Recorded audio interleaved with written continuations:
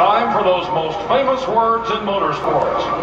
Drivers, start your engines!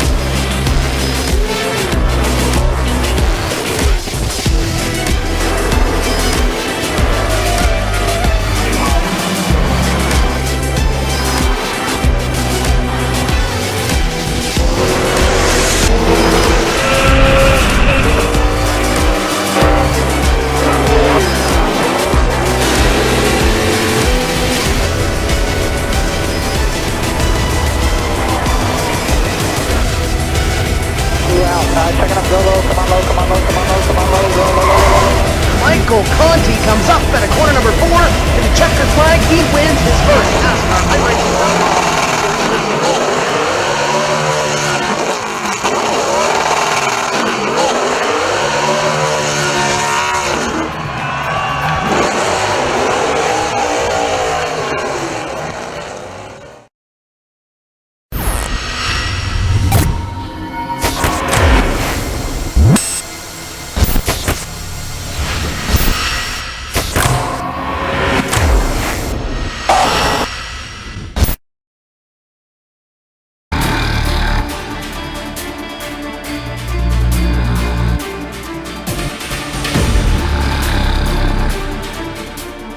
Good evening and welcome to Suzuka, home of the Japanese Grand Prix, deep in the heart of Japan, and it will be host to the first race of Spirit VLN, sponsored by mainpc.de. Make sure to check them out.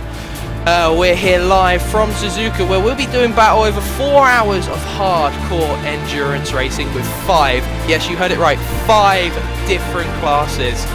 I'm joined today with Ryan Walker in the commentary box, and this looks like an exciting race, Ryan. It does indeed, Jake. Tonight we could be in for an action-packed race with 5 different classes, which should be awesome to watch. Awesome to watch indeed, and I think we're just about to go over to the grid now to go green flag racing, are we? We are indeed, Jake.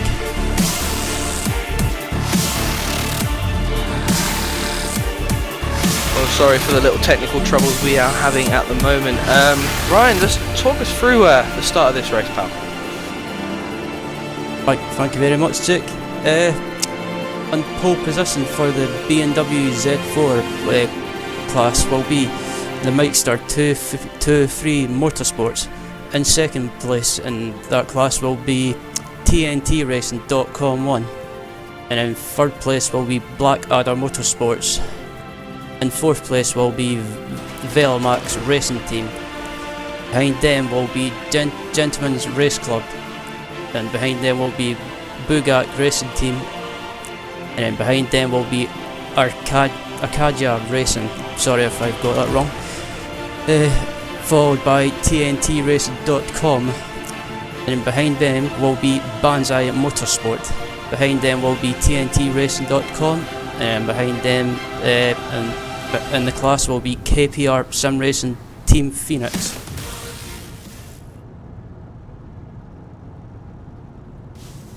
That sounds like a hell of an interesting grid there already. Just for the BMWs, we have got 5 classes, the Ford GT as well, and are still having a few technical troubles. Walker, we'll leave it with you for the time being. Thank you very much, Jake. On pole position in the Cadillac class will be JCI Sim Racing VLN Cadillac. In second position behind them will be Online Sim Racing.d. Third position will be Wario Kart Double Dash.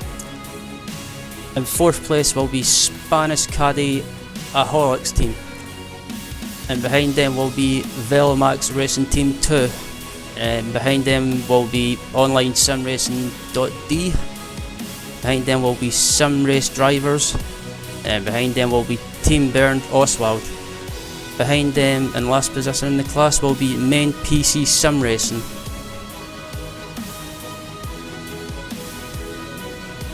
Well, that sounds like an exciting grid, and Walker, just continue to run us through the following cars as well. Will do. Pole position for the rough class will be IE Motorsports.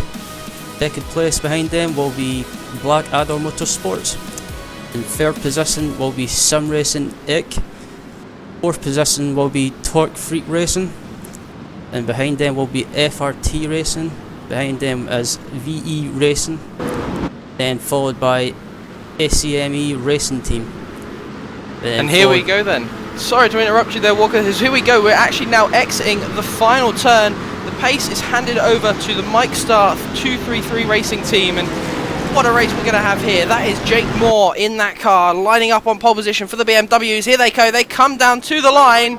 We get the green flag. We're away and racing here at Suzuka International Speedway. It's all looking very good there as they come down into turn number 1. A Ford GT, they're already trying to make it 3 wide into turn number 1. He's not going to be able to get that done through there. Everyone seems to be filing out very well though as we come through. First of the Ford GT, the Cadillac's in there as well. That's Joel in there, sorry. We've also got another few Ford GTs now coming through turn number 1. As we actually see a big spin there, that's Alistair Pup. That's in the Bag Racing car. That's in turn number 3. We'll get a replay of that on your screen very shortly. We'll just stay with its action now as we're heading through turn number 4, turn number 5 and 6. Ford GT, that is Scott McIntyre. Already mixing it there with the BMWs, and we see a very loose car there. We see another spinner. That is the Mark Griswell, TNTRacing.com car number 3. So he's already going to have a lot of ground to make up in this one, but what a hectic start there, Walker, for this 4-hour endurance race. Yeah, this is meant to be a 4-hour endurance race. These guys are treating it like a sprint race right from the off. Sprint race right from the off, it seems, as well, and some of the Cadillacs already making their way through the Ford GT class as they're all single file down there into that hairpin. We go around the hairpin. That's turn number 12 as we see a little bit of contact there between Kevin Pomier, that's in the Zebra 3 racing car, but still out front it is the Velomex Racing Team actually that lead the way. No, it's not, sorry, that's actually my timing and scoring which is wrong. It's still the Mikester 223 Motorsports leading the way from TNTRacing.com number 1 and Black Adder Motorsports in the 66 machine. So we'll get a replay up on your screens of them previous incidents. But what an exciting start there, Walker, as we just see the incident now. I forgot who that was actually involving, but it was really big action.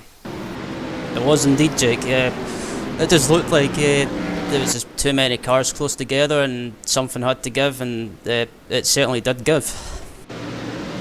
Certainly did give as well. As the early leaders, early pace set is already just on lap number 1 now. The car number 37, 2, 2, 3 and 27 all out in front, trying to battle and get away from the rest of the pack, which seem what they've managed to do. They've got away from 992, that's the online sim racing team, and also Eagle Co mixing it there in the 55 car. He's mixing it with them BMWs, Walker, so he's got to be on some sort of very good performance right now.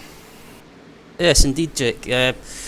I think at this early stage of the race, I think they're just looking to try and keep out of trouble. Just try and keep out of trouble, get as far as you can until they get to the pit stops and then see what happens. Yeah, get to the pit stops. We'll mention the pit stops a little later on in this race, but it is 4 hours, so we're going to see drivers maybe 3 or 4 pit stops in this one.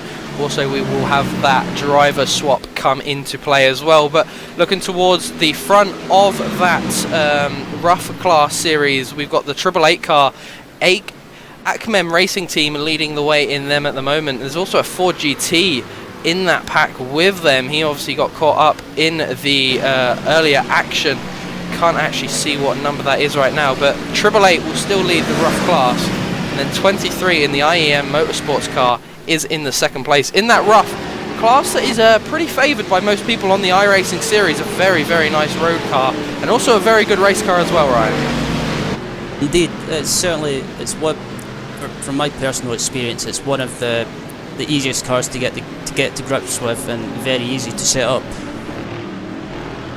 Yeah, it is very easy to set up indeed, and I mean, some of these guys, I think we've seen about 15 roughs take to the track today. So it's going to be a very big, interesting field from this as we actually see the 23 car closing in on the AAA ACMEM racing team, and two drivers there that are not going to want to be given any room at all, and that will be Micah Eschmus in that number 23 car. But looking back out to the front now, we've still got the 37 TNT Racing actually now leading the way. That's over the 223 of the Mike Esther Motorsports team. It seems to be that the TNT Racing cars are set up very well to go around this track. Yeah, it looks like they've went with a high wing for this track for some of the corners, some of the high speed corners especially, which means they can carry more corner speed. Yeah, carrying more corner speed. And how do you reckon these drivers have set their cars up, Walker? You're a keen GT3 person yourself. I've seen you doing a lot of racing. There's actually a bit of contact there between the 37 and the 223. That's not going to give much damage to the TNT Racing car, though. He'll be able to get away with that. And that's David Williams in that car. He's still currently leading out front. But back to that setup option, what do you reckon each of these individual cars are going to have to think about differently in setting up for this 4-hour-long race? I think with a 4-hour race, you want the car to be set up for each driver. To make sure they're comfortable and make sure they're not having to fight the car in the race. I mean, for example, you don't want the car to be oversteering the whole race, because it just makes it difficult and the driver won't feel comfortable for the whole race, which will cause issues. Yeah, but it's not only one driver that these guys need to be thinking about, is it? It's the whole team that they do need to think about. There's two drivers per team. Some teams do have 3 drivers though, so that's going to be a tricky one for them to accommodate for everyone in this race. But so far everyone seems to be out on par. We've not had many incidents. We had the early turn 1 sort of incidences. We've actually got a lead change going on. That's the 223 car, Jake Moore in that for the Mikester Racing Motorsports team. He's got past the David Williams in the 37 TNT Racing. There's still that number 27, that's Lopez, just lurking back in the Velomex racing car. I mean, has he got the right strategy, sitting behind and wait to make a pounce when these two make a mistake? I think he's doing the right thing at the moment. He's just hanging back, keeping out of trouble. He's not trying to force the issue. Not trying to force the issue, no.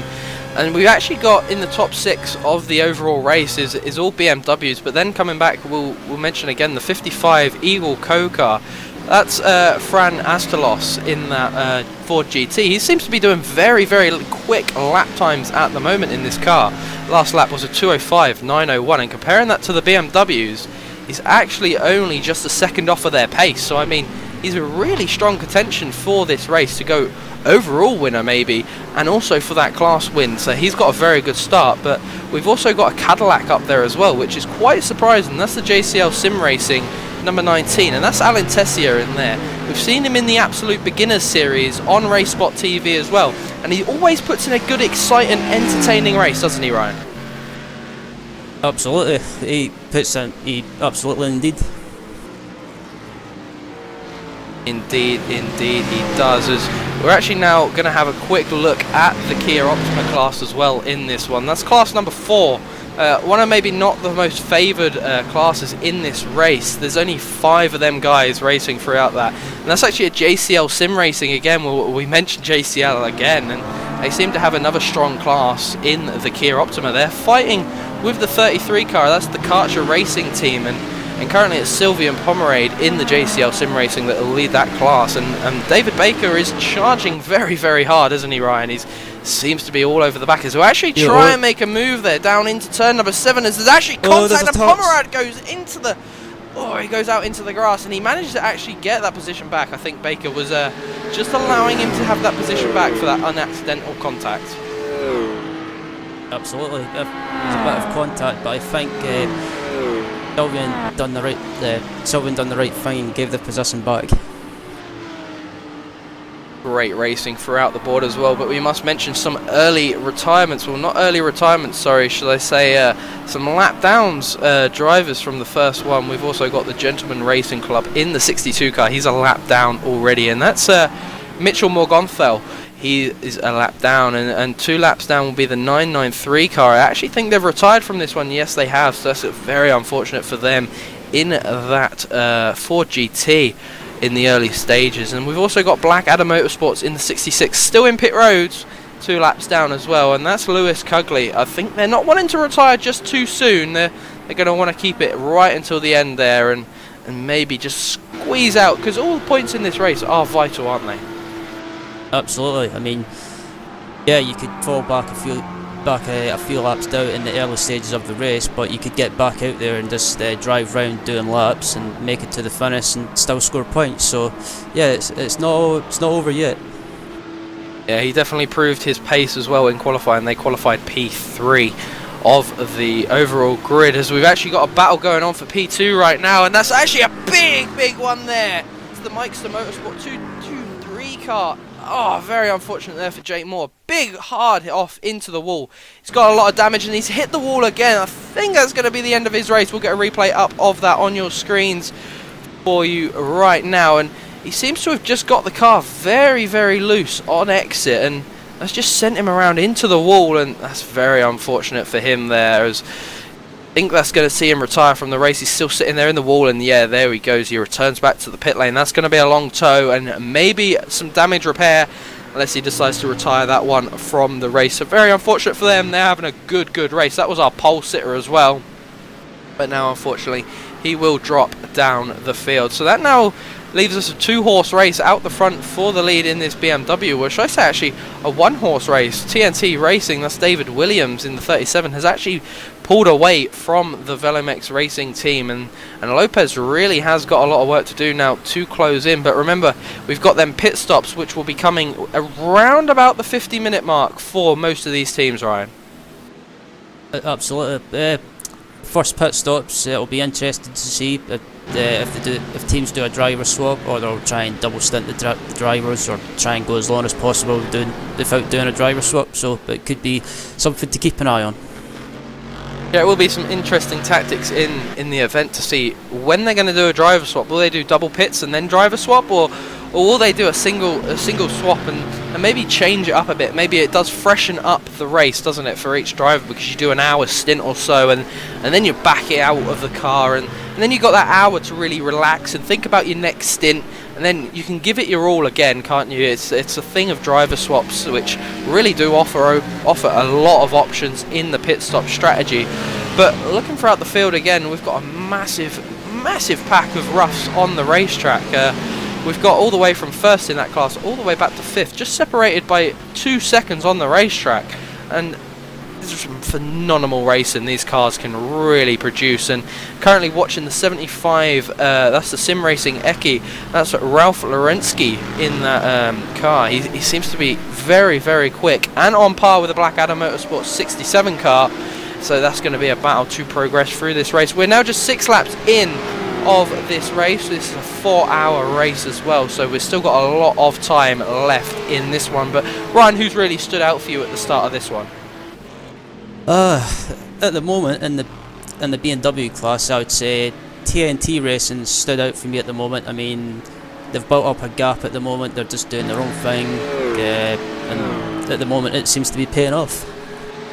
Yeah, it does seem to be paying off indeed for these guys. But is anything to happen, as we're only now just 16 minutes into this one, and to be honest, some of the lap times I'm seeing coming down from these guys are actually really quite incredible. We've already got the TNT Racing car out front doing a 2:01.069, and that's nearly on par with their qualifying times. That's just 2 seconds off a quali time, and to be doing that just 16 minutes into the race is quite incredible for them. So he's still got a long way to go, but if he can keep them times up, I'm sure he's going to be #1 contender in this race. But there's some real good battles going on throughout the whole of this field. We've got the Monster Energy Endurance 276 car trying to fight with the Velomex Racing 2 in the 25. That will be Henry Grob there in that car, and he's really Henry Grob, sorry, that's Carlos Lopez actually.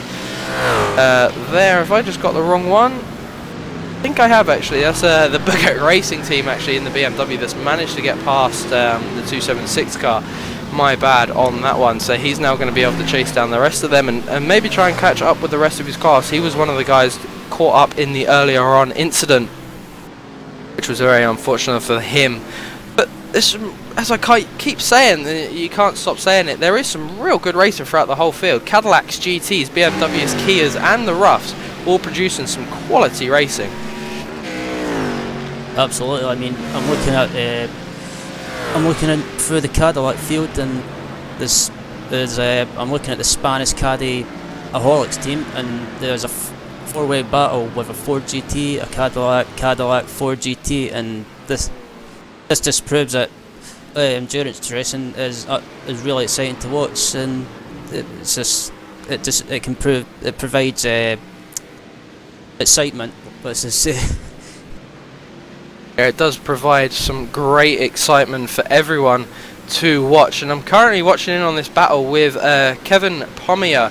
He's trying to chase down the 994 machine. There's a Cadillac there, another Cadillac, and then we've also got the CZSK series team, and that's Jarl Tavink in that car, and he's currently leading this pack as well. So it's a real big field there, and they seem to all be switching places throughout each bend, and the Ford GT really seems to not be able to get past these Cadillacs, as we're actually now watching Kevin Pommier in the Zebra 3 car trying to just get around the Stefan Wadler in 994, and he can't do it, can he, Walker?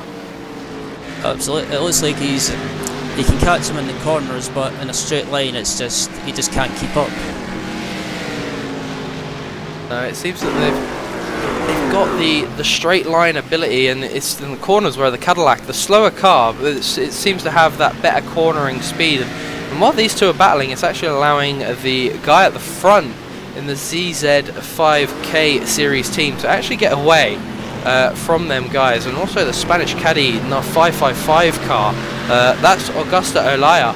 He's been able to get away from the rest of the field in that battling pack. So he's currently sitting third in his class though, and we'll give you a quick rundown on classes just in a minute.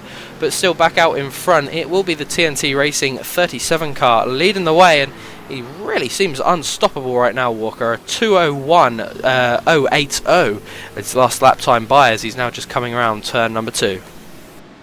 Absolutely, he's just a 2:01 on race fuel. That's unbelievable. 2:01, sorry, I apologise. Yeah, that is a real quick time for himself. But the BMW seem to be very spread out at the moment. There seems to be not much battles going on the racetrack, but it seems that the Banzel Motorsport in the 26, that's Alex Sturm, has managed to get himself around TNT Racing and move up into 4th overall and 4th in class to get on the, we say, bottom step of the podium. Some teams do have that achievement that they want to gain. But some really good racing throughout the whole, as we'll give you a quick rundown on the current classes and who's where and who's doing what at the moment. And start with, we'll go to the BMW Z4 class. That is class number 1. Been some incredible racing with some highs and lows for drivers already. Just 20 minutes into this event, sorry.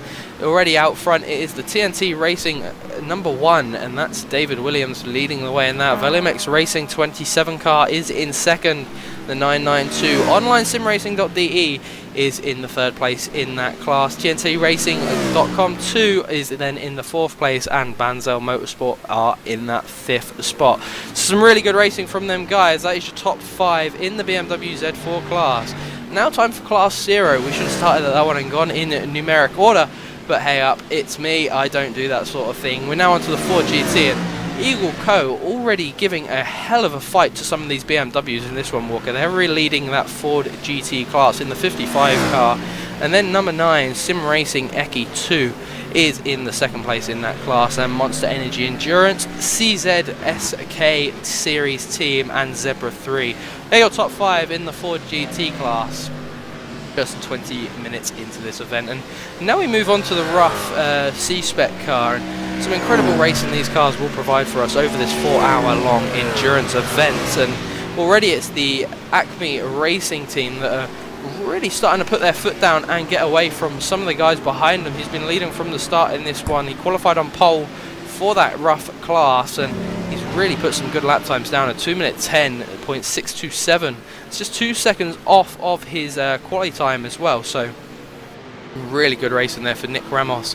IE Motorsports are in second in the 23 machine, and Black Adder Motorsports 67 are in your third. Sim Racing Eki, that is team number 1, and Torque Freak Racing round out your top 5 in that.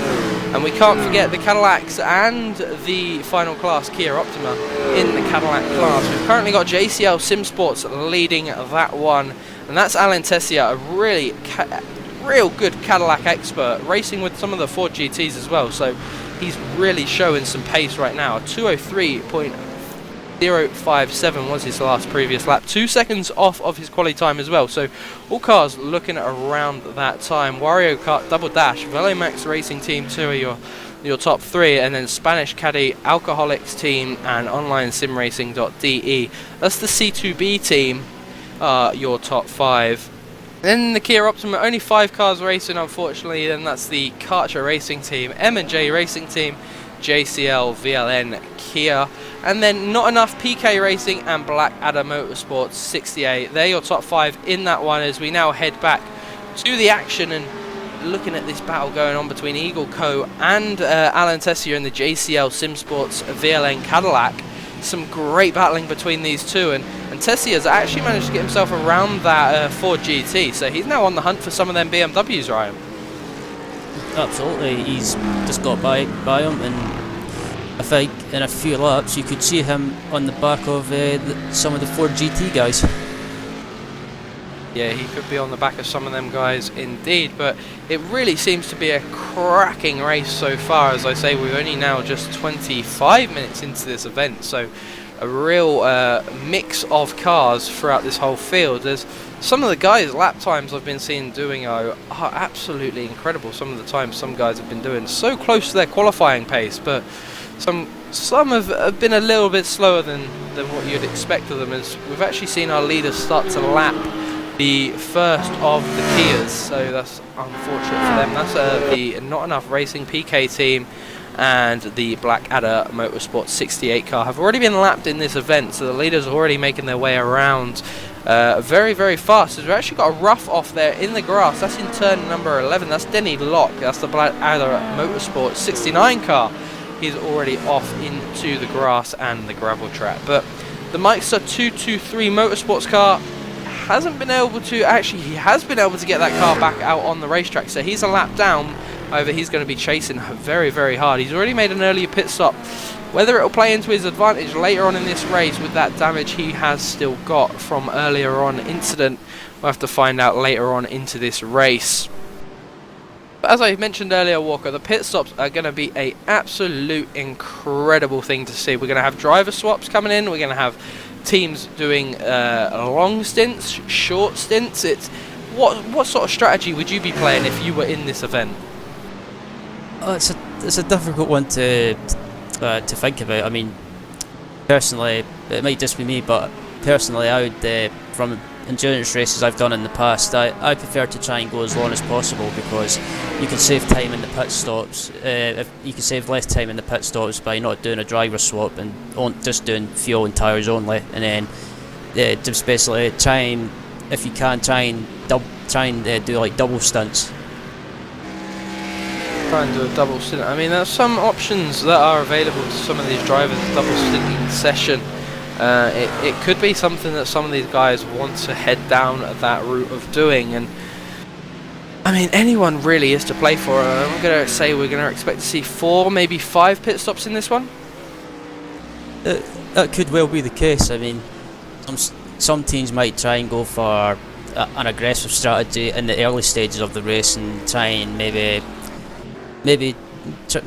do an early pit stop and try and do an undercut and try and gain some positions, or you might see some other teams trying to go as long as possible and try and stretch the fuel as long as possible, and try and maybe save time, try and save like one less pit stop. Try and save one less pit stop. And someone in the pits right now is the Banzai Motorsport car.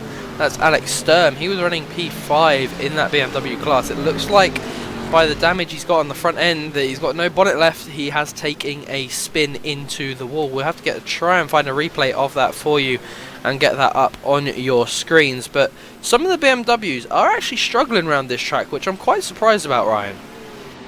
Yeah, I've been surprised as well, actually. I mean, I guess it could be that some drivers are maybe just pushing too hard or overdriving the car, trying to do super quick lap times every lap, when really they should just be trying to settle down, settle into a rhythm, just drive around doing laps and just get to the end of your stint without any problems. But it seems to be the case that some drivers are just pushing too hard and making silly mistakes.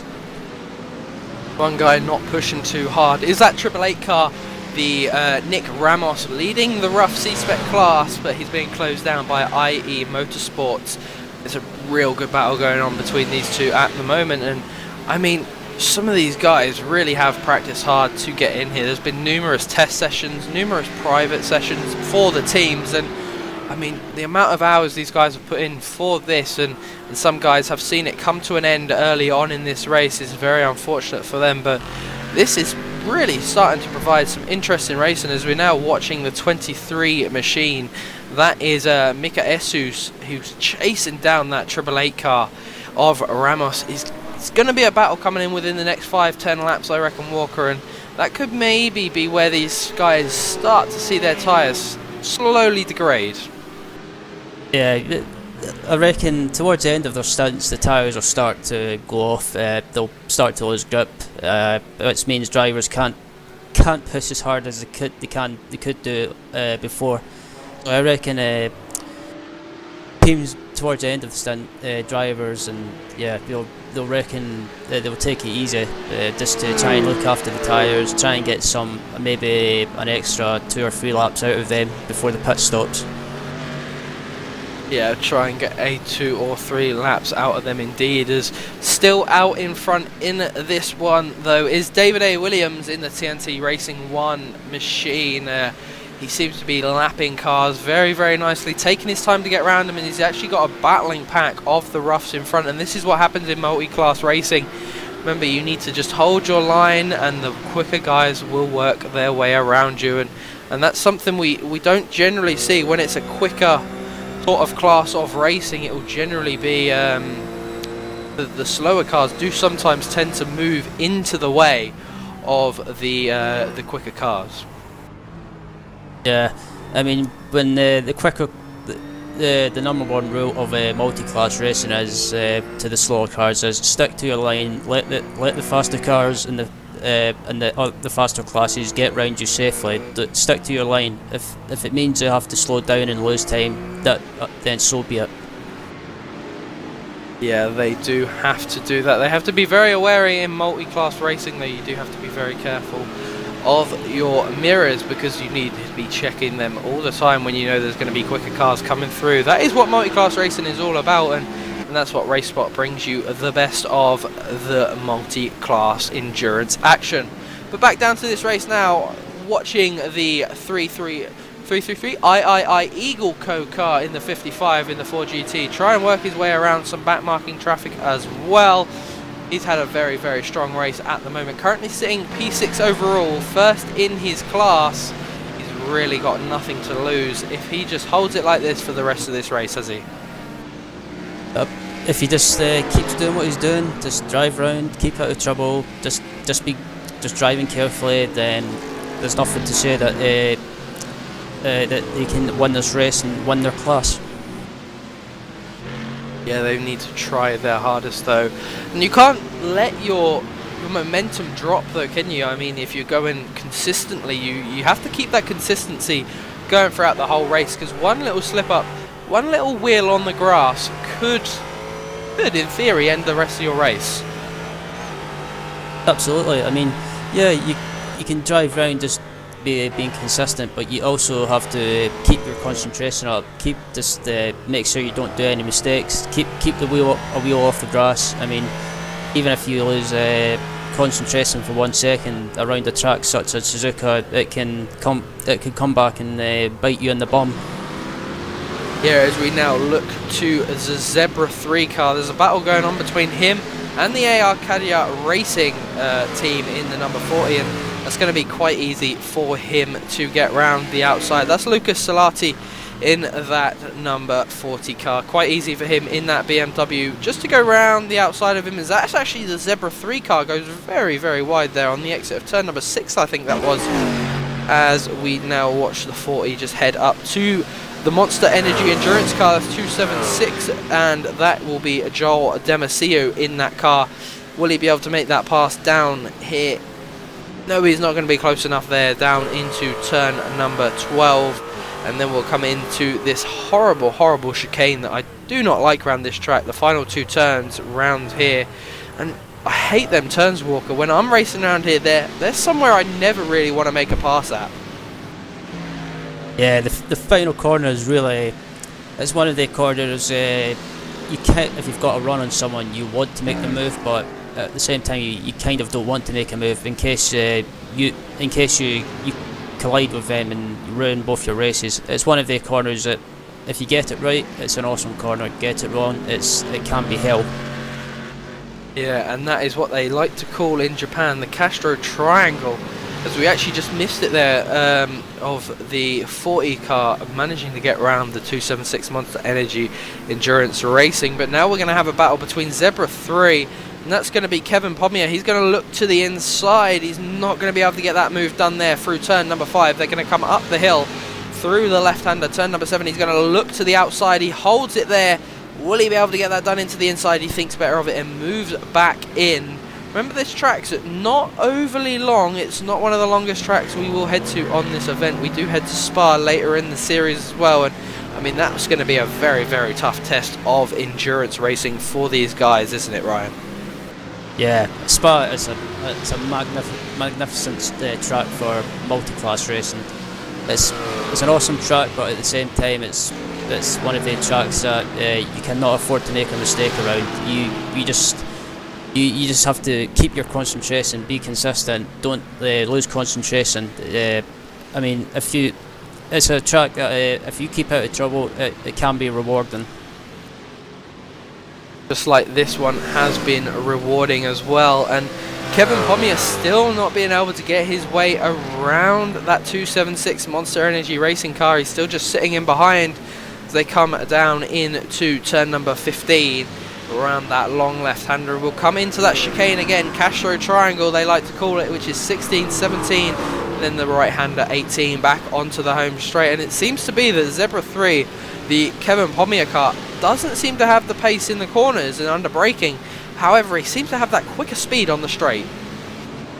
Yeah, it looks like Monster Endurance in the corners, they have the advantage and they're possibly running a higher wing, but on the straights it seems to be Zebra 3 is running a lower wing, which is giving them that straight line speed. And as we say that, actually Monster Energy Endurance has actually gone wide. That's the Joel de Camere has actually moved wide there, unless he had a little problem. We'll get a replay of that on your screens. There's a pass there being made by Zebra 3, so he'll move up a place. That'll move him up into 3rd in that class, and I think it was just a slight mistake there from Joel that put him out into that concrete runoff area in turn number 1 and turn 2. And yeah, it was just a tiny little mistake, so unfortunate for him, but he can't let that get to him now. He's got to keep his consistency going, because he's still 4th in that class, and there's still a lot to play for, as we're only now just 32 minutes into this event, and we've still got 3.5 hours left, Walker, and what can happen in 3.5 hours? Absolutely anything, can't it? And as we've seen so far in this one, already we've got a few retirements in this event, but that's what can happen in endurance class racing, isn't it?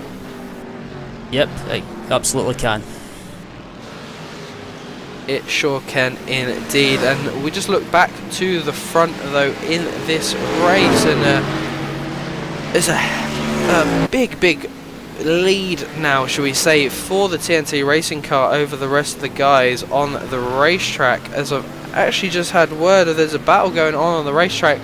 The 169 Blackadder Motorsport 69 car, Denny Locke is fighting it out with the Pumpkins of the South, and he's actually been able to get around him. Michael Angel, that's in the 981 car, he's been able to get himself around there, so he will move up into that position, but them two seem to have lost the rest of the class, really. They seem to be running at the back now. They're running 8th and 9th in that class. That's very unfortunate for them guys. They need to work together really to get back up with the rest of that class in the rough, because looking on the timing and scoring, they're actually all together except from them two, Walker. Yeah, they just need to get their head down, drive round, see if they can pick up any positions and just make it to the end of the finish. Make it to the end indeed. There's still that battle between the AAA Acmem Racing team and IE Motorsports in the 23 is still going on this track, and that gap seems to be coming down every single lap. Only 3/10 separating them two now on the racetrack, and some incredible racing these guys have provided us. Not sitting far back is the 75 car, and that's Ralph Lorensky, who will be sitting there just waiting to pounce maybe if anything does go wrong. He needs in that very, very nice looking Monster Energy car. Racing for Sim Racing Eki, as he's actually got a BMW behind him, and that was the David Walkie. He was the guy earlier involved in that earlier incident on the racetrack, and he's managed to get his car back out on the raceway. Yeah, I'm just watching the rough class. I'm watching P4 and P5 of Park Freak Racing and Blackadder Motorsports, the 67 car, and it's really close between them.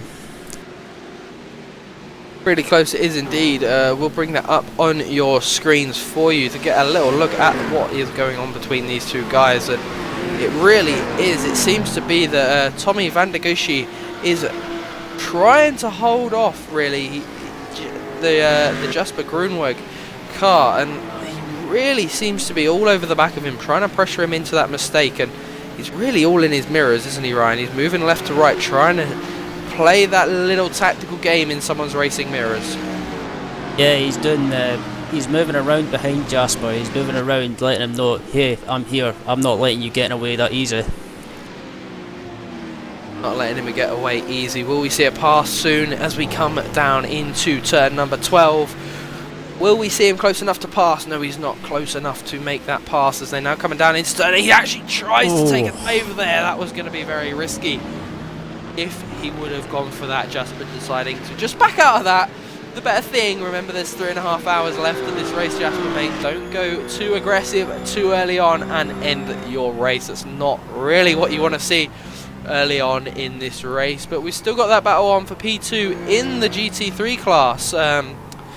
Monster Energy and Zebra 3 cars, they've actually seemed to come apart from each other now. They were closer to each other, but now it seems to be that Kevin Pomier has managed to pull himself away from the rest of the team, and he is still now lapping consistent 205s, which is 3 seconds off of his qualifying time. So you'd expect to see them laps getting a bit quicker as we see Jake Moore there move to the inside of himself just to take his lap back that he lost earlier on in this one after his big incident. Yeah, he's not hanging around, that's for sure. No, he's not hanging around. He's going to need to get there as soon as possible to try and get some points back in this race.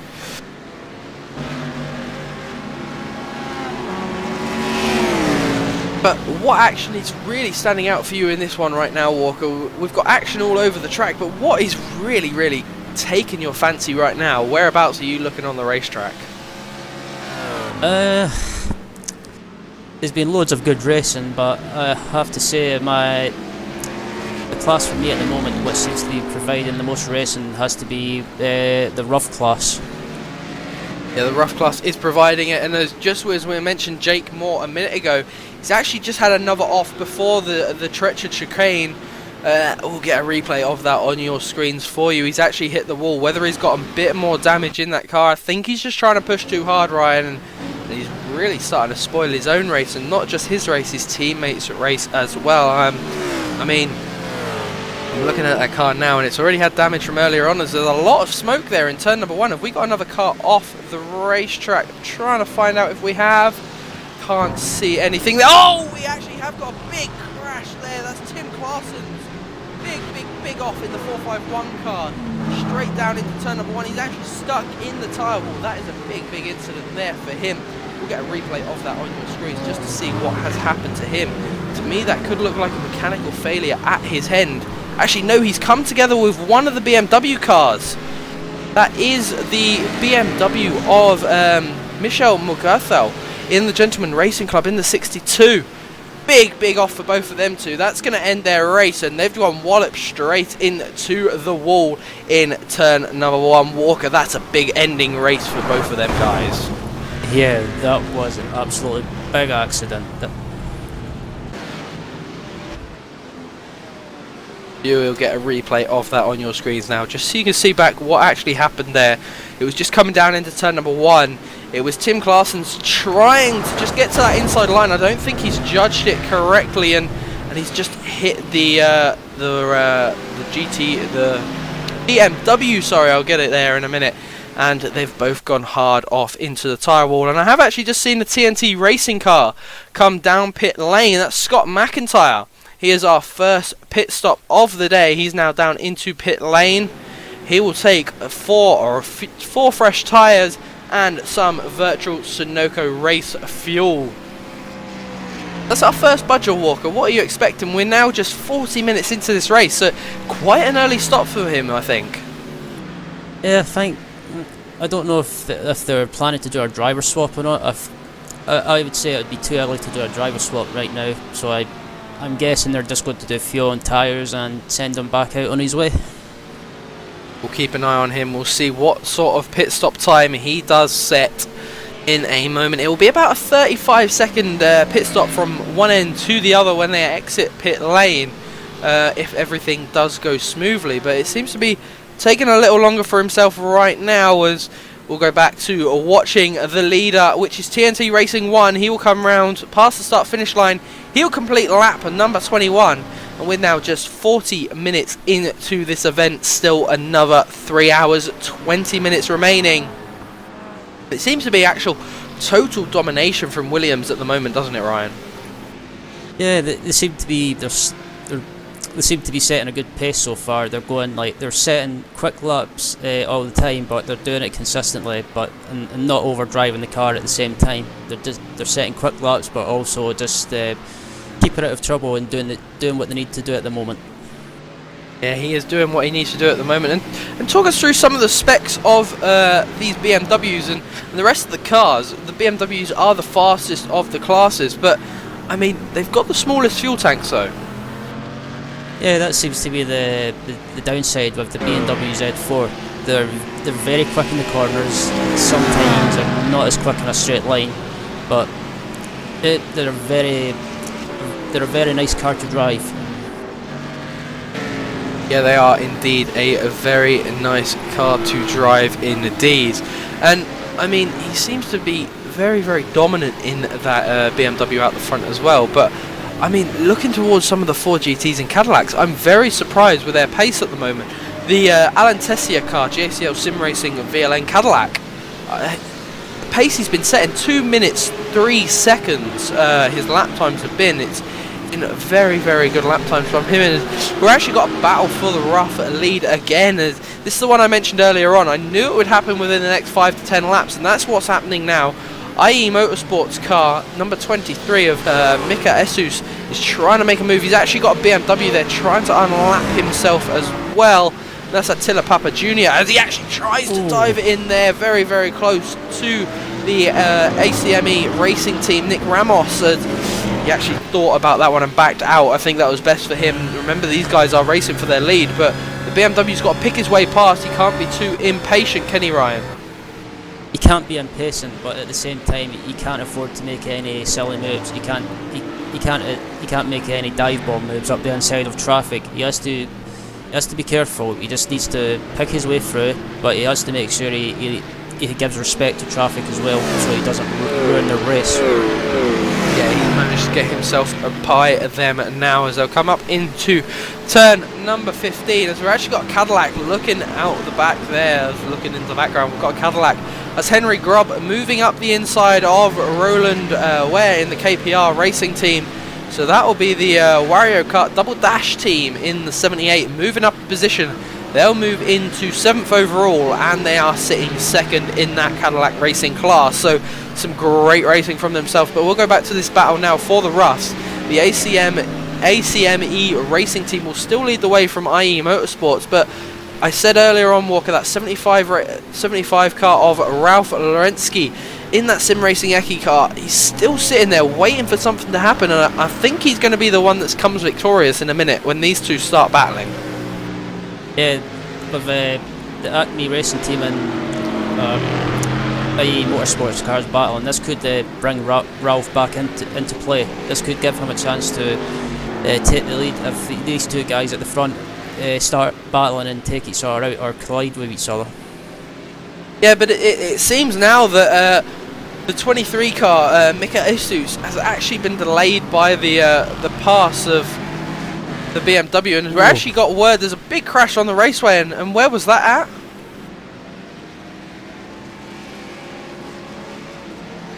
Sorry, it was actually, I was hearing word from our director that there was nearly an incident on the racetrack. But back to this battle again, that Sim Racing Eki's actually been able to get his way past the IE Motorsports car, so Ralph Lowensky will move up past Mika Isus, so now he'll move up into 2nd in that rough class, and he's now got to try and catch that ACME Racing team, because really he has started to pull away as them cars have held up the guys behind him. So it's going to be a put your foot down to the floor and get away moment, isn't it? Absolutely. This is a time when Nick needs to try and put his foot down, try and get away from Ralph. Get away from Ralph, because I've been watching Ralph's lap times, and he's been a wee bit quicker than him. Yeah, just looking at the previous lap times in, Ralph Lorenzki's lap time was a 2:10.759, and Nick Ramos was a 2:11.818. So I mean, big difference, nearly a second difference between them two guys. And the second round Suzuka could mean everything in these cars. And still, none of these guys decided in the pit as we're now just 50 minutes into this event, and that's nearly we've nearly a quarter of the way through this one, and we've had some very, very interesting racing as we see a Cadillac car there trying to move past this battling rough. That's Carlos Lopez in the Velamex Racing Team 2. He's currently sitting 3rd in that Cadillac class, and the way he moves up the inside there, it just makes it look so smooth on that the turning, and on the throttle there's no give at all from him, is there? Absolutely not. He's gliding his way through traffic. He's not forcing anything. He's making sure he leaves enough room to the traffic, and he's not causing any problems, which is good to see. Yeah, it's very good to see indeed. And the TNT Racing 3 car there now coming through as well. He's passed the rough 2nd and 3rd place, and he's now going to be closing in on the ACME Racing car just to lap him, as well as we actually got a car off there on the right hand side of the track. That's Alain Tessier. Ooh, big incident for him. His rear wing seems real crumpled up on the back, so he's not got that car moving again. We're going to get a replay of that on your screens. He was running 1st in that Cadillac class. I did mention him. We've seen him in other series on RaceSpotTV as well, and he still seems to be sitting there. Don't know, maybe there could be some technical issues with that car, and there he goes. He's actually retired back to the pit lane, maybe not being able to get that car started again, so it's very unfortunate for him, and he's going to need to get that one repaired before he comes back out on the racetrack, as we've actually seen someone now exiting pit lane as well. That's the ZZSKT series team, Jean Varso in that car. He's 3 laps down though, so maybe that was just a pit for some damage as he hit the brakes, and that car's nearly gone round on him in turn 1, Walker. Yeah, that was I think that was just a case of cold tyres.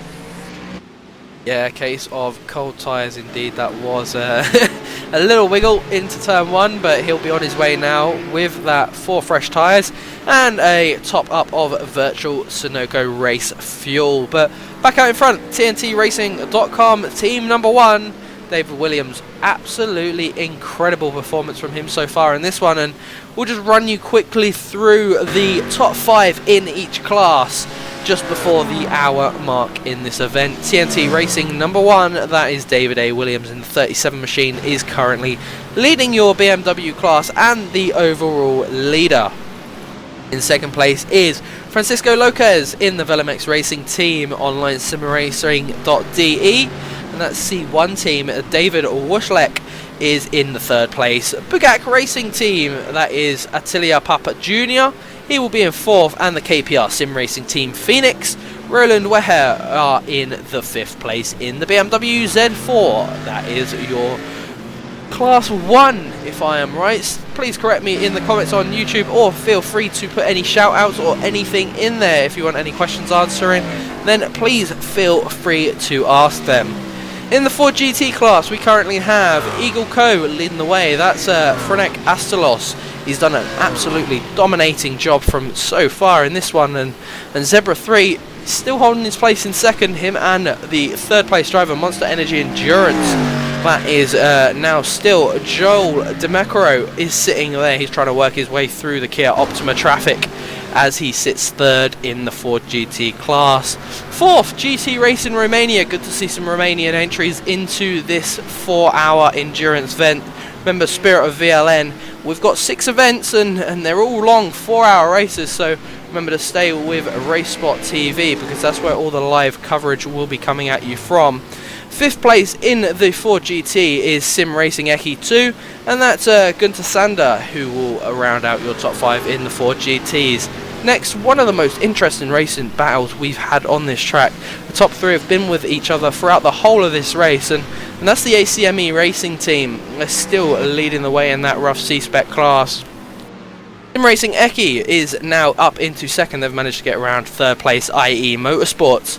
Blackadder Motorsports 67 and Torque Freak Racing round out your top 5 in the rough class. In the Cadillacs though, we've got Wario Kart Double Dash now leading the way after the JCM Sim Racing have taken a early pit stop after that incident with Alan Tessia.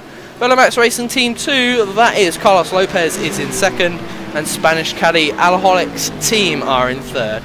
Online Sim Racing DE C2B Team, are in your fourth, and Sim Race Drivers Team are in fifth, and that's Noah Nevi, who will be in that car at the moment. The last not but not least class, is the Kia Optima. Some great racing from these guys already today as well, and that's the Karcher team that currently lead the way with JCL Sim Racing in second and M&J Racing in third. Blackadder Motorsports 68 and Not Enough PK Racing are in fifth, and they're still in pit lane though. They're still getting some repairs after that heavy incident in turn number 1, but some incredible racing as we're now just 50 minutes into this event, Walker, and gobsmacking racing for everyone on the raceway. This has been an absolutely awesome race so far. This is just why I love endurance racing. It's exciting, it's unpredictable, and you don't know what's going to happen. Don't know what's going to happen indeed. We've got a battle on the racetrack between the 276 and the number 11 car on the racetrack. That is Monster Energy Endurance, and GT Racing Romania is the GT Racing Romania car. That's Claudia Klimer is looking to the inside. He's not going to be able to make that move there though. They come down into turn number 12. He looks to move to the inside. Will he be able to get that? He's holding his line. A little bit of blocking coming in there as he moves it up into the inside. He managed to get that move done. Will there be anything coming back from the Monster Energy car? No, there doesn't seem to be anything he can answer back. But saying that, they'll now come up over the hill. They'll come down into turn number 15. Will he be able to get a move done? He's trying to look around the outside, Walker. This is a very ballsy move. Will he be able to hold it? What a move around the outside there in turn number 15. Will he be able to hold it? He runs a little wide on the apex.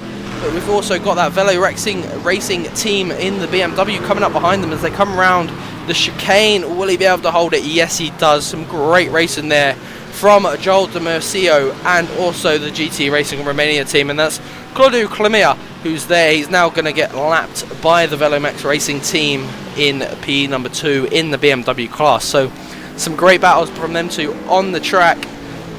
And I mean, that was just one thing after another there. The GT Racing Romania car tried to get it up to the inside. He couldn't hold it, could he, Walker? And what a move we saw from the outside there. That was some top-class GT racing at its best.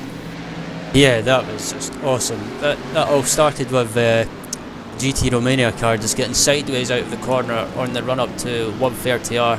And Yo got a good run and a run on him and went to the outside of him. And when I was watching, I thought he wasn't going to pull that off, but how he did pull that off is just wow, beyond me. Yeah, I didn't think he was going to be able to hold that there around the outside either, but that was incredible stuff from him. And now it looks like that battle's gone, as really the Monster Energy Endurance team actually nearly gets into the back of a rough. That was a close one there. That's Wolfgang Waldener in the Online Sim Racing DEC3 car. He's in that rough class, currently running near the back. He's running 7th in that rough class.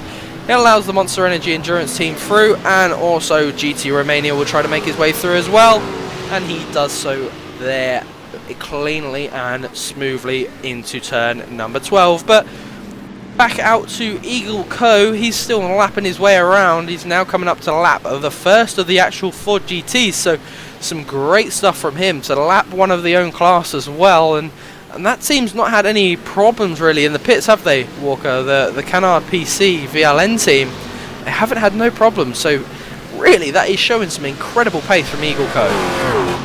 Yeah, that's just, as I mentioned before, they've just kept out of trouble, done their own thing, drove round, just kept it on track, which is what you need to do in multi-class racing.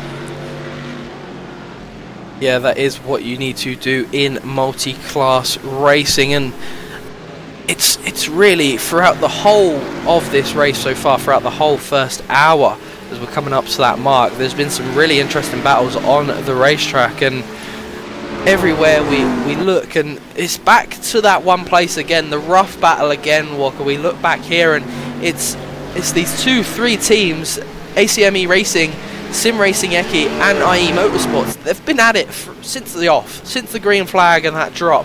These guys have been at it, and I mean, incredible stuff from these guys so far. And they've got a Cadillac behind them. That's Stefan Walder in Online Sim Racing C2B.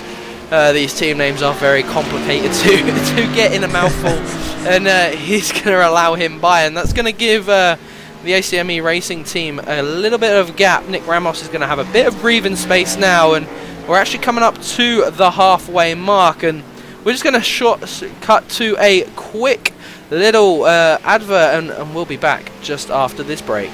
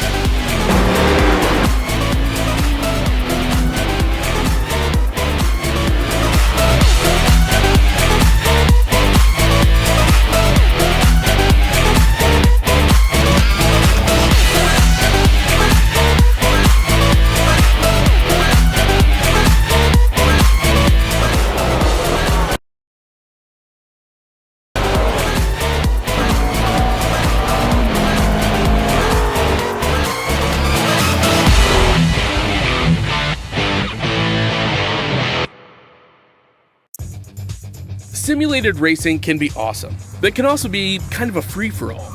Interestingly, auto racing faced the same problem in its earlier days.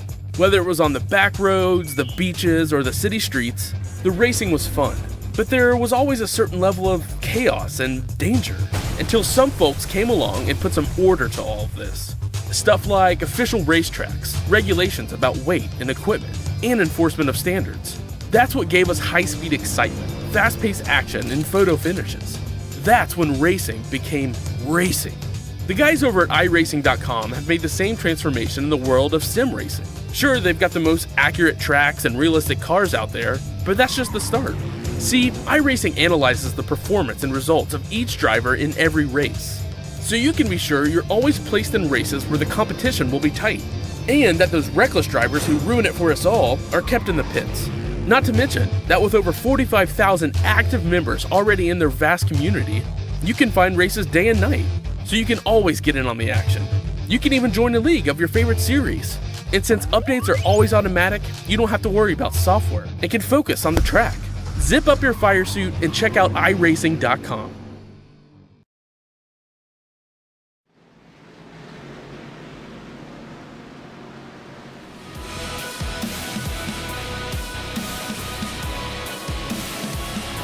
Welcome back, ladies and gentlemen, to the Spirit VLN at Suzuka International Race Circuit.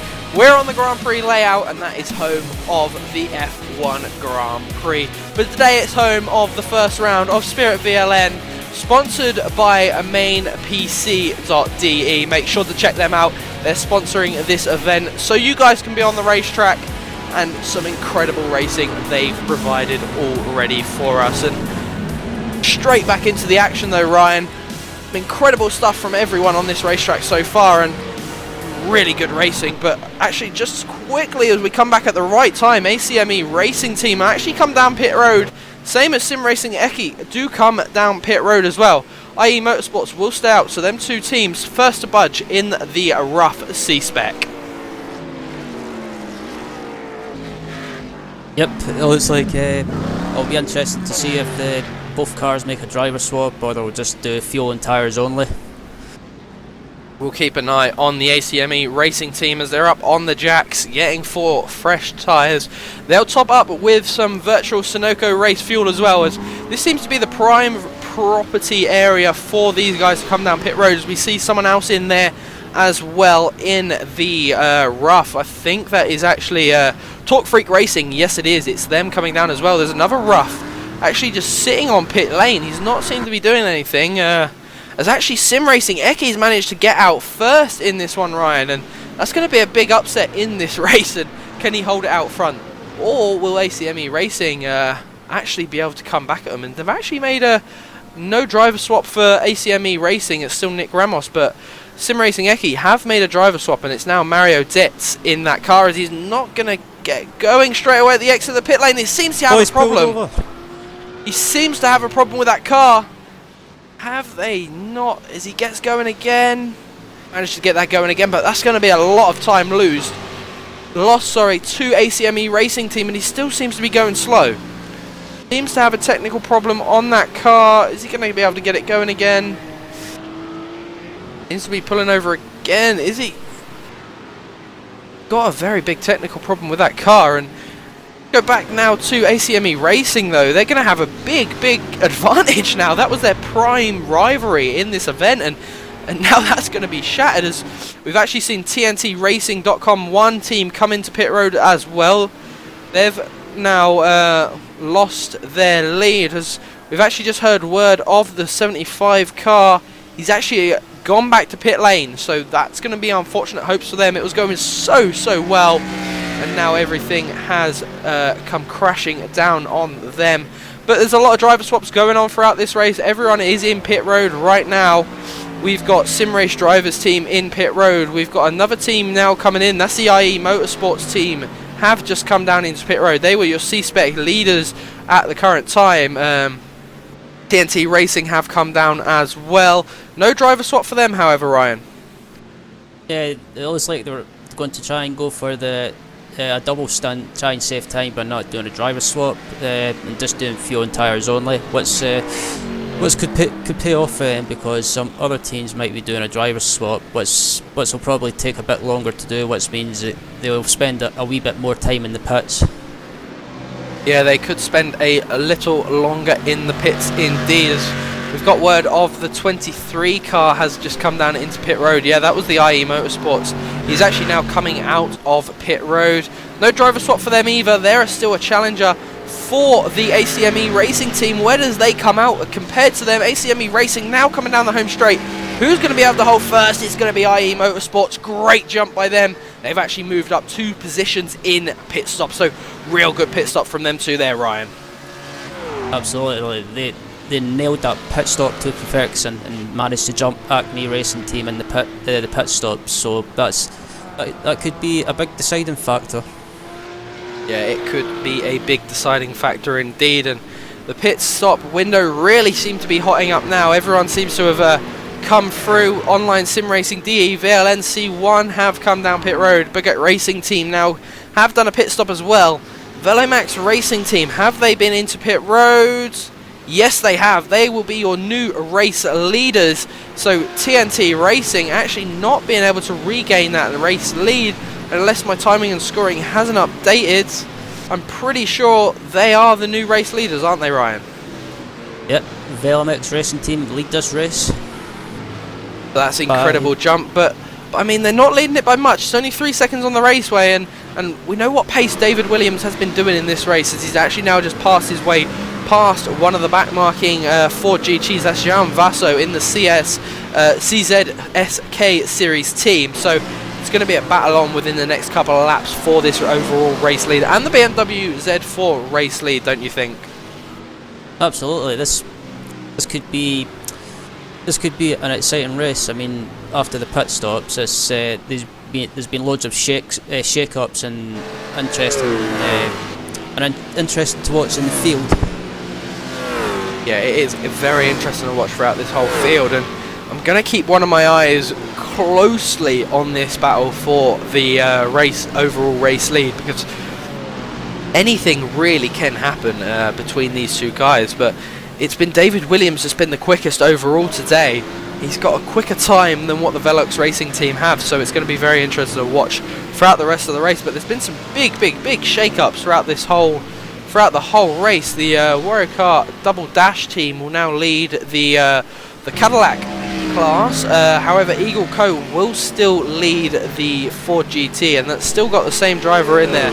Fenek Astalos, he's done an incredible job from himself, lapping 202.927 last time by, so very good job from him. And Sim Racing Eki 2 actually move up to second in the Ford GT class. However, I don't think they actually did make a pit stop earlier on. They went from Matthias Reyna and they switched over to Gunther Sander, who's now currently in the car. He's putting in some quick laps for them, so very good stuff from himself. Zebra 3 then moved down to third place in that class, but we've really not seen many adjustments throughout the rough team, except from the IE Motorsports, who really played the strategic game to key. Absolutely. I think that the timing of their pit stop, when the pit stops and when they stopped as well, was up. They timed it right. They managed to jump other teams in around them and as well. So this could be that could help them out in this race and maybe possibly keep them in contention for the class victory. It could keep them in tension for the class victory indeed, but they're still going to have to play off efforts from the ACME Racing team, because I mean, they're not going to give it up easily. They've been leading. They were leading from start to that first set of pit stops, so I mean, they're going to not want to give this up easily. They know they've got the pace to get there to the front. However, can they hold it out there? Maybe not, but looking back to the front now, and the gap between Velomax Racing and TNT Racing 1 still sitting at 3 seconds, Ryan, and that's what my timing and scoring says, live times. So is it going to be a case of wait until next set of pit stops, or do you reckon there's going to be a big upshift from David Williams, and he's going to really put the pedal to the metal? I think it could come to the second set of I fell from turn 1. Who is that? We'll get confirmation of that in a minute. That could be SimRace and Eki Mario Det. We'll have to get a replay of that on your screens for you in a moment. It was indeed. I'm still trying to find back who that was. It was the rough leader, i.e. Motorsports, that went off, and now that battle's really going to come into play as well. ACME Racing Team, the pressure may be feeling the effects on Mika Jesus, who's actually jumped over in that pit stops. If you weren't with us 5 minutes ago, he managed to get a brilliant pit stop done, and a lap after our rough C-Spec leaders pitted, and he moved up into first, but now making them vital little mistakes. He get very wobbly there on the exit of turn number 10. That's going to allow ACME Racing's Nick Ramos to just close in that ever little bit more. And the gap now sits at 5 tenths on the raceway as they come around turn number 12 and 13, as they've actually got a spinner in front of them. Just seeing a lot of white smoke in front of my screens, and I actually think that was Harold Idle for Werpo Moto, who actually got very loose on the exit of that bend. But an interesting battle, which will develop over the next couple of laps, Ryan. Absolutely. This could become an intense battle with both of these cars, especially after Mika spun into turn 1. Yeah, after he did spin into turn 1, but very unfortunate for himself. Mistakes do happen, however he's just got to make up for that now and regain confidence in himself, because you can't let your head drop after making one tiny mistake. Everyone will make them in their racing career as they come into turn number 16, the tight little chicane, through the Castro Triangle, and then out on turn number 18. And this time by, these guys will complete lap at number 32. So far in the race, we've had 35 laps. We're just an hour and 15 into this event now, so still a long way to go, just a quarter of the way through this event. And I mean, anyone's race really, isn't it, Ryan? Still in any of the classes. Yeah, at the moment it could be anyone's race in any of the classes, as you mentioned. I mean, there's some mistakes being made after the pit stops, possibly due to lack of concentration, maybe pushing too hard, or maybe some drivers are starting to feel the pressure. Yeah, they may start feeling the pressure. As I was just watching David Williams there try and get himself around Sylvian Pomerade in JCL Sim Racing Kia car, and he actually gave him a little nudge. Whether that was because he couldn't get himself around, or maybe because he thought Pomerade may have been deliberately moving over from himself. We'll have to watch that one back later on and make a decision for it. But we've got to remember, him and the 33 car of Karcher Motorsports, who are now just a couple of tenths in front of them, are actually fighting for the race lead in the Kia Optima. But looking at my timing and scoring, actually the JCL Sim Sports car is actually a lap down. So I mean, there's a big a big upset between them two there, to see the Kia Optima leader actually a lap up on all his opponents. Yeah, that's strange to say the least. That's for sure. So that's an upset for the books. Yeah, that's going to be a lot of coming back from the rest of the guys in the Kia Optimas. But we've already got one of them out of the race as well. But the race leader has just made a mistake on the exit of turn number 18.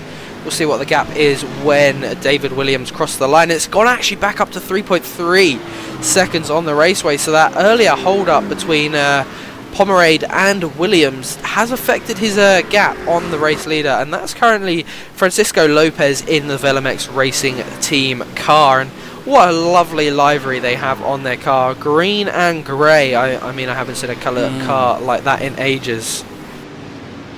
Yeah, that's a stunning livery. It's nice and simple, but it's simple is the way forward. That's what I think. Way forward indeed. And taking another look at this rough race battle for the lead, seems to be the IE Motorsports car of Mika Jesus has been able to pull himself away from ACME Racing Team. Nick Ramos seems to not be able to have any answers to the questions of Miku. So great racing from him, and he's allowing the Ford GT just to pass by. That's Jan Vosso. He's currently running in the 3rd place in the Ford GT. Actually, sorry, at the back of the Ford GT, sorry. He's actually in 8th place of that class on my timing and scoring, so unfortunate for him. He's got a long way to come back. They did receive some damage earlier on in the early stages of this race, but he's still going, still trying to claw some points out of this one for the championship. Back to the front again though, this battle between TNT Racing, David Williams and VLN-series Francisco Lopez. It'll be a tight one down to the wire, Walker, but we've still got another 45 minutes before the next set of pit stops, so anything can happen. But I mean, it seems to be Lopez all the way at the moment. 2 minutes 03 was his previous lap, and the TNT Racing of David Williams was a 2:03.7. So I mean, he's 5 tenths off the pace of what Lopez does, and Lopez has actually just gone in with a 2:01.812. Incredible lap from him, but then Williams actually answers back with a 2:01.442. So some incredible lap times coming out from them, as they've only actually just come back out of the pits a couple of laps ago. I wouldn't expect to see them doing that quicker lap times, and the gap's now down to just 3 seconds as well. Yeah, there are Lopez and Williams are trading blow for blow each lap. I mean, it's basically something like Lopez is saying, yeah, I've set a quick lap time, sorry, and Williams is responding with, yeah, I can try and do better than you, and I won't let you get away that easy. They're not letting each other get away at all, and I mean, there's some great racing going on between these guys right now, and I was actually pronouncing ACME correct earlier. It's actually Acme, not ACME, so I started pronouncing it correctly, and then thought I'd correct myself when I'm actually wrong. It is Acme Racing Team. I do apologise for that one throughout the race. I did start saying it at the start, and then I thought it was wrong. However, I did miscorrect myself, but that Acme Racing Team having a very good race so far. Nick Ramos is out there still in 2nd, not being able to close in on IE Motorsports' Mika Esuso. He's been absolutely unstoppable since the pit stops, and I mean, no one's been able to really get on par with these two guys. We did have earlier on that Sim Racing Eki car, and now look where they are, Ryan. They're sitting a lap down to what the rest of the guys are, and I mean, it's very unfortunate for them. They're running in that 2nd place in the rough class, and I think it was technical problems for Mario Detz, and I think he finally got that sorted now. Yeah, it looks like that technical problem for Mario exiting the pits has possibly cost him and his teammates and the team a possible chance or a possible podium finish in the rough class. Yeah, a possible finish for them, but I mean, he's still out on track, still going to be gaining them vital championship points for this series and for his team, because that's what makes the championship winners. He could have an off race today, but maybe pull it back in a couple of weeks' time, and I mean, that's when he's really going to need all of his pace to come back and maybe put up a fight, because I mean, anything can happen. As we actually got someone in the pit lane now. That's Online Sim Racing, but the EC1 class, that's Olaf Matzenbercher. He has got damage to the front of that BMW. They took an earlier spin into the wall. We've also still got Alan Tessier sitting in pit lane. They've not retired that car yet. I don't actually know if anyone's in that car. Maybe just getting some repairs for that, but I mean, very unfortunate for them. They took a big impact as well when they're leading that Cadillac class. Sorry to butt in, Jake, but one of the Cadillacs is heading down pit road, number 25. One of the Cadillacs is heading down pit road. Number 25, is he our race leader?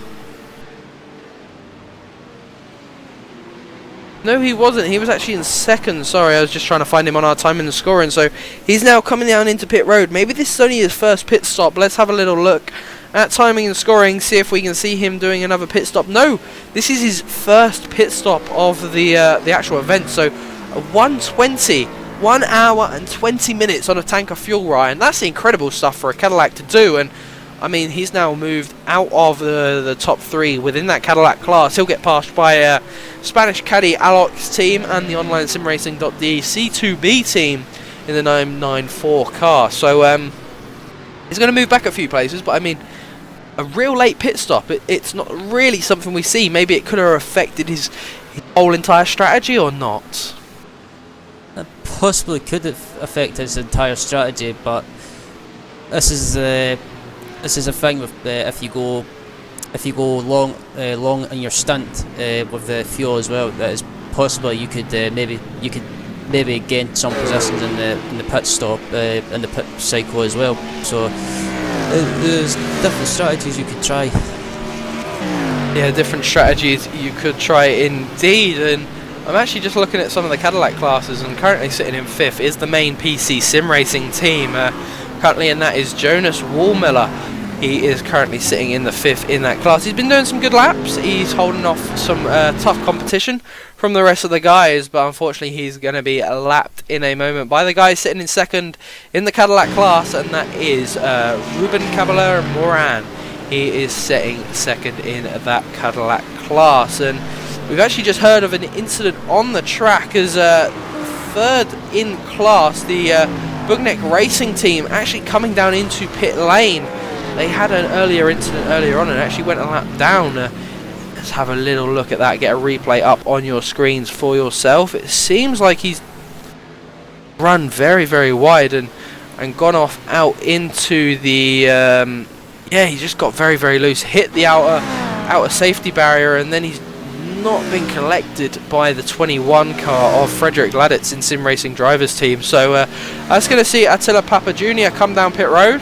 He's going to get some repairs on that car, as we've actually got a couple of cars in pit road. This pit road seems to be busy all the time. Pumpkins of the South are in pit lane, and also we've got a 4G team making its way out. Can we see who that is? That's Jarl Tambik in the CZ SK Series team. So I mean, that's very unfortunate for them when they were running in 3rd in the BMW class as well, isn't it, Ryan? Yep, it just proves that one simple mistake in an endurance race can possibly cost you a good result. But there's still a long way to go, so maybe the guys can claw their way back up and get some big points. Yeah, still over 2.5 hours in this race to go. Drivers still got a long way in this event, so anything can happen. We've still got probably another 3 or 4 pit stops, depending on who wants to take that crucial short stint towards the end. Will someone decide to do it, or will we see 4 long stints right until the end? We'll have to wait and find out, and that's the place you can wait and find out here on RaceSpotTV. Be sure to check us out at our future events, which we have got coming up this weekend. We'll have the iRacing Road Pro Series this Saturday from 2 PM live on RaceSpotTV. Will Mitchell de Jong be able to get his 6th win, or will Atsi Kirkov be able to cause an upset like he did today at Circuit of the Americas? You'll only have to find out here on RaceSpotTV. But some of these drivers, Ryan, they deserve to be in that iRacing Road Pro Series from what I've seen so far. Some absolutely incredible racing from everyone. Yeah, I've been keeping an eye on the Road Pro Series, and I have to say that anyone that is in it deserves a place because they work so hard for it, and it just proves that if you put the effort in and you put the effort in to get a good result, then you deserve to be in that series. Yeah, and putting the effort in is what these guys right now in this race are doing. I mean, everyone's putting in 110% to try and get to the end. They're not giving up. Even the guys that have taken an early spin on lap 1, maybe halfway through, maybe an hour into the race, have taken a spin or an exit to the wall, they're still trying to keep it going right until the end. And you mean, you've got to appreciate drivers like that just want to get that car right the way to the end and finish the race to score them every vital points that they'll need in the championship. I mean, some great stuff from everyone on the track right now. And battles, really, I mean, we've not got many going on right now on the racetrack. It all seems to be spread it out. We've only got the one out front, and that's really a 5.56 second gap now. So really sort of the spread out. So it's now just the case of letting attrition take its part and let the drivers do their own thing, isn't it, Ryan? Yeah, it's just let the drivers do their own thing, and just let them drive around, doing the job that they're doing at the moment. Just basically try just try the best you can, really, and that's all you can do. Yeah, try the best they can, and I mean, everyone is trying the best. Really, they are putting down some really consistent and quick lap times, even if they are in the Kia or if they are in the BMW Z4. I mean, there's some incredible racing throughout the whole field, what I've seen so far, and really everyone's pushing it to the limit as we watch on board with the 37 car of David Williams coming up to lap his teammate, and his teammate actually just does run off into the outer grass, and that's Scott McIntyre there in TNTRacing.com number 2. So he will just move out of the way for his teammate and let him try and catch in on the battle for the race lead, which is currently just being held by VLN-series Racing Team, and they've really been kind of unstoppable after this first pit stop, in this second half an hour of the second hour race. Yeah, this has been a great race so far. There's been lots going on. There's been drivers making mistakes, crashing into the wall, and you name it, has happened. Yeah, everything does seem to be happening in this one, but looking throughout the field, that as I said earlier, there seems to be no battles really going on throughout the racetrack, but Zebra 3 will now move up a spot. He'll move into third of the Ford GT classes. We've got Matthew Boisset sitting now onto pit road in the Canard PC VLN Racing Team. He is moving his way through into there. He'll get 4 new tyres, and he'll top up with virtual Sunoco race fuel. And all the pit stops so far really have been some great quick and in and out pit stops, haven't they? Yeah, most of the pit stops that I've been watching so far have been they seem to be perfect. Each team's done a great job, and it seems to be paying off. It does seem to be paying off indeed, and we just see now a driver change coming in for the Canard PC VLN team. It's now Jean-Marc Bruni who will take over that running in that car. So that's going to be a driver swap we've seen happen live on air. Hopefully Hugo was capturing that on the cameras for us. But back out in front again, the gaps seems to be ever decreasing between TNT Racing and VLN-series Racing Team. However, seems to be the backmarking traffic, Ryan, that seems to be a trouble for Williams to get by. Yeah, it seems to be, when it comes to traffic, Lopez seems to be doing a brilliant job of getting through it, but Williams seems to be just catching the traffic in the wrong place at the wrong time, which is costing him some time, and which is letting Lopez get away a wee bit. Yeah, it is allowing him to get away a little bit, and we just look now as he's trying to get past Gunter Sander in Sim Racer Eki 2. He can't seem to do it straight away. These cars seem to have the same power down the straights, but then it's the BMW better into the turns, as we actually see someone go wide there as there's a spinner into turn number 1. That's Gunther Sander. He's in a very, very dangerous place. And he actually manages to move his car to the inside grass, and he's actually going to spin that car around and cause no trouble at all. That was a very dangerous place, Ryan. I thought we were expecting a little more than that, but we'll get a replay of that on your screens.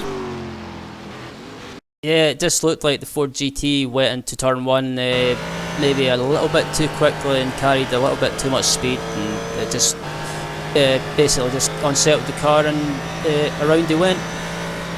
Yeah, around he went, he did, and that's very unfortunate for him. And I mean, really, it is going to be a long run for him to get to the end now. They're already down in the 7th place in that GT2 class, so he's really got a lot to do now if they want to get some big points in this race. But that's unfortunate for them, and they'll come back fighting, I'm pretty sure. But I really don't know where to look right now, Ryan. There's a few battles starting to develop on the racetrack. IE Motorsport still out in front of Acme Racing Team, and really there is battles going on everywhere you look.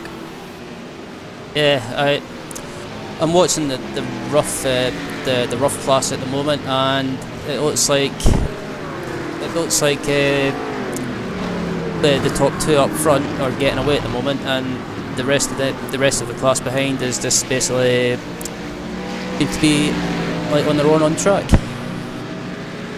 And yeah, as you say, Walker, we've now got an in-race interview with the guy that is currently sitting in second place in this race.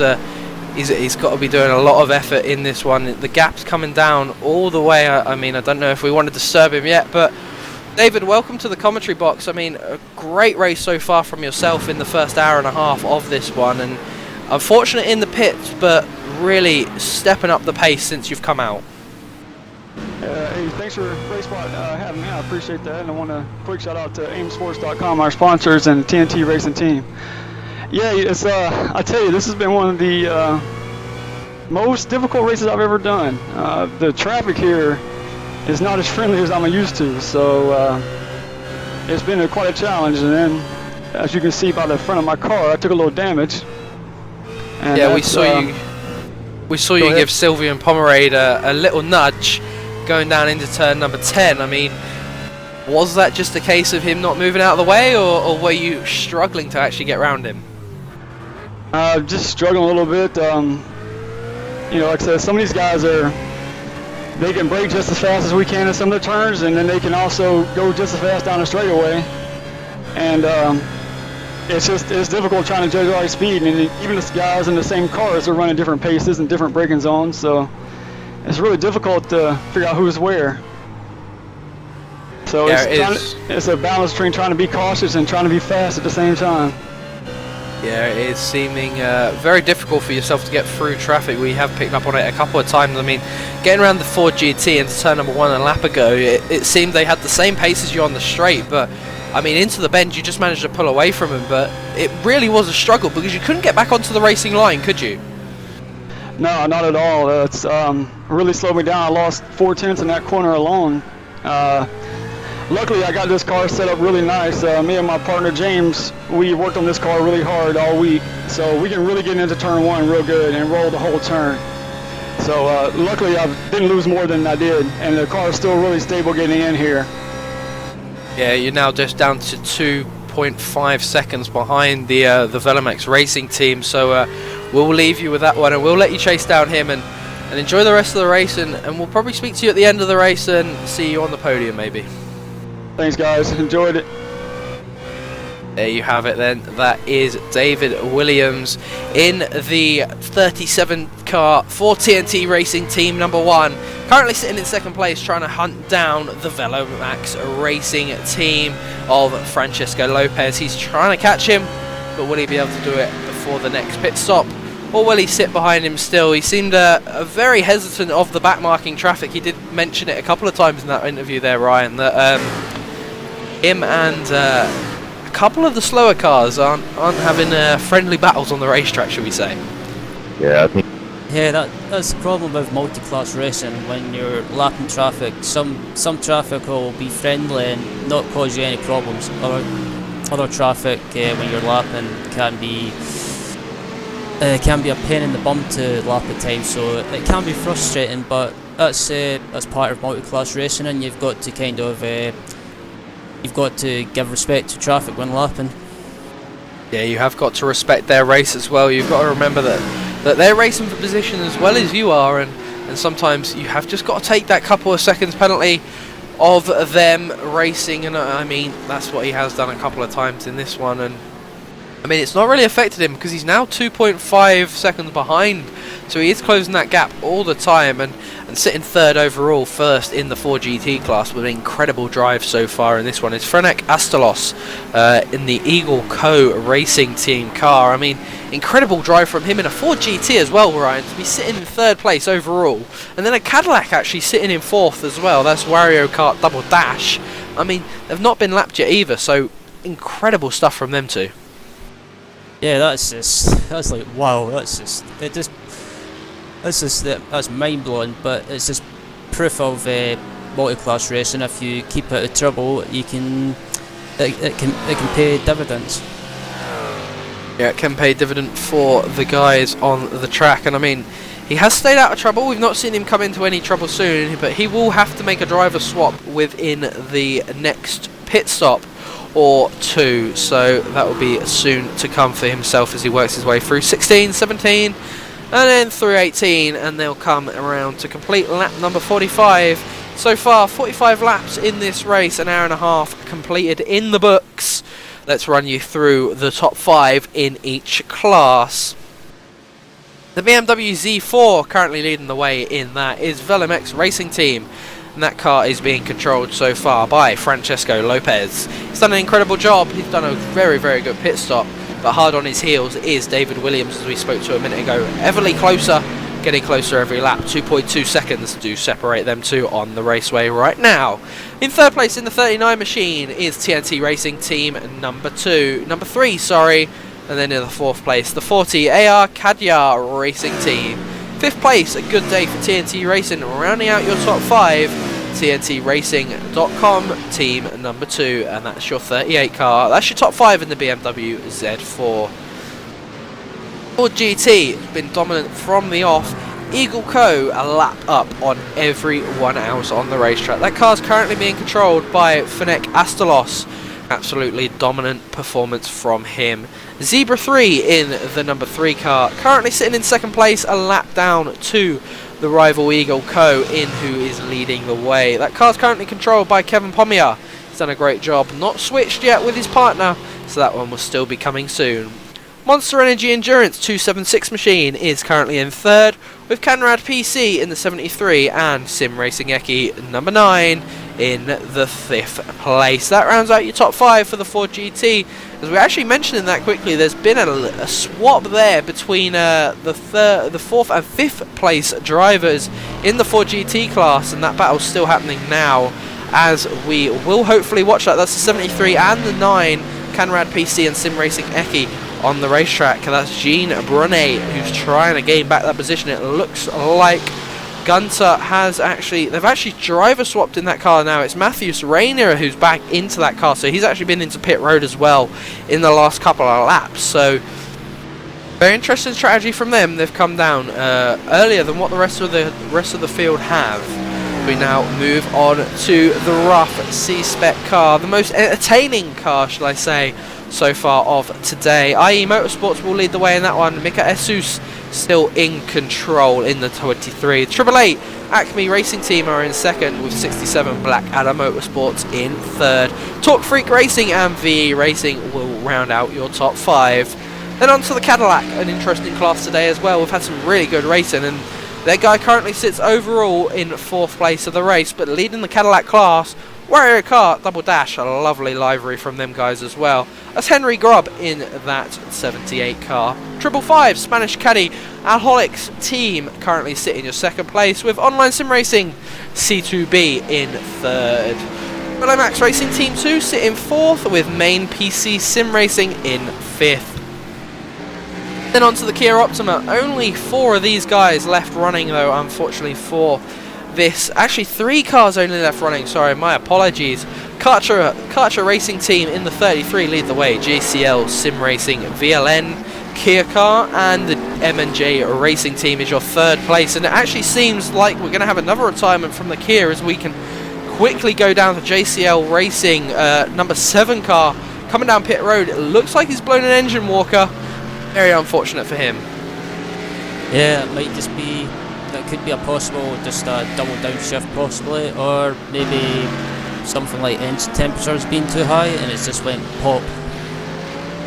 That's unfortunate for him. He's not going to be able to get a new engine, so that's going to be a retirement from JCL Sim Racing.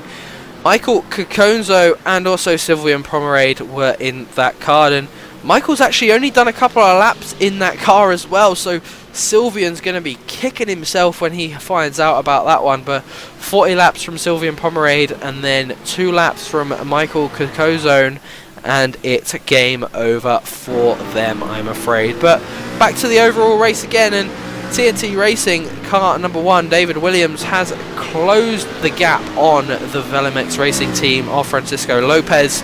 Now only 1.8 seconds on the raceway, so gaining every single time, Ryan. And I mean, these two are now starting to close in on the rough C-Spec guys, so it's going to be a tough battle because they've got to get past two guys fighting for the lead of the rough class. Absolutely. It looks like possibly traffic could have cost Lopez, or possibly it could be a case of David's just been pumping in the laps, just trying to use the traffic to his advantage when Lopez has been held up, and he took the advantage. And I reckon in a few laps, if Lopez keeps getting held up by traffic, this gap could disappear. Yeah, everything seems to be falling in for David as he now tries to go around the outside of Nick Ramos. He managed to do that in the Acme racing car, and this gap's down to 1.6 on the raceway now, so it's an incredible gap. But also in front, Lopez has also got the IE Motorsports car in front to pass as well, and that's going to hold him up through turn number 1. He's actually managed to get it done around the outside. Incredible move there from Lopez to get that done on the outside. Obviously the quicker car though on the exit of the turn, so that made it look pretty easy, as we actually see IE Motorsports Mika Isus get very loose there on the exit of turn number 4. They're also running that Grip TV livery, which is a very nice indeed, as David Williams will now pass him as well. And this is two battles on the racetrack though that's going on for class leads, and I mean two class leads that mean a lot to these drivers. Yeah, I mean, you've got two cars in the BMW class fighting for the win, but who are going with two drivers that are basically pushing like hell every lap for this win. But you've also got two drivers in the rough class that are fighting for a win and really want to win in the rough class badly, but they don't want to make any mistakes, and they've just got to continue to do what they're doing. Just keep out of trouble when they're being lapped. Just do their own thing, stick to the line, and they shouldn't have any problems.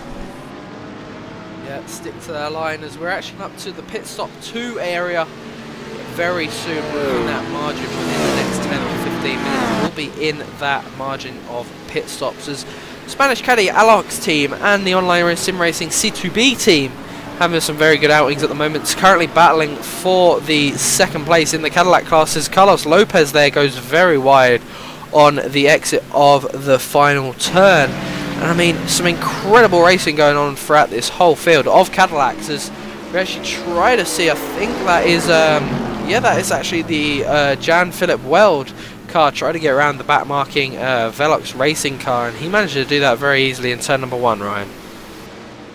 Yeah, it just it looks like the car in front of him just ran a little bit too wide, and just it was a case of maybe just carrying too much speed. Yeah, he does seem to be having a lot more speed there indeed. I mean, the whole field really has got a lot of action going on wherever you look, and a lot of action has been going on throughout all of these drivers and all of these teams. And we're actually going to be joined in a minute by one of the AR Cadillac drivers for the BMW. He's racing for AR Cadillac Racing. Not actually had a stint in he actually has had a stint, sorry, in the car. He did the first hour stint, managed to get 29 laps in that one, and we're joined now by Lucas Cizili. Is that how you say it, Lucas? It's Lucas Schieder, actually. Lucas Schliedy. So I was quite close. Welcome to the booth, mate. How was your thanks. first stint? Well, it was we had quite some action there. We got collected in the turn 1 or turn 2 accident, sadly, and had to drop back to the back of the field, and had quite a nice look at all those cars, and had worked our way back to, I think, place 10 or 11.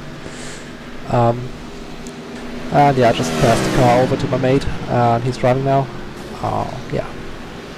Alexander Pratch, yeah, he's doing a very good job in this car, up to 4th in the BMW class. I mean, where were you expecting to finish? What were your expectations when coming into the start of this race? Qualifying P8 as well, so I mean, not to the front of the BMs, but not at the back.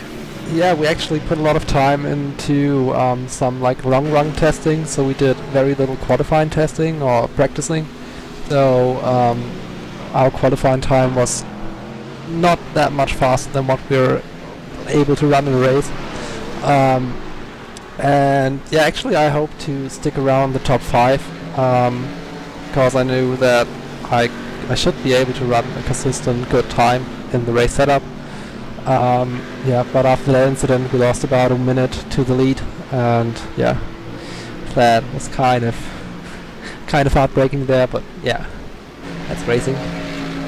Will we see you back in the car later on today then? Will you be back in for the 3rd stint? Yeah, I guess so. I'm not sure, but I think so. Good, good. As we must now head back over to the action. Thank you very much, Lucas, for your interview. We must head back over to the action now, though, as TNT Racing car number 1 is all over the back. That's David Williams all over the back of Lopez as they come down this long back straight into turn number 12. Will they be able to get anything done through that tight turn? No, he's not, but he's really closed that gap in now, Walker. It's down to just 0.2 on the circuit as he actually seems to have dropped back a bit now, whether he's trying to wait for that draft for the home straight up through the chicane as they now come down into turn number 14. And then we'll have that nice long left-hander into 15, Walker. Escapo has come down a hell of a lot over the past couple of laps. Yeah, David is... I think David's just been using the traffic to his advantage, and traffic's cost Lopez, and that it's helped David close that gap down to, is it 0.5 of a second? Not even that now, Ryan, not even that on the racetrack. He's all over his back bumper now as they've just come around turn number 15 into the nice Castro triangle, 16 and 17, and then the final turn 18. It seems that David's got a lot quicker exit out of turn number 17 through 18. They'll be in the draft down into turn number 1. Will he be able to get the move done? He's going to sit in that draft. They've got a Cadillac lap down car, Velox Racing, in front of them though. He could become a big part as David looks to the inside, not going to be able to make that done there. It seems as if he is a lot quicker through the bends. There's a bit of contact there. I hear a little bit of chink going on as the Velox Racing Cadillac moves out of the way, and Williams seems a lot quicker all over the back. We don't want it to go wrong now, David. Hold it in shape as he looks to the outside through turn number 4. Not going to be able to get it done. He'll look again to the inside through 5. Not going to be able to get it done again. Great racing from these two though. Williams all over the back of that Lopez. He's not going to be able to get it done there. Up the hill, in the slipstream again, looks to the outside. Lopez moves to the outside as well. Williams will look to the inside, not going to be able to get it done through there. That's turn number 7. Now we'll head into turn number 8, then turn number 9. Great passing spot if you can leave your braking right to the end though, Ryan, isn't it? Yeah, this is just absolutely fantastic racing. This is just, this is unbelievable, and this is going right to the end. Right to the end indeed. It's going all the way down as we now got the GT Romania car going slow on the inside there. He'll manage to move out of the way for these two race leaders. You don't want to be getting in the way of this battle right now as Williams will go very, very tight there into that bend, comes out very loose. It's good to see two different racing lines really used by these drivers. Lopez there keeps it tight through 10. Williams drifts out wide through 10 as they now come down into turn number 15.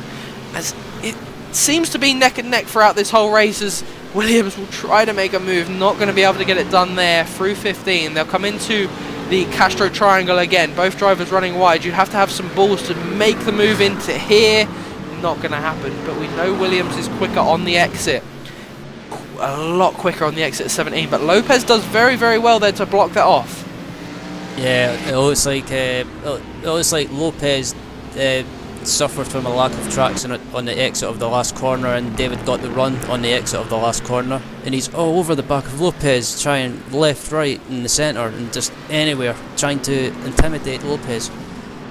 Lopez knew that Williams was quicker there down the straight as well, because he held it to the inside, not allowing Williams to get that inside line into the turn. So some great racecraft from Lopez. But remember, we're only nearly 2 hours into this race event. We don't want these guys to kill each other now when we've still got over 2 hours left on the event, as they're now coming down into turn number 4 and that long left-hand bend. And then we'll go up the hill through turn number 5, and Williams seems a lot stronger car. It seems to be holding him up, being behind Lopez. It seems he can get away if he can just get in front. And I mean, that seems impossible right now, doesn't it? Yeah, it's just Lopez is making it impossible to get by him. He's doing a great job at defending. He's not moving. Oh, as David just about ran into the back of him. But yeah, Lopez is doing a good job of defending. He's not moving more than once. He's making one move, but just enough that David can't get by him. Yeah, just enough so Williams cannot get by him at all, and the gap seems to have opened up now to about 3/10 on the raceway, as Williams did make a tiny little mistake there, under braking. That could affect a big area of time if you can just lock up under braking. So they now come down into turn number 15 again. He doesn't have that slipstream this time by. He seems to be back to about a second now on the racetrack, so Williams really needs to kick that gas in again. Can't burn the tyres too early though, because Lopez is good at defending, and we've seen that on the past couple of turns. Lopez really hard and defensive, and Williams really aggressive, but he just can't get by. Either way he goes, left, right, centre, everywhere he goes, moving throughout the whole mirrors. What line will Lopez take down here? Doesn't hold it to the pit wall this time. Yep, it looks like the gaps fell back a wee bit to 0.5 of a second, but that could easily decrease when they come back to the traffic. Yeah, it could easily increase indeed. But just to head off from this battle at the moment, we've got a new third place car in the rough class. It is Torque Freak Racing that now move up to the final podium position in that place. It was Blackadder 67 that was in that place, and they seem to have a few little technical troubles on the racetrack, so unfortunate for them, they're now sitting down pit roads. But still in that class, it's IE Motorsports leading the way from Acme Racing Team, and they've actually seemed to drop back quite a bit in that one, Ryan, as well. And looking throughout the whole board, we must mention some of the others. The Wario Kart Double Dash still leading the Cadillac GT and the 78 car, and also Online Sim Racing D managed to get past, managing to get past the Spanish Caddy Alox team. So that's that battle there. The Cadillacs, it was staying the same really. However, the Kia Optimas are definitely a class that are staying the same. No one's been able to move anywhere, and JCL Sim Racing have actually retired from this one as well. So there's actually only 2 Kia Optimas left racing in this one, which is very unfortunate for that class. However, we'll go back to the battle for the front and for the lead of the BMW and the lead of the overall race. It is still David Williams trying to chase down Francisco Lopez. If you're just joining us, these two have been at it ever since the first pit stop, and it really was Velomax Racing that made the most of that pit stop as well. They managed to jump Williams and the TNT Racing Team 1, as there's actually contact there from Williams on the exit of 17. We knew he was quicker on the exit of that turn, however, too quick there, do you say, Ryan? Yeah, a little too quick. That was well too close. Yeah, it was well too close indeed, and I mean, he's looking left and right, isn't he, Ryan? But I don't really know where he's going to be able to get any extra from when Lopez is defending this well. Yeah, it just looks like it's possible that maybe Lopez and his team have set the car up with a low wing, which means on the straight they've got a little bit extra straight line speed, and that David and his team are using maybe a high wing.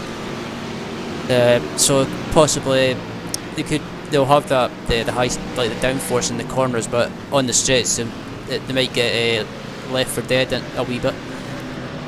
Yeah, he could get left for dead indeed, but it seems that the Williams has got so much more pace throughout these bends, and I mean, Lopez, a brilliant defensive job all round really. He's not allowing Williams an inch in any of the turns. They come around turn number 12 now, and Williams seems to dive it in. I mean, is that the right way to go about it, Ryan? Diving in or not? It's a tough one. I can understand in a way. I mean, I think David at this point is maybe getting frustrated and saying, look, I'm quicker than you, I want to get by you, I'll try anything to get by you. But on the other hand, you don't want to be taking risks at this stage and possibly trying to dive up the inside, and then that'll possibly ruin his and Lopez's race. So it's a tough one it's tough to decide. Yeah, it's very tough to decide indeed, and I'm looking throughout the whole pack, and generally there's not much going on throughout the race of the field, but actually saying that, we've actually got Eagle Co. 3rd place overall and 1st of the Ford GT class in pit lane. He will now come out, and we've also got a driver swap in that car. It's now Daniel Bodnar who will take that running, as we are very close there from the race leaders, trying to cross the pit line. Left it to the last minute, really. That was quite exciting stuff. So that's now him being lapped on the racetrack. So Eagle Co., who were running 3rd overall, have now been lapped as well. So it just shows you what sort of pace these two cars are running at the moment. I mean, it's incredible speeds these two are managing to get out. 202.7s and 202.1s when they're both racing this hard. Oh, yeah, absolutely. This pace is just this pace is unbelievable. It's just they seem to be doing these lap times like every lap consistently. It's how can they do that? Yeah, how can they keep it this quick throughout the whole of this entire event? Well, we're now just nearly to that 2-hour mark in the race. We've not got long left before I'd say they see the second set of pit stops coming in, or do you reckon they'd be able to stretch it to maybe 15-20 minutes throughout this as we enter the 3rd hour? It depends how aggressive you are with the strategy, or how cautious you are. You could be cautious and just drive round, and kind of there's ways to save fuel. You can short shift. You could let the car coast into the corners. That's a couple of ways to save fuel and maybe stretch that stint out a little bit. Or you could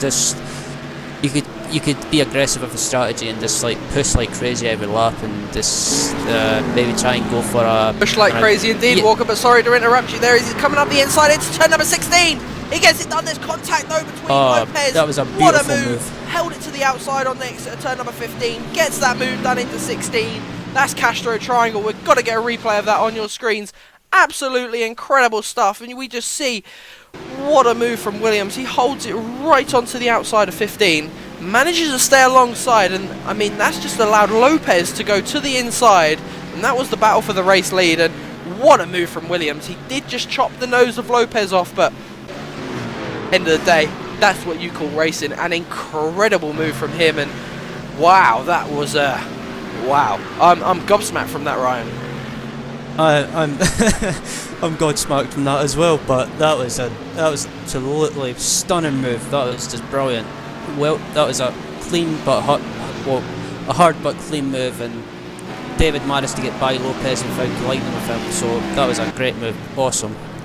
That was very fair indeed, and we'll have to wait a couple of minutes, and we'll get David in here for a little chat after his stint has finished, and we'll ask him what was going through his mind there as he's just managed to pull that one off. That was absolutely incredible from himself, and I mean, Lopez hasn't had anything to answer back from, has he?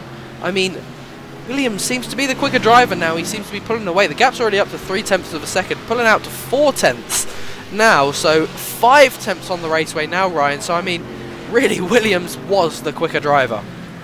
Yeah, I think that all started through 130R when I think David got the better exit through 130R and just had more speed, and basically Lopez left the gap open, and that allowed David to come through and take the lead. Yeah, he has gone through and taken the lead indeed, as he'll now come through that epic turn again, turn number 16, where he just managed to make such a brilliant move. He'll come round to complete lap number 57, now just 2 hours into the Spirit of VLN, sponsored by mainpc.de. What a race it's been so far. We'll be back after the short commercial break.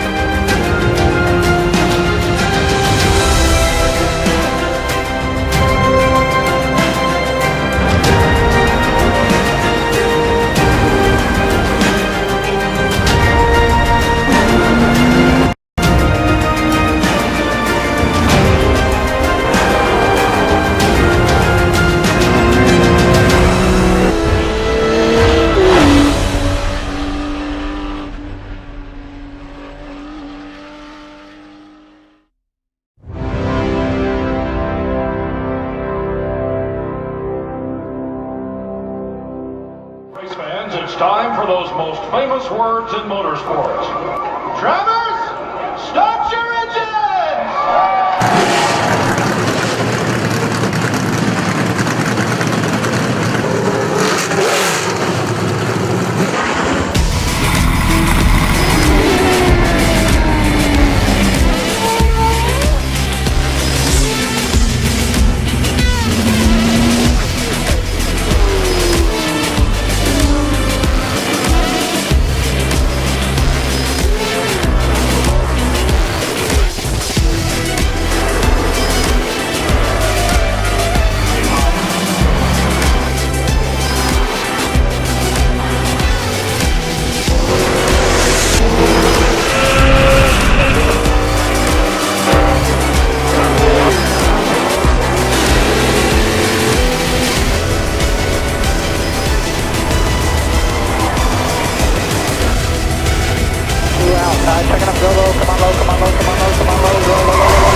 Michael Conti comes up at a corner number 4 to the checkered flag. He wins his first NASCAR iRacing.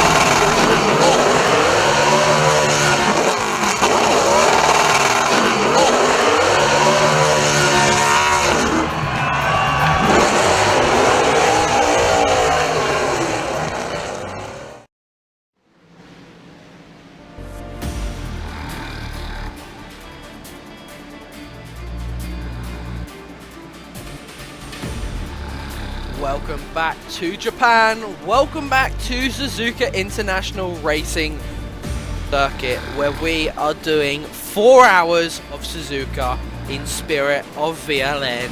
Main Core PC.de are the main sponsor of this one, and what a race it has been. Some incredible action throughout the whole of the field with some incredible lead change. It was currently David Williams in TNTRacing.com, team number 1, leading the way, but he's now come down pit road for their second pit stop of the day. Some incredible stuff, some incredible action, some incredible racing throughout everywhere we've looked today, Ryan. Absolutely fantastic racing. This race has just been awesome to watch. There's been close racing, there's been loads of battles, and just it just proves why multi-class racing, for me anyway, is probably the best type of racing in sim racing and in racing in general. Yeah, it has been incredible stuff, and we apologise for the few technical issues if there is any at the moment on the stream. We do apologise for that, but TNT Racing, excuse me, are in the pit lane at the moment. We've got a driver swap. James Wyckoff is now into that car. We'll see if we can grab a few words with David Williams in a minute. We'll see if we can get hold of him and talk us through that action-packed move that he managed to pull off in turns 16 and 17 in the Castro Triangle. Absolutely incredible stuff from him. But currently our race leader out on track right now is the Velamax Racing team, and that is they've actually come down pit road as well. That's Macro Romero, who is actually now leading the way in that one. So he's come down pit road as well. They will now take the lead of TNT Racing, and TNT Racing seem to actually have a problem with that car. They're still sitting in pit lane. Maybe they're now grabbing the tyres, but actually Velamax haven't actually taken the lead now. So a bit confused on that one there, Ryan. Do you know what's going on? That's confusing me as well, Jake. I'm not sure what on earth is going on there. There's a slight I think Velamax are actually now leading the event in this one, so that's a strange one. I've actually just got word that TNT Racing Team 1 had a 30-second towing penalty, or tow for some strange unknown reason. Maybe they didn't pit while inside the pit box. That's a strange one to me, but I mean, we'll see if we can grab a word with David in a minute, Ryan, but what do you think to that? That's just, I don't really know, to be honest. That's strange.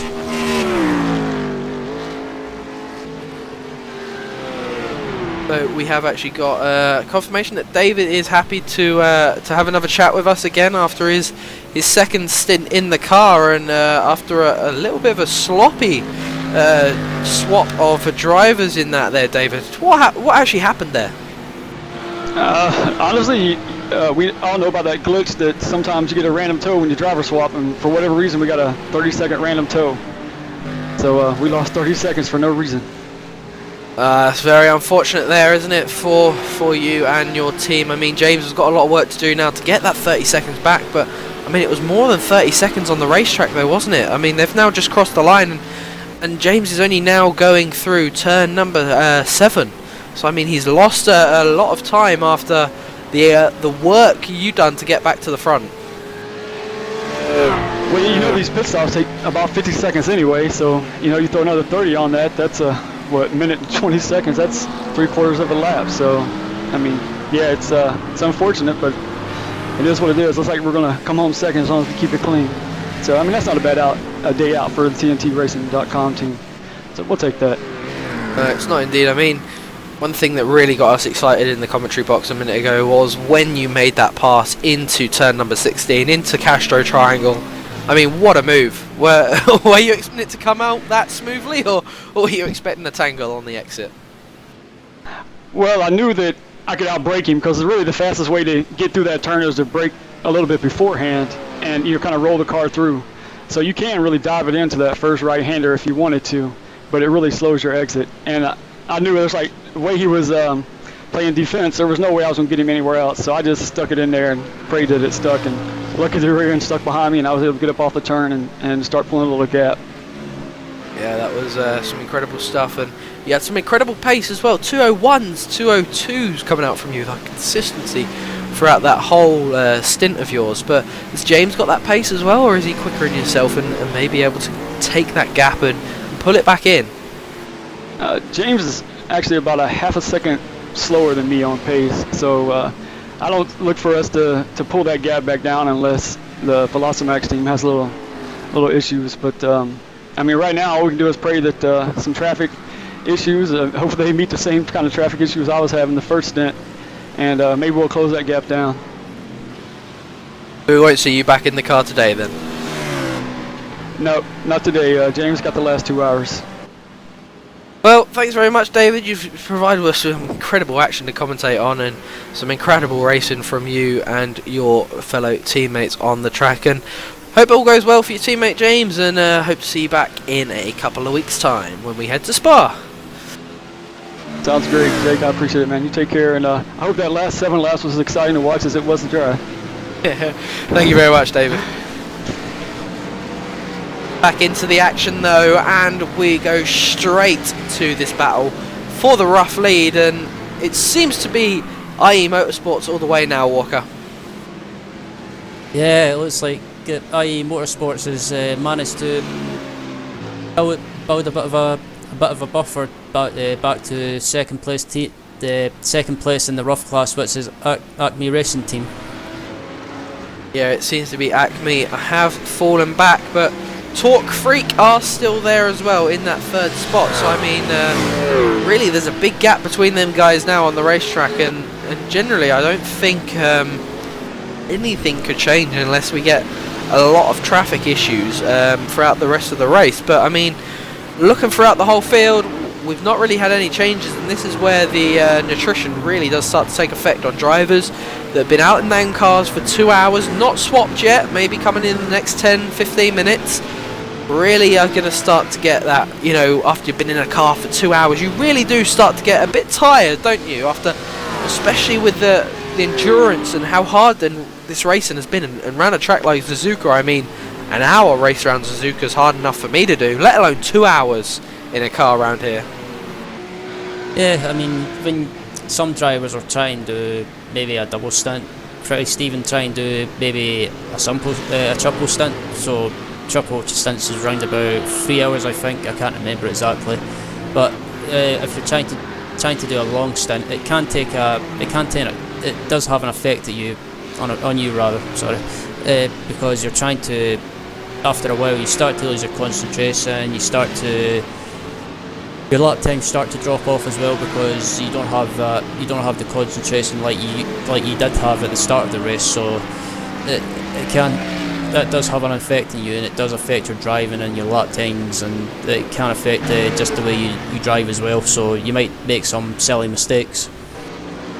Yeah, you may make a few silly mistakes indeed, but I mean, as it all goes so far, these drivers have been unstoppable. There's been pretty much no incident that has happened from a major fault of any driver. It's all been either drivers racing very, very hard, and you know, when you race hard, there's going to be incidents, but I mean, there's been no silly driving from any of these drivers so far on this racetrack, and I mean, that's the sort of GT multi-class racing you want to see, isn't it?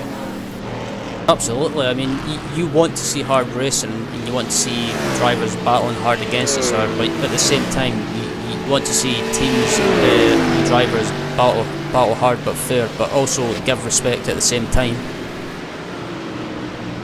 Give respect indeed, and that's what all these drivers have been doing. They've been respecting each other, respecting the slower cars and respecting the faster ones when they need to come by.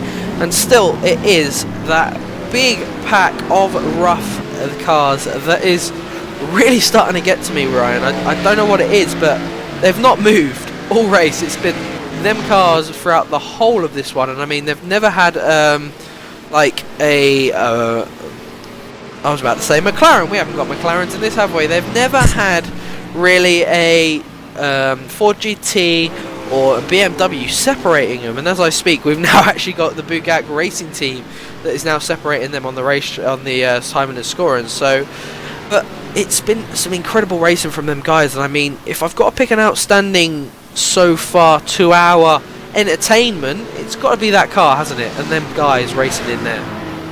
Yeah, absolutely. I mean, they've been doing a great job so far. They've just been.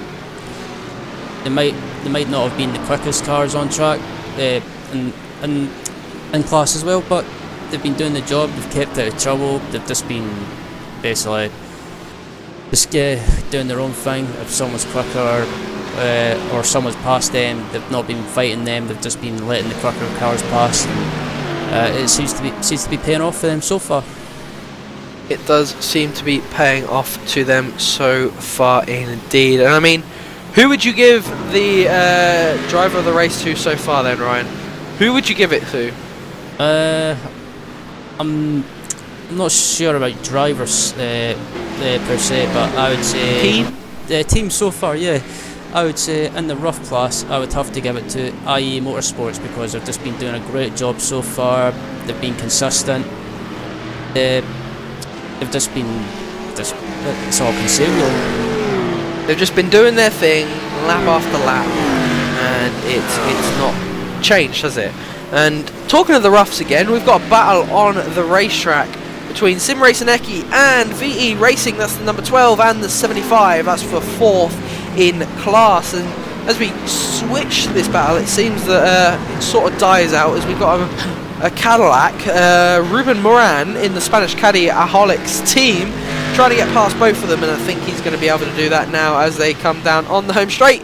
Yes, he will. He'll move to the outside. He'll get that pass done.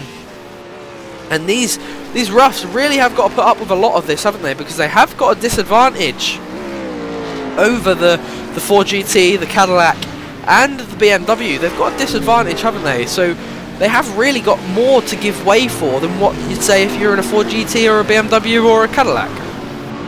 Yeah, in the rough, because it's slow. I'm not sure if it is a slower car in this series. Correct me if I'm wrong. In the rough, you've got to. There's two things you have to do. You have to keep your eyes on the road in front of you, and you have to keep your eyes at the back of the car as well for cars that are coming up to lap you. Because if you look in the mirror for 1 second and someone's lapping you, that could end in disaster. Yeah, it could end in disaster indeed. And I mean, it's been some incredible stuff from these guys throughout the whole race. And I mean, just going back to it again now, the roughs are a dominant performance so far in this race for outstanding entertainment. I mean, we're seeing it again now with Sim Racing Eki. Who's actually in that car? Have they made a driver swap yet? No, it's still Ralph Loreski who is in that car. He's trying to chase down VE Racing's Sebastian Fleming as they work their way around the second sector of the racetrack now. But Not too far in front of them though is Justin Rebo. He's actually racing now for the Acme Racing team, so they've actually made their first driver swap, and he's actually a lap up on the two roughs sitting behind him. And as I just see coming into my picture there was actually the race leader, of Velox Racing. So it shows you how much time really TNT Racing have lost as well. If Velox are now coming into the last turn. Yeah, that's a huge amount of time they've lost. I wonder what happened. Yeah, I do wonder what happened as well. I mean, it was in the pit stops really, I think, where they've lost all their time really, Ryan, with that penalty they've got. But 50 seconds behind the race leaders. I mean, anything can happen. We've still got under 2 hours now left of this race. I mean, anything can happen in that time.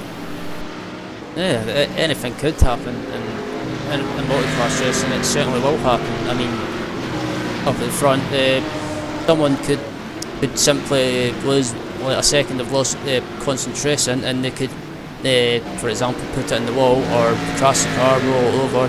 Yeah, you name it, it could happen. Let's try not to jinx people now, Ryan. When we mention that, it's normally catastrophe happens on the racetrack as James Wyckoff now passes the rough of Jasper Gonrag in the Top Freak Racing, currently running third in the rough C-Spec class. But to be honest, overall, some brilliant racing still. I don't know where to look half the time. We've still only got 2 Kia Optimas racing on the track, and we've actually got a lead change in the Kia Optima class. Karcher team have now dropped back to second. M&J Racing team now lead the way in that class, so first lead change in that. And I'm just looking at how bad nutrition has been in this race, and I mean, just counting now, we've got 1, 2, 3, 4, 5, 6, 7, 8, 9, 10 drivers out of this race. Well, 10 teams, sorry, out of this race. And very unfortunate, really, to have 10 teams out of 44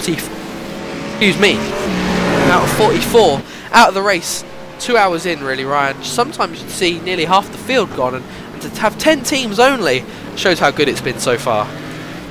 It's been absolutely brilliant racing so far, and to only have 10 teams out of the race at this stage of the race just proves that this race has been good so far, and the driving standards have been absolutely brilliant, and fair play to every driver and every team for driving really well. Yeah, driving really well indeed. I mean, it's been absolutely incredible so far. From start to finish again, as I keep mentioning, I've mentioned that a couple of times now, that it's been incredible racing, haven't I? But the gap I'm interested in right now, I mentioned it a minute ago, TNTRacing.com team number 1, James Wycliffe, was 50 seconds behind. This was a lap ago. Get this, only 48 seconds behind now. He's taken 2 seconds off of Velomax Racing team within that 1 lap. So he's a man on a mission, isn't he? Yeah, he's not hanging around, that's for sure. No, he's not hanging around for sure. And I mean, looking throughout the field though, there and on the timing and scoring, we've got a real big mix of drivers in the overall positions. We've got a Cadillac in third, Wario Kart Double Dash in third, and Eagle Cohen fourth in the Ford GT, before we then head to another TNT racing car in fifth. But then we got 2 Cadillacs, so I mean, by no means least was it what we thought it was going to be at the start of the day, as we're coming up for the 2.5 hour mark, a BMW domination. I would say around the tracks like Suzuka, I think it suits the BMW Z4 because of just the way the car handles. The BMW Z4 is known more for understeer. From the times I've raced it on iRacing, it seems to suit the BMW Z4, and I think that's seems to be helping. But I think as the series goes on, it might suit other cars. Different tracks might suit other cars. Sorry. Yeah, I understand what you mean. I mean, Spa is a real mixture, isn't it, thrown into the works. Really, it's a spanner thrown into the works, as the common saying is. And I mean, it's a real strong track for the rough. I mean, it's real flat out turns, means you don't have to be braking much. Whereas the BMW, I think you're going to be getting a bit of oversteer in them cars if you're going to be setting it up to be as fast as they can with there's little downforce really on the front end. That's what they're going to be dealing with in that final sector. I mean, remember we've got them tight turns, the left-handers, right-handers, then we come into the final chicane, and I mean, that's where I reckon the BMW will struggle to what the rough, maybe the Ford GT, won't. Yeah, I mean, Suzuka, it's a difficult track to do a setup for. I mean, on one hand you could set the car up for straight line speed because you've got some straights, but on the other hand you could set the car up with high wing because of some of the twisty sections, and especially some of the corners is high speed. Yeah, it is very high speed indeed, and I mean, I think I'm looking to the future, Ryan, and the next couple of races. We do come back to Suzuka though as well. We do come back here. There's 2 rounds at each track, and I mean, it's really going to be an interesting time to see who can really get that perfection in the second event that we head to each track, isn't it? Yeah, it's just yeah, absolutely. Sorry, I was about to cough there. I apologise.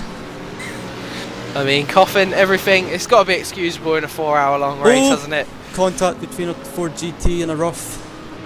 We'll have to get confirmation of who that is on our screens in a moment in time. It was car number 12 I'm hearing through my ear. Car number 12, where are you? There we go, it's the V Racing team. Sebastian Fleming actually had a few bits of contact. We'll get a replay of that on your screens for you in a moment. Seems to be just a tiny little bit of contact with him, and managed to keep that car going though, which is the main important thing. Doesn't seem to have any damage at all on that car, so it's always a good thing, Ryan, if you have a little bit of knock, brush it off and keep the consistency going again, isn't it? Yeah, it's just, if there's I just watched a replay of the incident, and that was just, I think that was just a racing incident in my book. The Ford GT just went in a little bit too hot and made a bit of contact with the rough, but it was nothing big, and both of them were able to continue on their way again.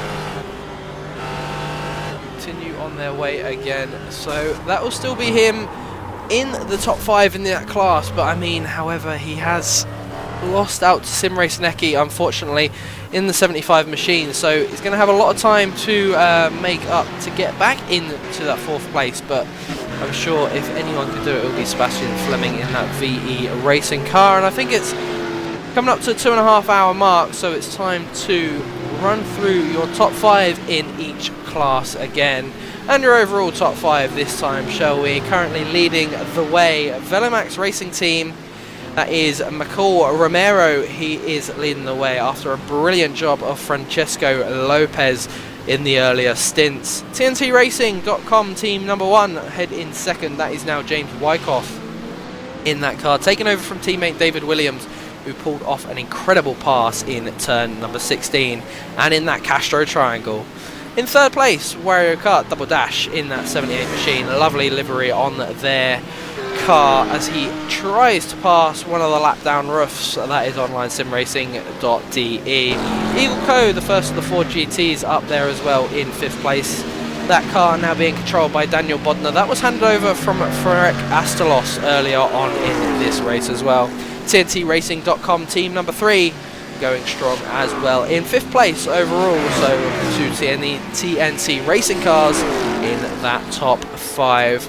Over the BMW sit like this: Velomax Racing Team, TNT Racing car number 1, TNT Racing car number 3, Akaida Racing in 4th, and KPR Sim Racing Team Phoenix in 5th. We've not heard much of KPR Sim Racing Team Phoenix today, have we, Ryan? They've seemed to be a sit-back team, really. Yeah, they seem to have been having a quiet race today. There's not been getting into any trouble or having any big issues. They've just been quietly doing their business, and just they're doing a good job so far. Yeah, doing a good job. They have been indeed. But heading to the 4 GTs, Eagle Co. led start to finish so far as we head to the 2.5 hour mark. Zebra 3 sit in your second place. They're actually a lap down to Eagle Co. as well. If you're trying to get confused by them on your screens, he's not actually... Well, he is fighting for the lead, but he is a lap down in doing so. Sim Race Neki 2 are in third with Monster Energy Endurance and Canrad PC rounding out your top 5. The rough C-Spec, the most entertaining class of the day, me and Ryan say, is IE Motorsports leading the way in that. Great job from them and their drivers. And that's June-Pekka Lamy who now drives that car, so they've been in for their second time. Acme Racing team sit in second. Justin Reblo is in that car now. They had an earlier fight, led most of the first stint, first hour, and then led halfway into the second hour, but unfortunately fell conquer to IE Motorsports. Third sits Torque Freak Racing with Sim Eki Racing and VE Racing rounding out your top 5. The Cadillacs, as we mentioned, Wario Kart Double Dash, that lovely livery they have on their car, a lot of cartoon characters and some blue dots and squiggles. Must say, very simple but very effective. Online Sim Racing DE C2B team sit in second. Spanish Aholics team, Main PC, Sim Racing and Sim Racing Drivers team round out your top 5 for the Cadillacs.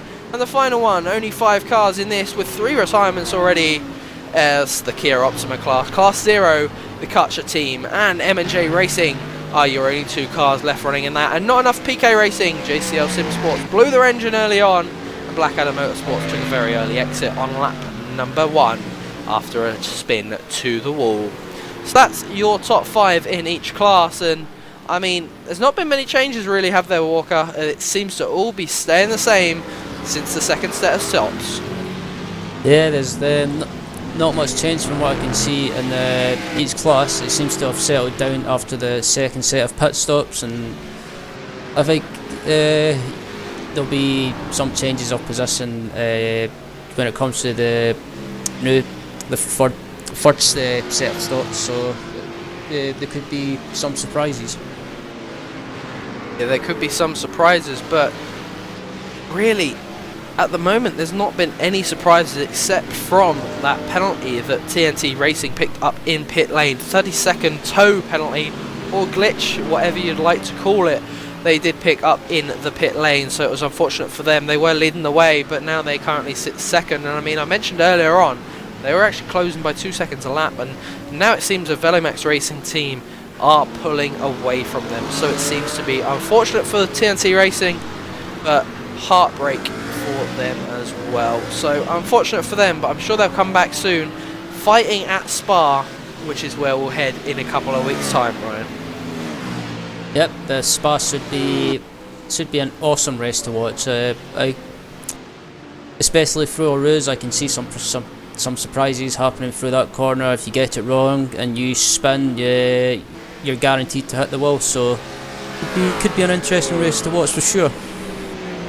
I actually missed the track we head to first. We head to Road America first on December 27th. We head there for 4 hours. What a race that's going to be around Road America. I mean, we see some quality action on RaceSpotTV of races around there. We've seen the F1 World Series, Grand Prix Series, there earlier this year. We've also seen some Neo GT racing there, and that provided some absolutely incredible racing with some guys running out of fuel in Bill Mitchell Bend and then coming conquer to a few big impacts up the hill to the start line and then rolling all the way back down. So I mean, hope that doesn't happen in 2 weeks' time when we head there on the 27th of December for the Spirit of VLN-series round number 2. We're back here today. We're back at Suzuka International Speedway. Pretty simple racing, Ryan. Pretty good racing as well, and it's been very clean from the start. Yep, there's been plenty of good racing. It's been close, it's been hard, it's been fair, and most of all that the drivers have been given respect to each other. Yep, they've been giving 110% respect to each other. It's been incredible, and it's been fast and action-packed from the start. We're now 2.5 hours officially on the time clock So that just leaves us with 1.5 hours remaining for anything really to happen. Anything can happen in that 1.5 hours. Well, anything can happen in that 1 second. A driver could make a mistake on the track, and I mean, anything could go wrong for one of these drivers in that top 3 spots within their class, or within the other spots of their class. IE Motorsports will still lead the way in the rough though, Ryan.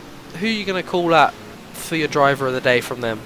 That is a very difficult decision. I mean, I'm watching Yuha at the moment. He's doing an absolute brilliant job. I mean, I've watched him in like other races on iRacing, and he's very, very quick. He's not alien quick, but he's quick and he can get the job done.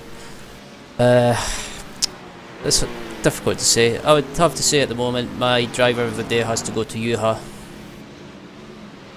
Yeah, I mean, he's not been in the car long, but he's already pulled away from the Acme Racing team in 2nd place, and Justin Rebelo has really not had anything to answer back to any of the questions asked by IE Motorsport. So I mean, really unfortunate for them and the rest of the team, because Nick Ramos did a fantastic job for that car throughout the first stint. But I mean, now it seems to be further on in the race you go, it seems to be Justin's just not got that pace to keep going and keep fighting for that top spot of the podium in this one. Yeah, he seems to be out of Nick and him. Justin just seems to be that little bit slower, and Yuha's at the moment is just basically, he's got that pace needed at the moment to pull out that gap and increase that gap. Basically, just keep the car in the lead. Yeah, he needs to keep that car in the lead to finish this race, and I don't really know where to look right now. With the battles have sort of started to dry up on the track. It seems to be now just a few guys left fighting for a little bit of pride, maybe a little bit of track position as well, but really there is no one left fighting side by side, neck and tail for a spot. It's down to typical endurance racing, where we're all singling out, ready to just wait for that final set of pit stops, where it could really all happen, and anything can really happen in them final set of pit stops. Yeah. But sorry. Go on, Warren. Go on.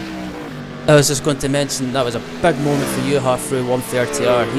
He on the exit, he caught the curb and just got the car sideways and managed to hold it. That was a brilliant save.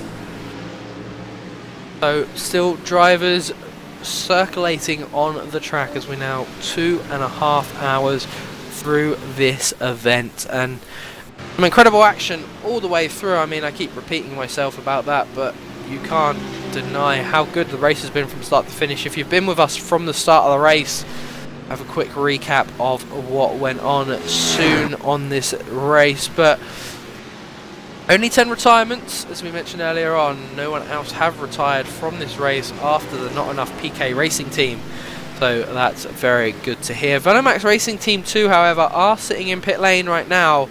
They are 13 laps down to the current race leader and 7 laps down to the Cadillac race leader. So maybe they had a little problem. Maybe their drivers got a bit tired, because that car was running with a lot of damage, wasn't it? Yeah, it was indeed. Maybe they've tried to fix the car in the pit stop, and it's just like whatever they're trying to fix has not been fixed, or maybe they just got bored and went to the bar. Maybe got bored and went to the bar. Maybe a nice pint would go down very well right now for them, Walker. I mean, they didn't have the best of race early on in this one. I mean, Carlos Lopez got caught up in a few incidents early on in the race, and I think from there he's just sort of given up because his teammate never showed up. If you have a look, he was doing 59 laps straight, and that's over 2 hours in a car. That's about 2.5, not 2.5, I'd say around 2 hours and 10 minutes in a car.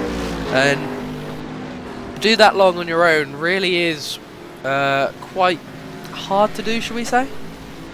Yeah, driving for that amount of time is it's hard work, but if you can do it, it's dedication. But my advice would be, if you're going to drive that one, be prepared and make sure you've got a teammate to take over from you and after that amount of time, and also make sure you've got something to drink to keep you hydrated.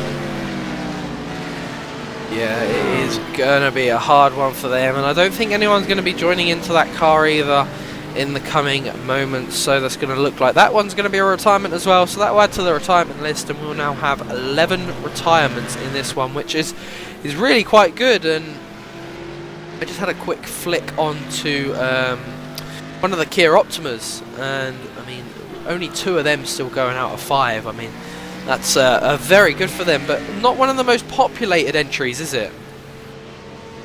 It's a shame, really, for the Kia class. I mean, I've driven the car before, and it's probably one of the best cars I've driven. I mean, it's nice and simple. It's easy to set up. It's an easy car to set up, as I mentioned, and it's not too difficult to drive.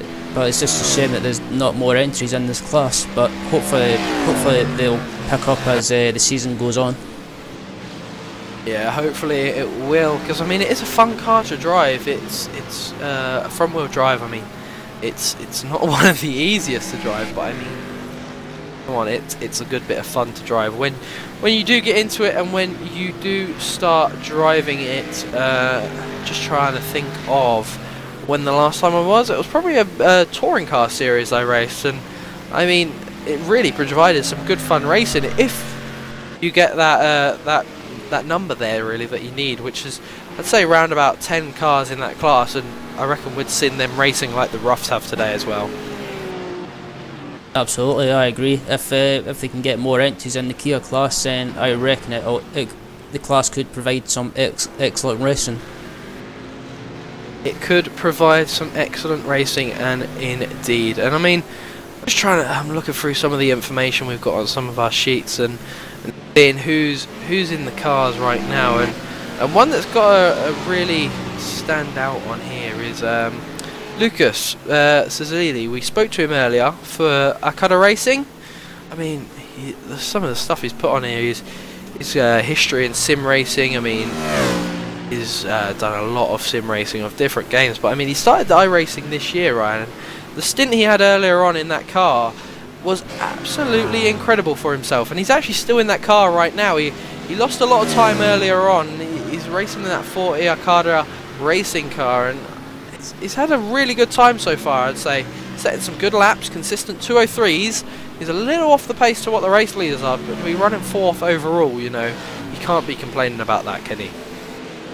Absolutely not. I mean, if you're up in 4th overall and you're driving on our class, and to be behind cars, behind cars like the BMW, that's a bloody awesome job.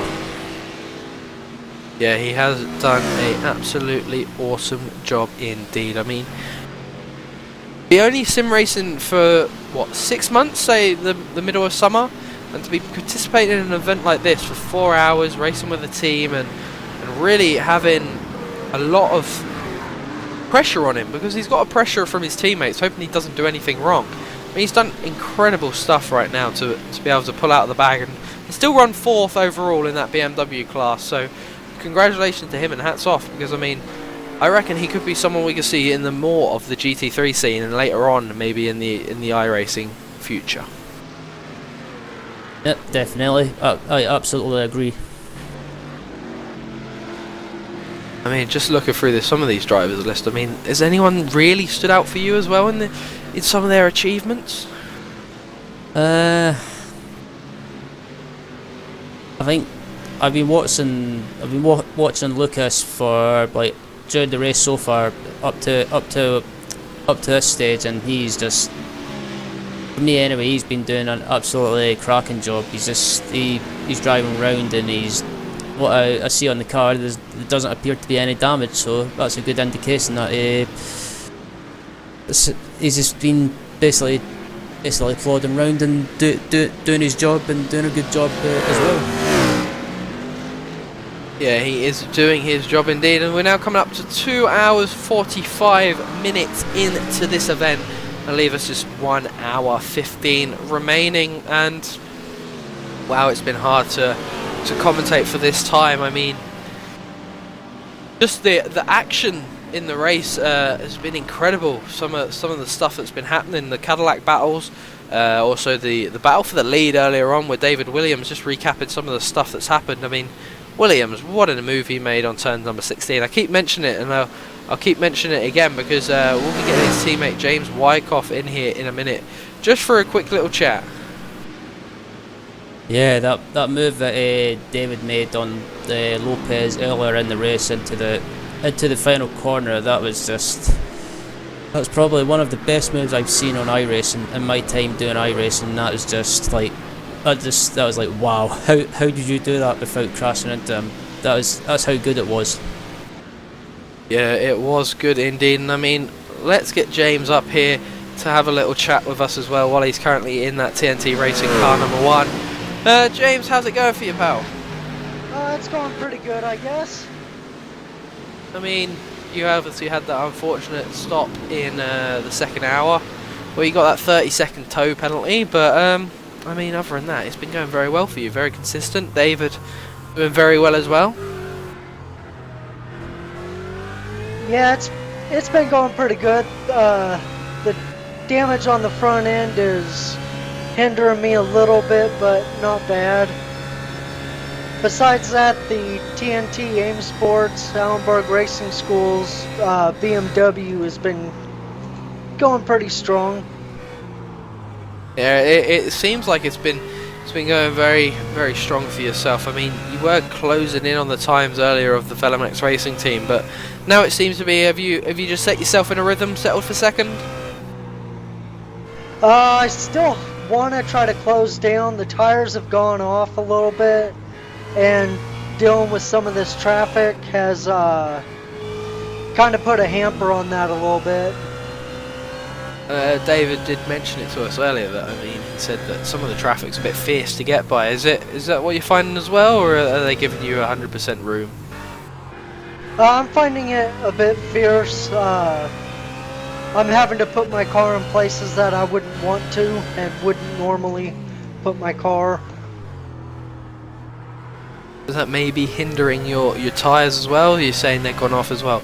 Is that maybe just giving you that effect as well, why maybe you're now coming off the pace? I mean, last lap by was a 2:05.987. I mean, that's 2 seconds off the pace you've normally been running. Ooh, that's slow. I think it's a mix between me having to fight with the traffic and the damage that is done to the front end of the car. I think some of that has to do with me losing a little bit of focus too. But I'll get that back, and I'll put back some mid 202s and hopefully some 201s in there. Yeah, at one point you were really closing in the gap. You got it down to 46 seconds on the track, and I mean, it's suddenly over the last I'd say 5 laps it's sort of then started to just decrease a bit where you've actually caught that traffic up. So definitely, as you say, it may be that fierce traffic as you've just gone by there. You've put in a 2:03, 2:47, so definitely a better lap time from yourself there, James, and hopefully you can keep that going to the end. Well, thanks. I'll try to put on a decent race for y'all to watch. Cheers. Thanks very much, James.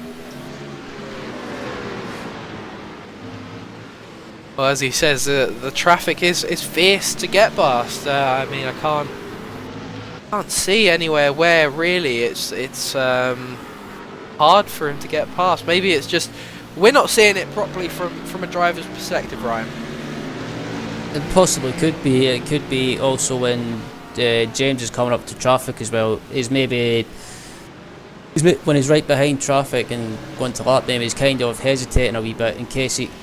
I mean, I've had the same thing in multi-class racing as well. When lapping slower traffic, you want to dive when there's a gap, but you don't want to like make a dive and try and pass them in case you take out traffic and ruin their race. Because if you dive for a gap and try and lap traffic, and then you end up ruining their race, that ruins your race, and then you start feeling bad because you ruined that person in the slower cars race as well. And you just start feeling guilty. It's just it's such a horrible feeling. Sounds like you're talking from experience there, Ryan. Yeah, I'm saying nothing. Well, Ryan, maybe a bit of a guilty party to that then. But however, still out in front on this racetrack at Suzuka in Japan, it is the Velomax Racing team leading the way. A 54-second gap, very, very comfortable for them now. I think they'll be able to go to the end, as we've just got about 1 hour 10 left, excuse me, of this event now. And I mean, Romero's done a very, very good job with this Velomax racing car. He's not made to put a foot wrong since he's got into the car. Consistent 202s as well, and I mean, not very much experience on iRacing either. So for him to be doing that, Ryan, it's brilliant for him to set some consistency and maybe boost himself for the rest of the championship. Yeah, absolutely. I mean, I'm looking at his lap times now, and he's not as quick as Lopez, but he's lapping consistently, keeping the car on the road. He's not doing anything. He's not doing anything rash when it comes to traffic. He's just taking his time, and it seems to be working out for him at the moment. And the gap to James behind him is 54.2 seconds. So that is some incredible action he's been providing us. I mean, on the way, I mean, we heard James a minute ago saying maybe his tyres have gone off and stuff, but I mean, I don't know. I think James has been doing consistency. I think it's this guy out front though. I think he's the one that's been putting down the quicker laps each time by, as he's just gone through. He's done a 2:03, 1:30. So I mean, he's not really lived up to what I've just said. So I may have to bite the bullet in a minute, but really, he's done some very consistent laps. It started out with 202s, 201s. We're now sitting in the 202, 203 consistent mark. So I mean, generally, I think it's him putting in the lap times that is gaining the advantage, not James doing some poor lap times. Yeah, it could be just possibly a case of Romero is a quicker guy at the moment, so it could just be a case of that, or James is maybe he's just not as quick as Romero, so it could just be that, or Romero's just doing a better job in the traffic. Yeah, it could be that indeed. But looking through the field, TNT Racing car number 3 has managed to get themselves past the Eagle Co. number 55. Daniel Bodnar not having maybe the greatest of time in that car, but earlier on it was Frenek Astolos who put that car up into P3. For most of it done very, very good racing. They've led start to finish, Walker. Start to finish in a Ford GT. I mean, no one's really been able to answer any questions answered by them today. Yeah, they've simply just been the better team, or the best team in the Ford GT class most of the race, and this just seems to be, they're doing everything needed to get the job done, and hopefully they can get to the finish and take the Class 1. Hopefully they can get to the finish and take the Class 1 indeed. And guy we spoke to earlier as well, Lucas Zil in the Akeda Racing car, seems to be going very strong still, sitting in P4 in that BMW Z4 class, sitting within the top 10 overall. He'll be happy with that one. He said to us earlier on they weren't expecting much. They qualified P8, didn't work much on the overall qualifying setup, but they worked hard on the race stints, and I mean, that really is starting to show off as well, isn't it, Ryan? Yeah, when it comes to multi-class racing, from my experience, I prefer to, when I'm working on the setup for me and my teammates, I prefer to do race runs and do like a stint on with a fuel tank and get on the tyres last, or basically like running race trim, because when you do that and you find out when the fuel's burning off, you find how the car reacts as the fuel burns off and see how it changes, which is the best thing to do. Because if you're trying to make a setup when you're doing qualifying runs for a race, it just won't work, because as the fuel burns off, the car's just not going to be the same as, or it's not going to be what you want the car to be.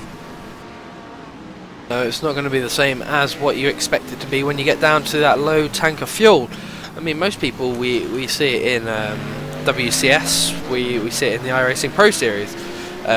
It's generally they'd work more on their race setup, but then we do get people that just want to go for the qualifying setups. I mean, Hugo Luis, he used to be a very, very strong qualifier, but then he had that strong race as well. And I mean, that was maybe because of the team he had behind him as well. You look at the rest of the guys he had with him, Martin Croncret, Andre Botchler, you know, I mean, them guys used to put in some really, really good qualifying times, but they wouldn't be as good in the race as what Hugo was. And I mean, it was some great stuff from him. And I mean, sort of like Gregor Hutu as well.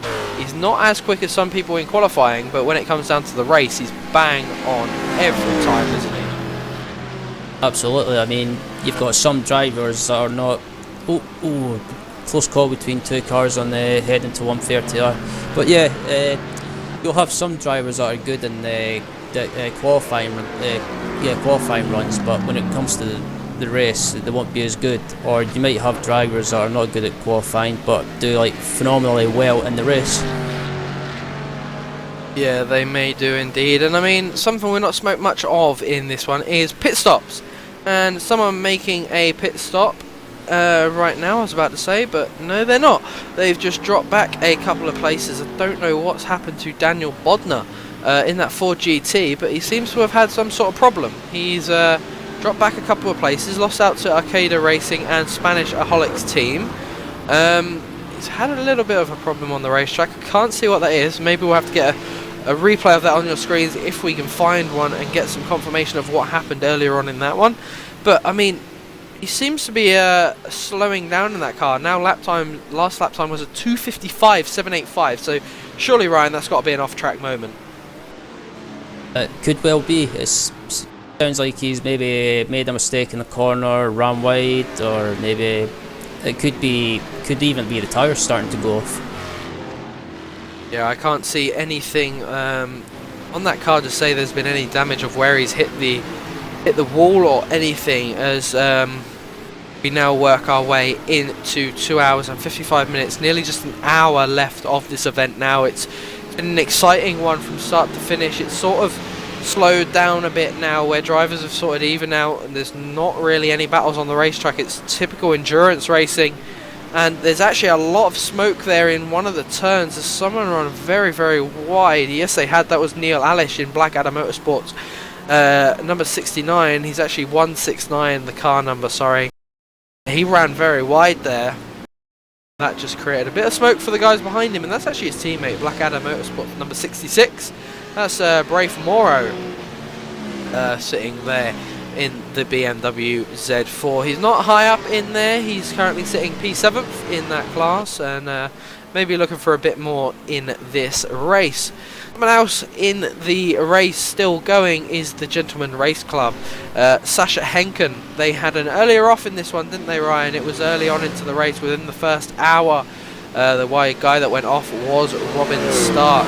Unfortunately, had a little incident, but they've done very, very well to get that car back out on the racetrack. They're currently running within the top 5 within the BMW Z2 class, so very good driving from them.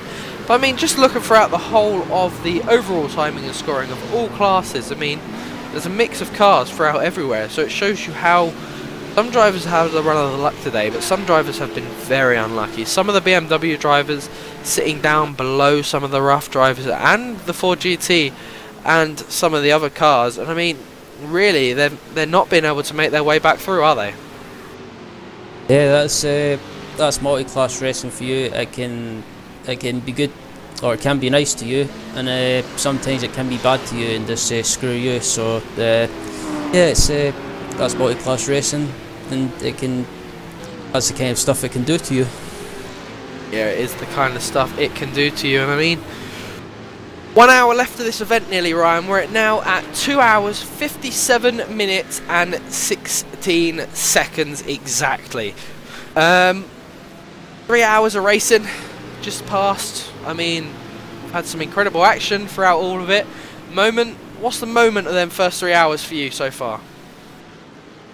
I think the moment of that race was the lap 1 in the first couple of corners when everyone basically just went AWOL and basically just crashed into each other, and this proves that multi-class racing can be nasty, and also in endurance racing, if you try and go for it in the early stages of a race, especially in lap 1, that it can bite you in the bum.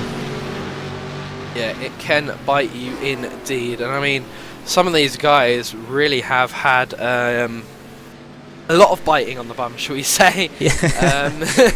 Some of them have had a very unfortunate time in the race, but overall some of them have had the brilliant run of luck. And I mean, Velmac's racing team have had the most luck really with what happened to TNT Racing Team number 1, losing out in the pits with that 30-second tow penalty. So I mean, that's very unfortunate for them, but on the whole, it's been some great racing so far, and we've still got another hour left to go, and it will determine who's going to win the first Spirit of VLN race. We're going to head to a quick commercial break, and we'll be back with you in a couple of minutes.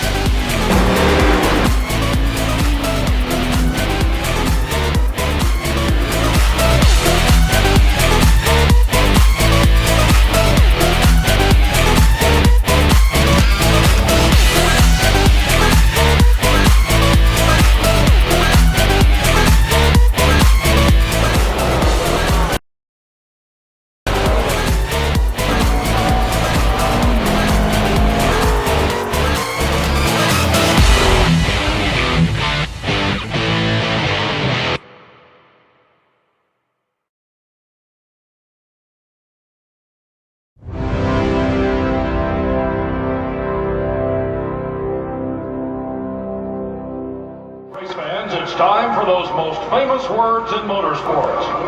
Drivers, start your engines!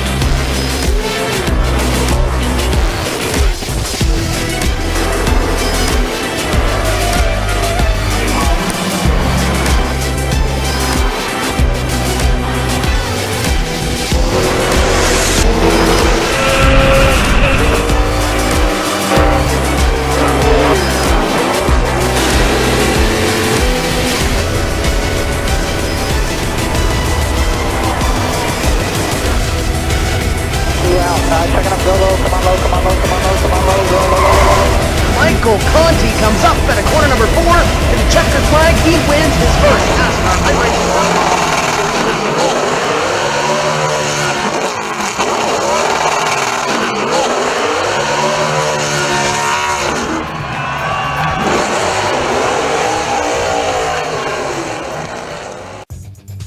Simulated racing can be awesome, but it can also be kind of a free-for-all.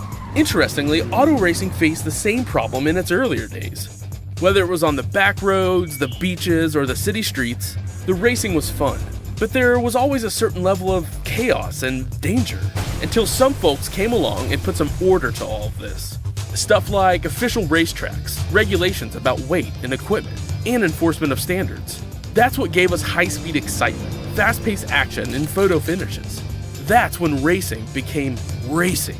The guys over at iRacing.com have made the same transformation in the world of sim racing. Sure, they've got the most accurate tracks and realistic cars out there, but that's just the start. See, iRacing analyzes the performance and results of each driver in every race, so you can be sure you're always placed in races where the competition will be tight, and that those reckless drivers who ruin it for us all are kept in the pits. Not to mention that with over 45,000 active members already in their vast community, you can find races day and night, so you can always get in on the action. You can even join a league of your favorite series.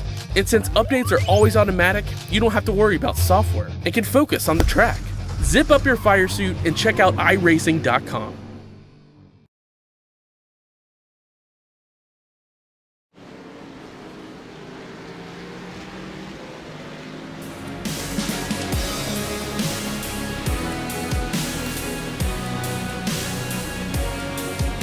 Welcome back, ladies and gentlemen, to the Spirit of VLN, sponsored by mainpc.de. Be sure to check them out, only coming to you live on RaceSpotTV. Drivers have been doing 3 hours around the grueling track of Suzuka International Raceway, and we've still got an hour left to go. In this 4-hour event, who will become the winner of Suzuka? Jake Cameron still alongside with Ryan Walker. Wow, it's been such a race so far, Ryan. It's been awesome to watch. The race has been brilliant, it's been close, it's been unpredictable, you name it, it's been happening. Yeah, it has been happening everywhere. You couldn't call a winner from the start of this one, could you? It's changed every single second. The race has been changing and changing and changing. It's been one moment the drivers have been you'd be calling a winner, the next minute TNT Racing would have a problem.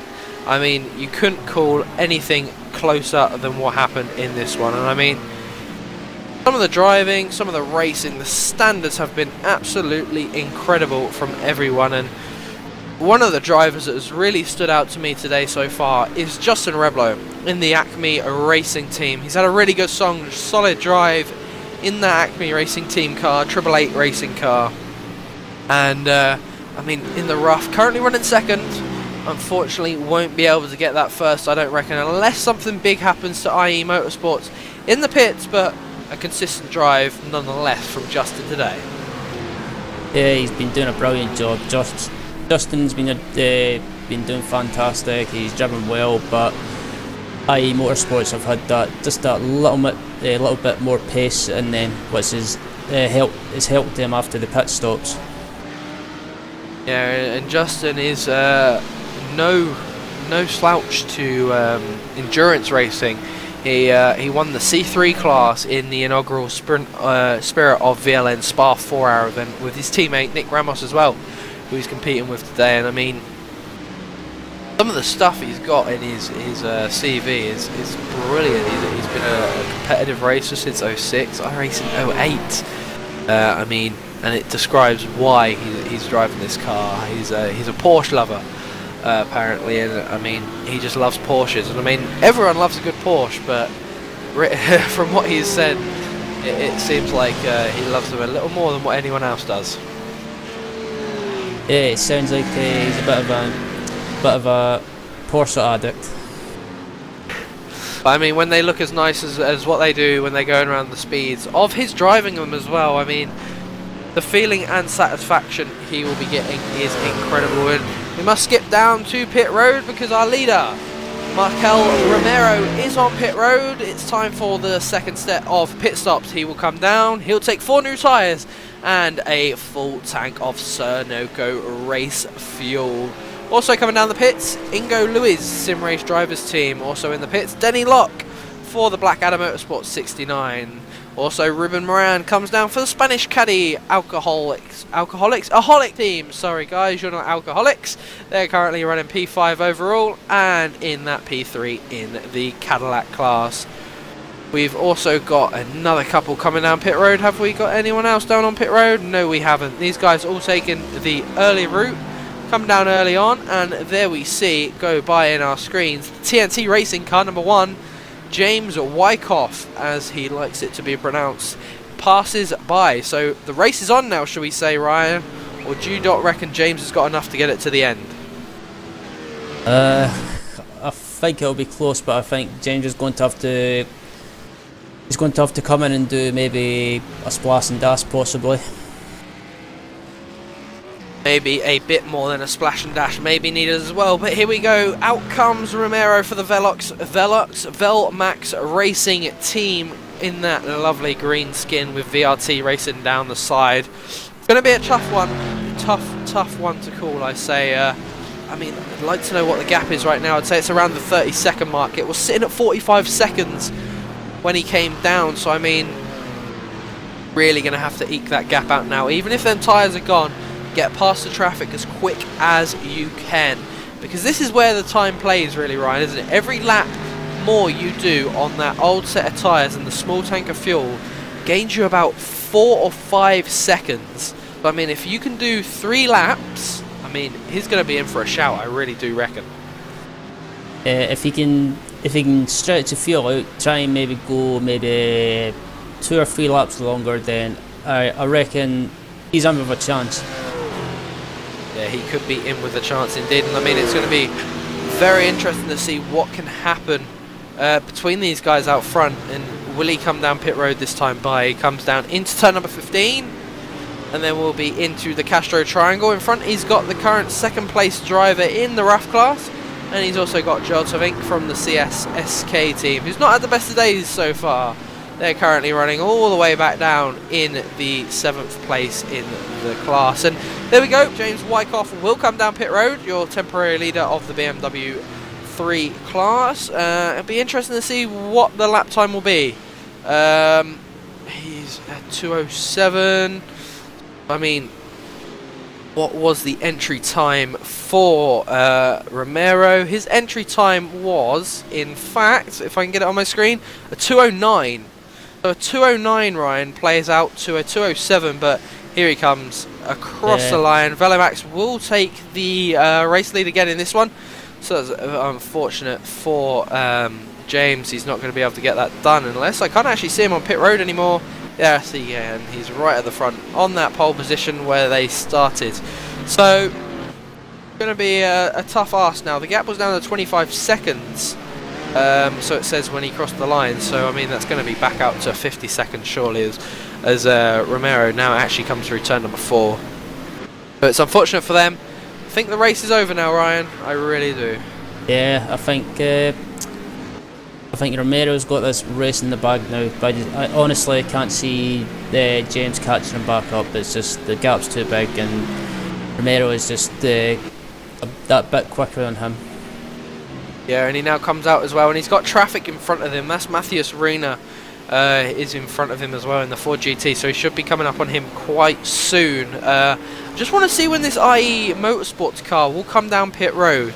Actually, speaking of that, he's actually now down onto pit road, so keep an eye on the Acme Racing team. Will they come down pit road this time as well or not? They're now down the back straight away. They're coming down into turn number 15. They are pressured from behind by Brathmara in the Black Adder Motorsport 66 car. But they head into turn number 15. Will he be able to get a jump? Or will this be another case of the battle is too far to do any good now into this race, Ryan? I'm not sure, but if this pit stop's going to be close. Acme Racing's exiting the last corner and heading down pit road.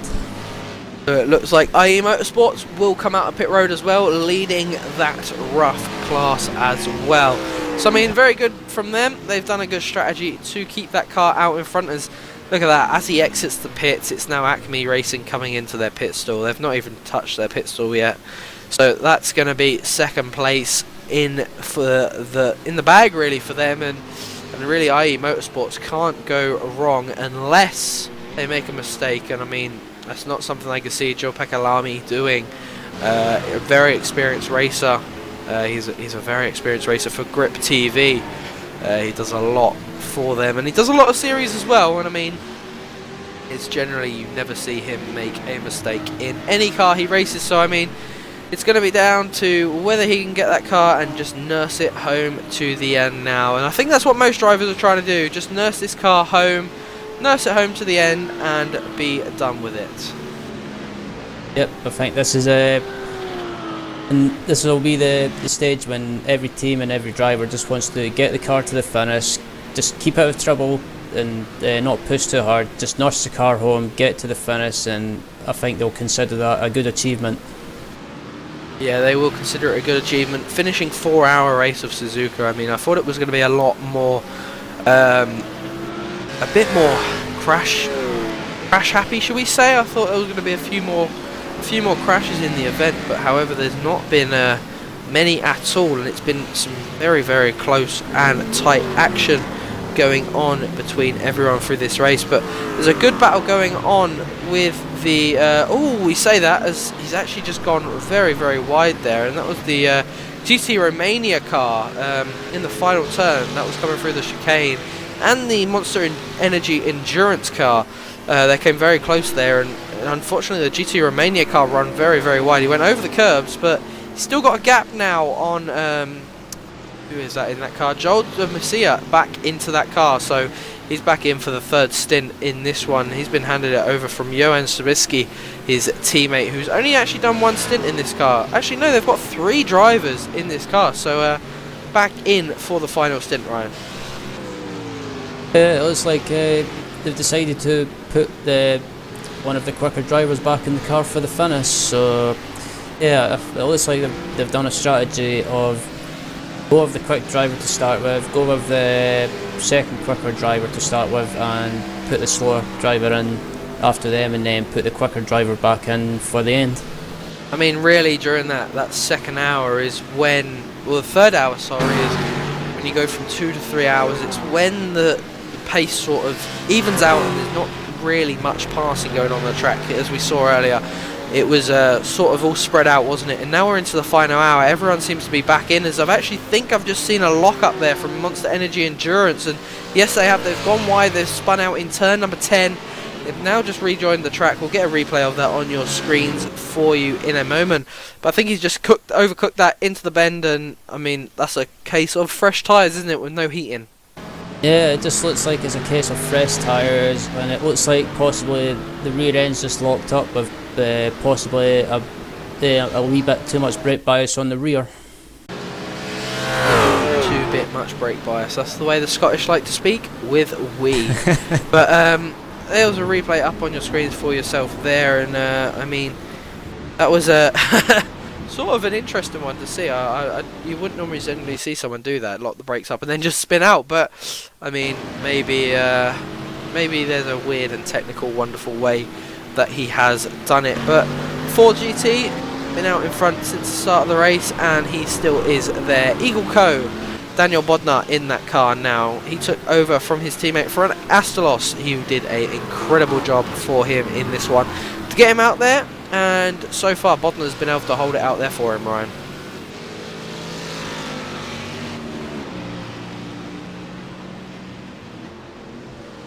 Okay, it seems to be that we've lost Ryan. I mean, I don't know where he's headed off to.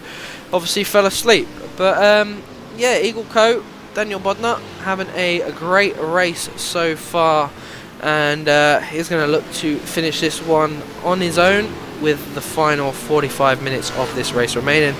Romero, though, in the Velmax racing team, is coming up behind him, still leads the way. He's got a 45-second gap over the second place driver of TNTRacing.com. Team number 1, who's now James Wyckoff in that car, took over from David Williams, sorry, earlier on in the event after he made that brilliant pass in turn number 16. Unfortunately, they had that glitch of a 30-second tow penalty in the driver swaps, which paid dividend to them, so very unfortunate for them. And Ryan, are you back now? Have we got you back? Yeah, I'm back now. I'm sorry about that, but it seems my headset cut out, so I had to take it out and plug it back in again. But no, as I was saying about the Eagle and Co team, I mean, it's been a very strong drive from them all day. I mean, Astos, putting a very good lap times, wasn't he? He was doing 204s, 203s all the way long, and he kept it up there in the top 5 of the overall standing and at the top of the GT class. And now Bodnar's really done the same as well. Yeah, it seems that they seem to have managed to do the hard work between them, get the car up as high as possible, and for the closing stages, I reckon they've just decided to take it easy and get the car to the finish and just keep out of trouble. Keep out of trouble is indeed what they've done, and now 50 seconds away from 45 minutes remaining in this event, Ryan. It's going to start coming down to that clench your bum cheeks time. Do I take a move and do I risk it at the last second for an overall position? Or do we do it for the racing position in our class? I mean, out in front of the rough C-Spec class is IEM. I don't reckon anyone's going to be able to stop them right now. as Torque Freak Racing are in second of that class, and Acme Racing have actually fallen down to third in that class, so not the greatest time for Justin in that team, or in that car, sorry, should I say. And I mean, really, he needs to step put a foot onto the pedal, because he is over 10 seconds behind the Torque Freak Racing driver of David Baraclough. Yeah, he has to indeed. If he wants to have a chance of finishing in second place, he needs to pull his finger and basically try and catch back up to Torque Freak Racing. Otherwise, I think third place on the podium is the best he can hope for in class. Yeah, it may be the best he can hope for in class indeed, but throughout the whole field there is still some class battles going on.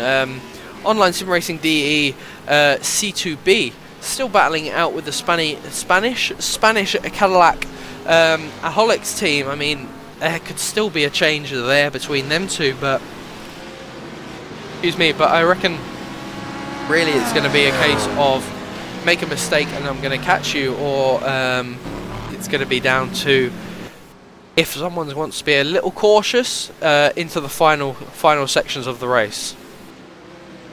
Yeah, I think they have if the Spanish Caddy Aholics team want to try and catch them, they really need to start pushing like crazy on this early stage of the race. Otherwise, it's the same for them. Third place in class is probably the best they could hope for. Third place in class, I mean, I'd settle for that if I was out there on the track. I mean, I'm not one of the best, but I mean, to finish top 3 in your class, it's all vital championship points, which you can gain back 2 weeks' time when we head to Road America, December 27th, 7 PM GMT. We'll be here live on RaceSpotTV along with myself and Ryan Walker if he can make it through the festive period. Maybe we can have a few alcoholic beverages that night and sing some Christmas carols. Back to the action again, it's still Velomax Racing Team leading the way. 45 seconds behind is TNT Racing 1, with Wario Kart Double Dash sitting home in third. To be honest, that Wario Kart Double Dash team, very nice livery, and also a very good driver in there at the moment. He's only now just under 10 seconds behind the BMW of TNT Racing. So I mean, could he be trying to challenge for a second place in the overall event, Ryan? Possibly could. I mean, if he can pull it off, that would be an awesome achievement to finish second overall. Finish second overall in a Cadillac, that would be some achievement, wouldn't it? I mean, generally with the BMW being quicker, the 4GT being quicker than the Cadillac as well, I mean, he's pulled out an incredible race. But Henry Gobb's been in that car throughout the whole race, I'm sure. He has he switched? No.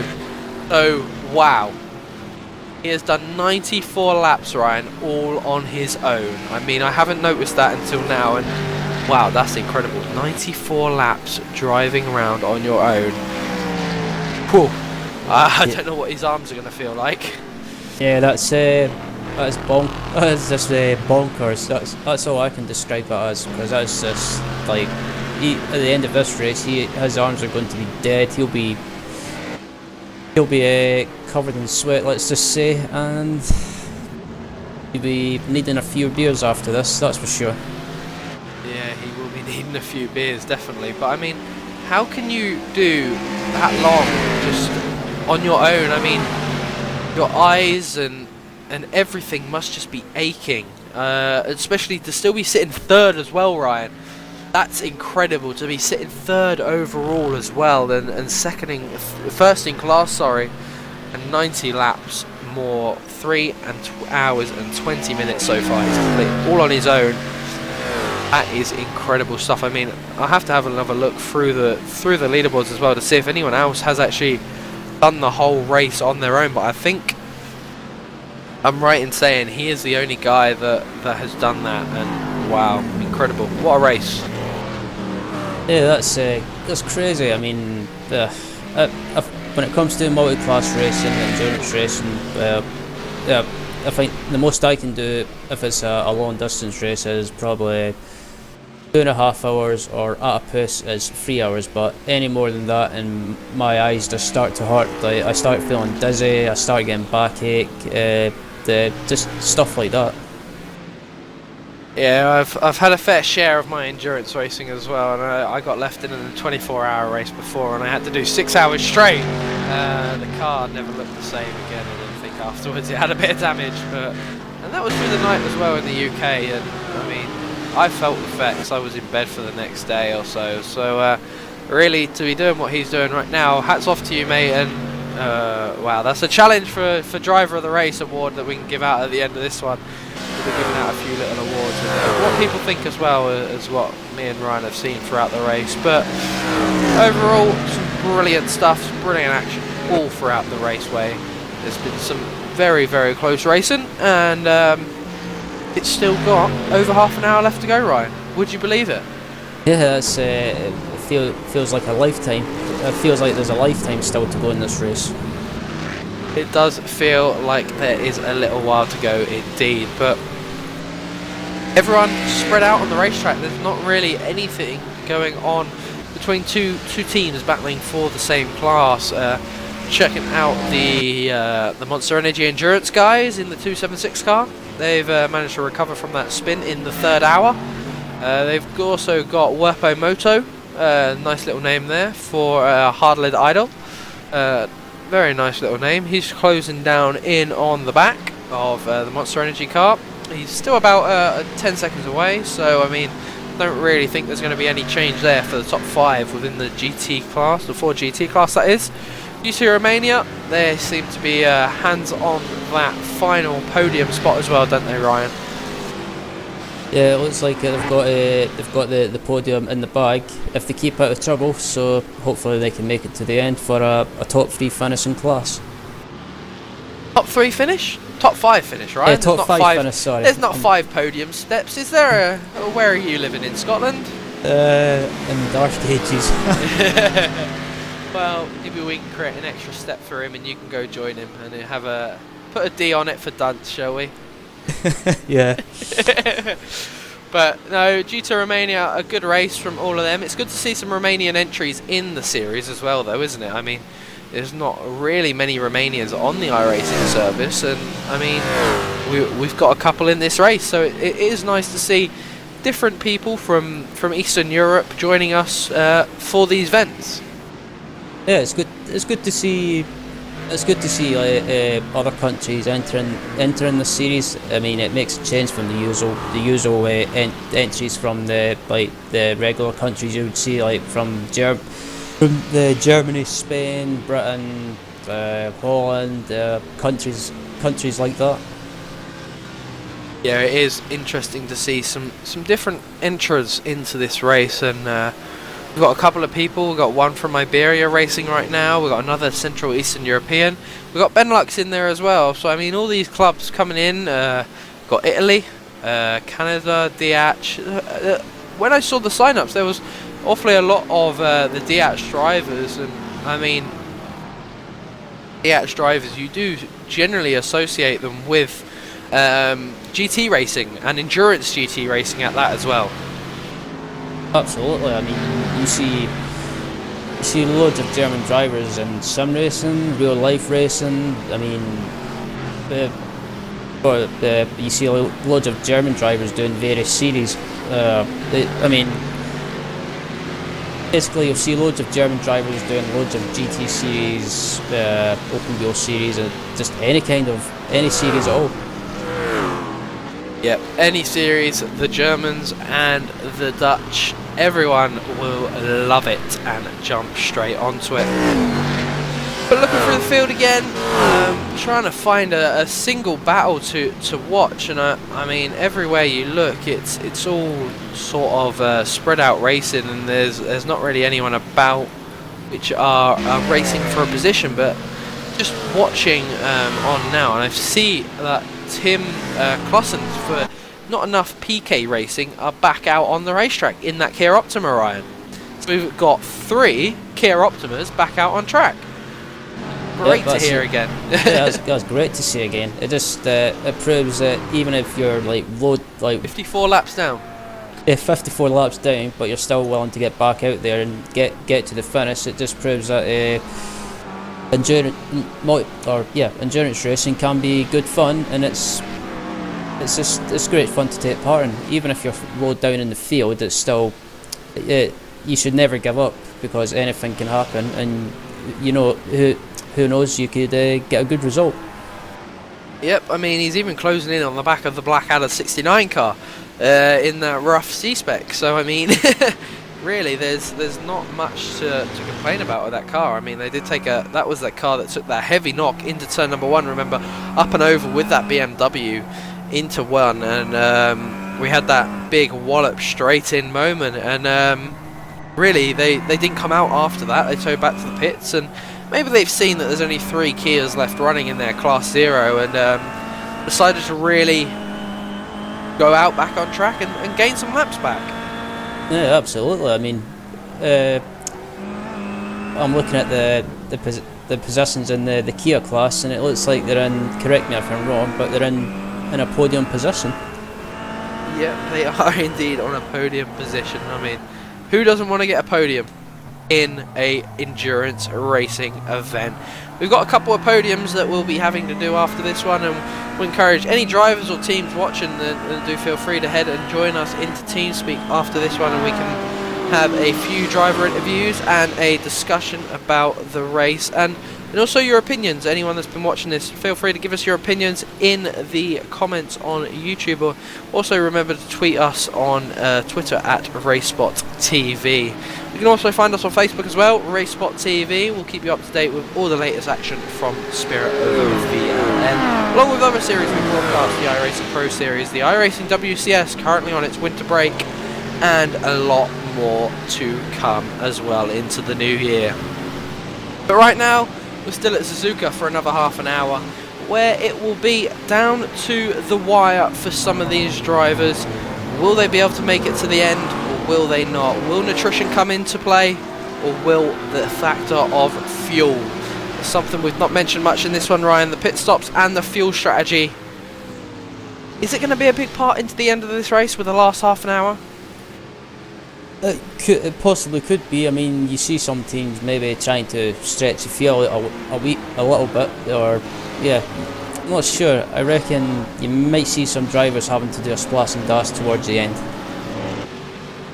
It's been pretty simple throughout the whole thing. It's been 3 pit stops. We've had 1 on the hour mark, 1 on the 2 hour mark, and 1 on the 3 hour mark. So 3 pit stops, about a 4 hour race. Pretty simple, pretty normal, pretty standard as well, that, isn't it? 3 pit stops throughout. And I mean, I've not really seen anyone try a different strategy in any of the classes, really. It's been straight out. Everyone's done either driver swap each pit stop, or someone's done 2 stints and then another 2 stints. And I mean, that's what it's been really throughout every class, and no one's really gone for a fuel strategy of a short stint.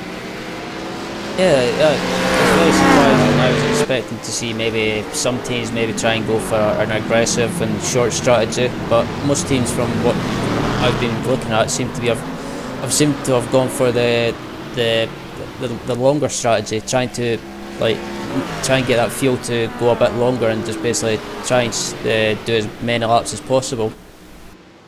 Yeah, they've been trying to stretch it as long as possible, and I mean, we've got a big car build up now on the raceway, and that's around the Zebra 3 Ford GT car. We've got a pack in front and a pack behind. We've got 3 roughs there, all racing it hard. Are they racing for position? Yes, they are. The one in front, that will be Marcel Unger in the online sim racing C3 car, is racing for position with the Blackadder Motorsport 69 car, but however, the sim racing Eki car is currently sitting in the 4th spot in that class, so they've got a couple of guys behind them as well. Ford GT, that is the Daniel Bodner car, Eagle Co, currently leading the Ford GT, sitting there behind him. Also TNTRacing.com, team number 3, sitting there behind that Echo and Co racing car.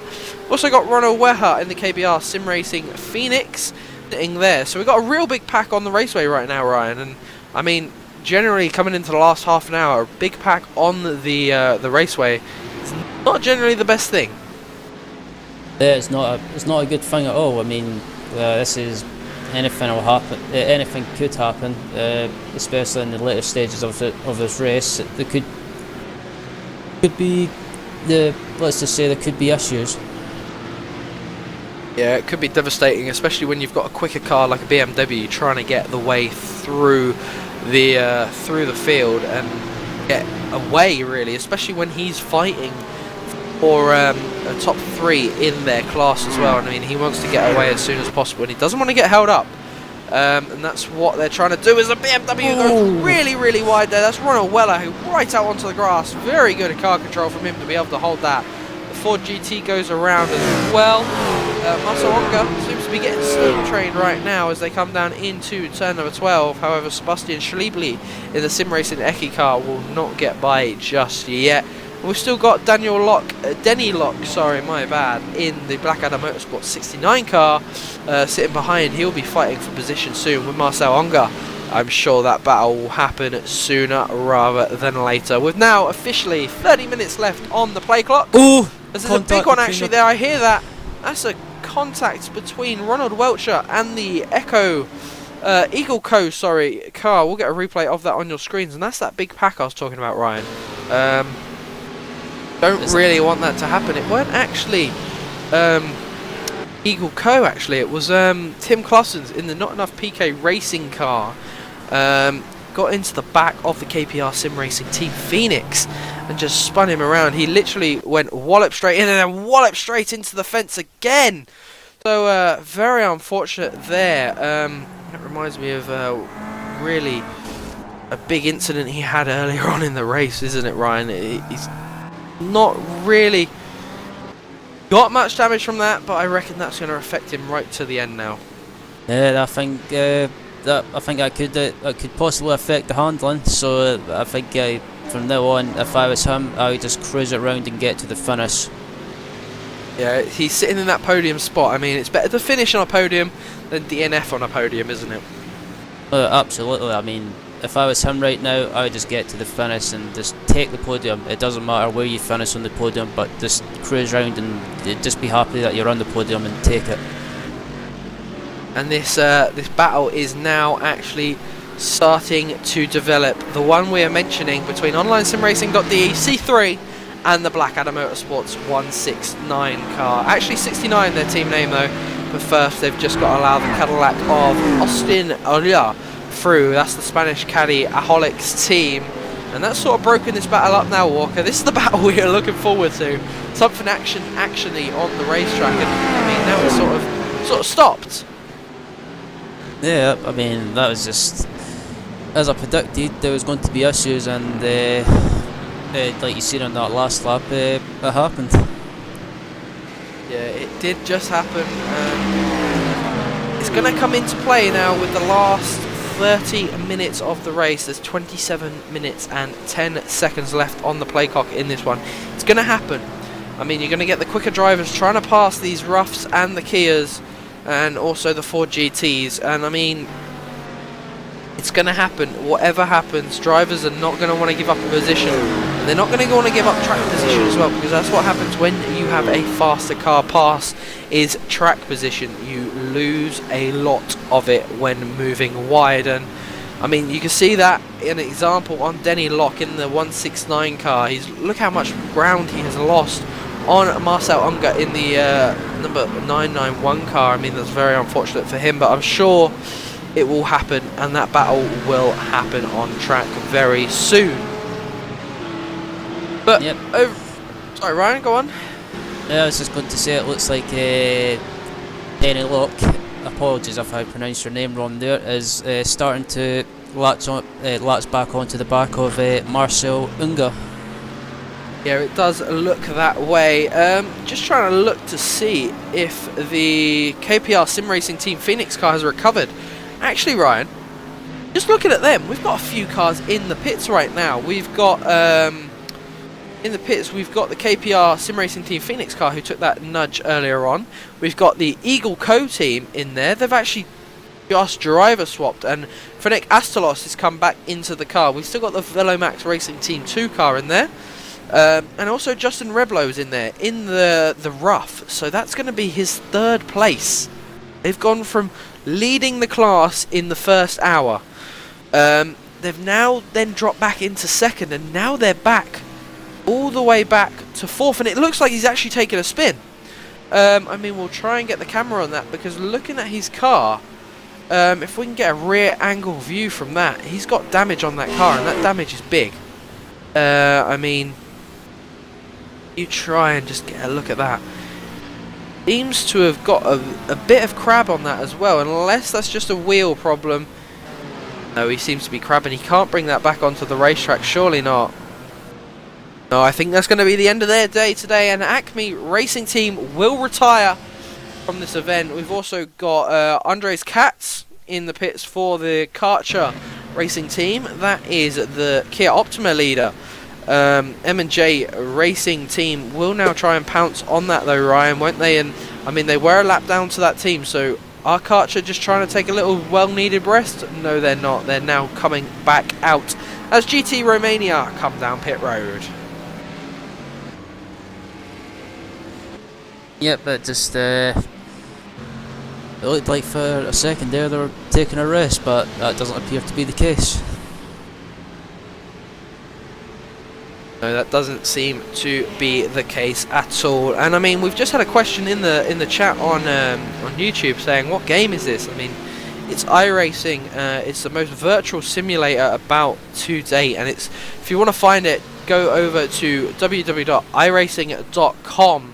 There's a 3-month free membership you can currently get with iRacing due to the Christmas period. Check that out and join in on the action. This is a private hosted session, hosted league, should we say, Spirit of VLN, sponsored by mainpc.de, and I'm sure we may be able to see you soon in the events. Back down to the action again. We've still got a couple of cars on pit road. That rough of Acme Racing Team still sitting there, Ryan. I don't think it's going to be their day now, is it? Yeah, after what was such a promising start for them, and what was a brilliant race for them, is it looks like bad luck has struck them. It does indeed look like bad luck has struck, and it looks like out front it's still the Velomax Racing Team leading the way. Not really any change, and it seems like James Wyckoff has also decided just to take an easy step now. He's stepped off the gas and started just strolling that car home, as now there's only just 22 minutes left on the play clock in this race, so not long at all for them drivers to try and not make a mistake in this one. There's just 3 cars left on the overall lead lap. That's the Velomax Racing Team, our current race leader. TNT Racing Team number 1 and Wario Kart Double Dash. Incredible drive from him today, isn't it, Ryan? In that Cadillac.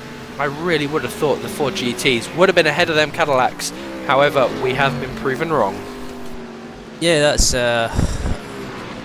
I'm still in shock to see a Cadillac up in like the top 10 overall. I mean, I just never expected that. I mean, I thought the Ford GTs would have been ahead of them, but I guess around this track, the Cadillac just seems to be the better car than the Ford GT. Sort of suits it, doesn't it? It's not one of the quickest GT cars on the game, but it seems to be good into the corners, and around this sort of track, that's what you need, doesn't it? You need the acceleration on the corners, and I think that has more than what the Ford GT actually has.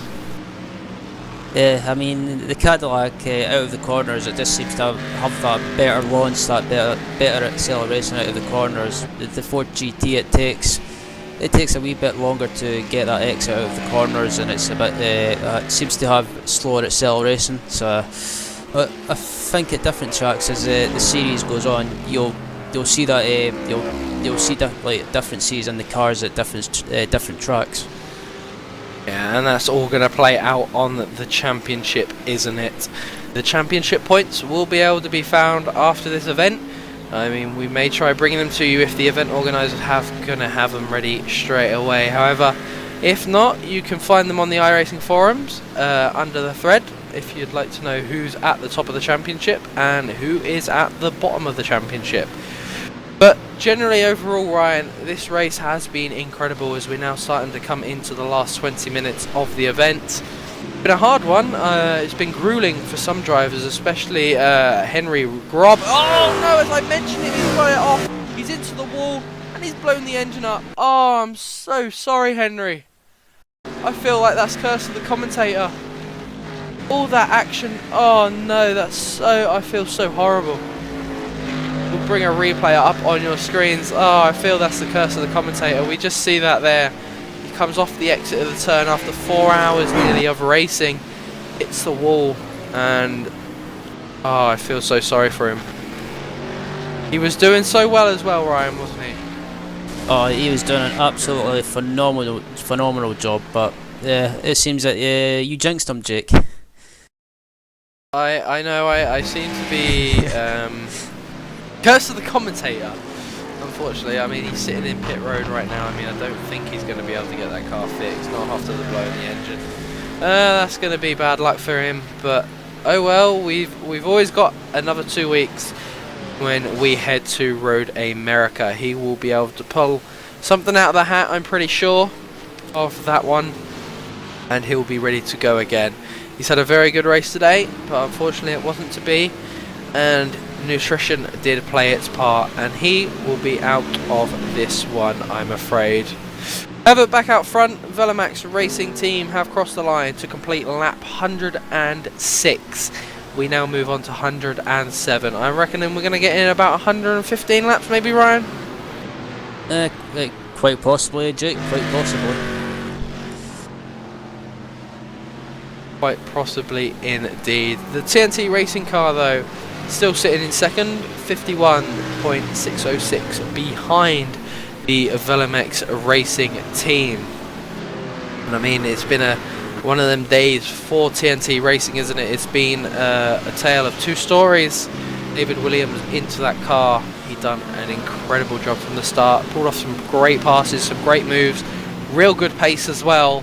And now he handed over to his teammate. Unfortunately, they had a penalty given to them in the pit lane, and that unfortunately has dropped them back 50 seconds to really, they've not had any comeback really to that penalty, have they? Yeah, it just seems that Romero has been, since he's done the driver slots, Romero's just done what he's needed to be done. He's done the job. He's stretched that lead. He's done consistent lap times. He's not been as quick as Lopez, but he's been lapping consistently and keeping it on the track and increasing that lead lap by lap. And it just seems that James is, just doesn't seem to have the answer to his pace. No, he doesn't have the answer to the pace. No, he doesn't. There's only 2 cars now left onto the lead lap after the Wario Kart Double Dash took an exit to the wall. He's not been able to get that car going again either after the blown engine. Coming back out onto track now, though, is Justin Reblow in the Acme Racing Team car, number 888. They took an early spin into the wall, a late spin into the wall, should I say. That happened in the last half an hour of the race, and they've actually dropped back from leading the race early on, now into P6 within their class. Sorry, so outside of the top 5 spots, Ryan. That's got to be heartbreaking. Yeah, it's just, I mean, they were having such a great race. They were up in the top 2 for most of the race, and then to have that happen to them is just that's just basically a kick in the nuts. Well, it is a kick in the teeth indeed. I mean, it's been some great racing though throughout the whole. They've provided us with some great racing as well. And now just 15 minutes left on the play clock in this one for drivers to try and get somewhere for them. I mean, it's been great overall, hasn't it, Ryan? You can't complain about anything. Drivers have been very, very clean indeed. And some of the action has been next to class, hasn't it? Oh, the racing has been absolutely fantastic. I mean, there's been close racing, there's been hard racing, there's been most of the drivers have been racing with respect and giving each other room when the passes have been done.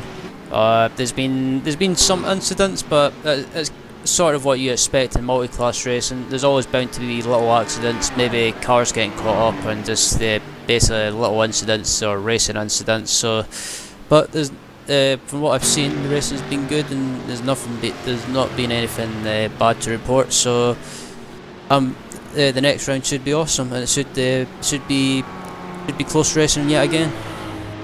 It should be close racing indeed. And just mentioning now, we obviously had the lead change for the Cadillacs. OnlineSimRacing.de C2B will lead that class now after the Wario Kart Double Dash came a goner to the wall.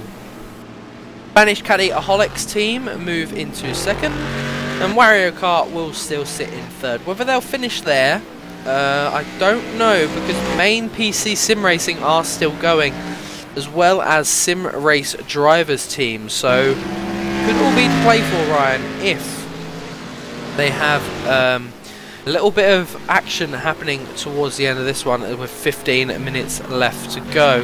Anything can happen in them 15 minutes, we know from that, as we've just seen Wario Kart Double Dash.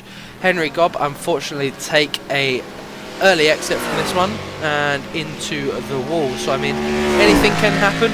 However, I think most of these places now, Ryan, are summed up and they are set in stone. Yeah, absolutely. I mean, it looks like in the closing stages of this race, most of the drivers have decided just to cruise round and get to the finish. It is like a Sunday drive in the park for some of them, and I reckon it is Sunday now for some of them after this long 4-hour race. Some of them probably have raced into Sunday morning. However, some really good racing. Again, I keep mentioning really good racing, don't I? Not many battles on the field though going on still. It seems to be everyone separated out, and seems to be to the end now. One thing I'm noticing though, Black Adder Motorsport 67, if they can get their pace down and get some laps in, they may be able to close on the Acme Racing team, who still have that right rear camber and the right rear damage. However, I think they are over 50 seconds ahead, so I mean it's going to be a big ask if they could do that. Yeah, that would take a miracle for something to happen to catch in, but I can't see that happening with the amount of time left in this race. If the only way they could catch him is possibly by them making a mistake, but honestly, at this stage of the race, I don't think that's going to happen. No, I don't think it is going to happen at all. It is going to be pretty much set in stone for all these drivers. Arcadia Racing having a really good comeback for Alexander Pratchett. He's had a really good comeback. They took an early spin. We spoke to his teammate Lucas earlier on in the race, and he said that they took an early spin, had to drop to the back, and they've never seen so many cars in their life apparently on the track. And I mean, to come back all the way from the back, all the way back up into 5th overall and 4th in their class is something to really be proud of. I mean, not many people would be able to do that. I know we've had a few cars fall out due to nutrition. We've had about 12 or 13 cars now out of this one. Some incredible driving from them, and some really quick lap times set by all the guys on that team. Yeah, I mean, I've been keeping an eye on their lap times out there most of the race, and they've not been the quickest team out there. I mean, they've been quick, but not super quick, but just enough to get back through the field, and it seems to be paying off. And I have to say that if they make it to the end of the race and finish where they are, they deserve to. They deserve to.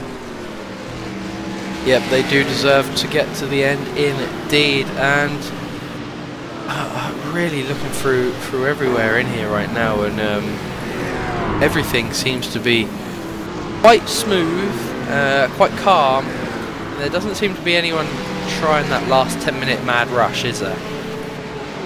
Yeah, I think this will be it. Every team every team or some of the teams and some of the drivers are probably just to decide to basically lay back and just relax and just drive around and get to the checkered flag. And I think that's always the main aim, or that's always the aim in multi-class racing and this stage of the race, just to get to the finish really and not have any problems. Yeah, get to the finish and have no problems. And I've just been informed by a cameraman that he's still watching the battle between the 169 and the 991, because he's told me that it's the only realistic battle that's going to happen on the track. Well, so I apologise if we haven't been switching cars, but you can blame our cameraman Hugo Luis for that one. Feel free to give him any abuse you like. And he's just said 3 seconds and the gap's going down or up, one of them two. But I mean, it's been an incredible 4-hour race, some very, very hard racing, and some very interesting racing as well. With now just 10 minutes to go, Ryan, can you pick out a team really that stood out? A team that stood out, I mean, I still go by my prediction, my main team and driver of the day has got to be IE Motorsports in the rough class. I mean, they've just done a phenomenal job. I mean, they've not been the quickest, as like I would mention about other teams. I mean, they've just basically drove around, kept out of trouble, and their drivers have done a good job as well, and just lapping consistently and driving around. I mean, it's paying off, and they deserve this result.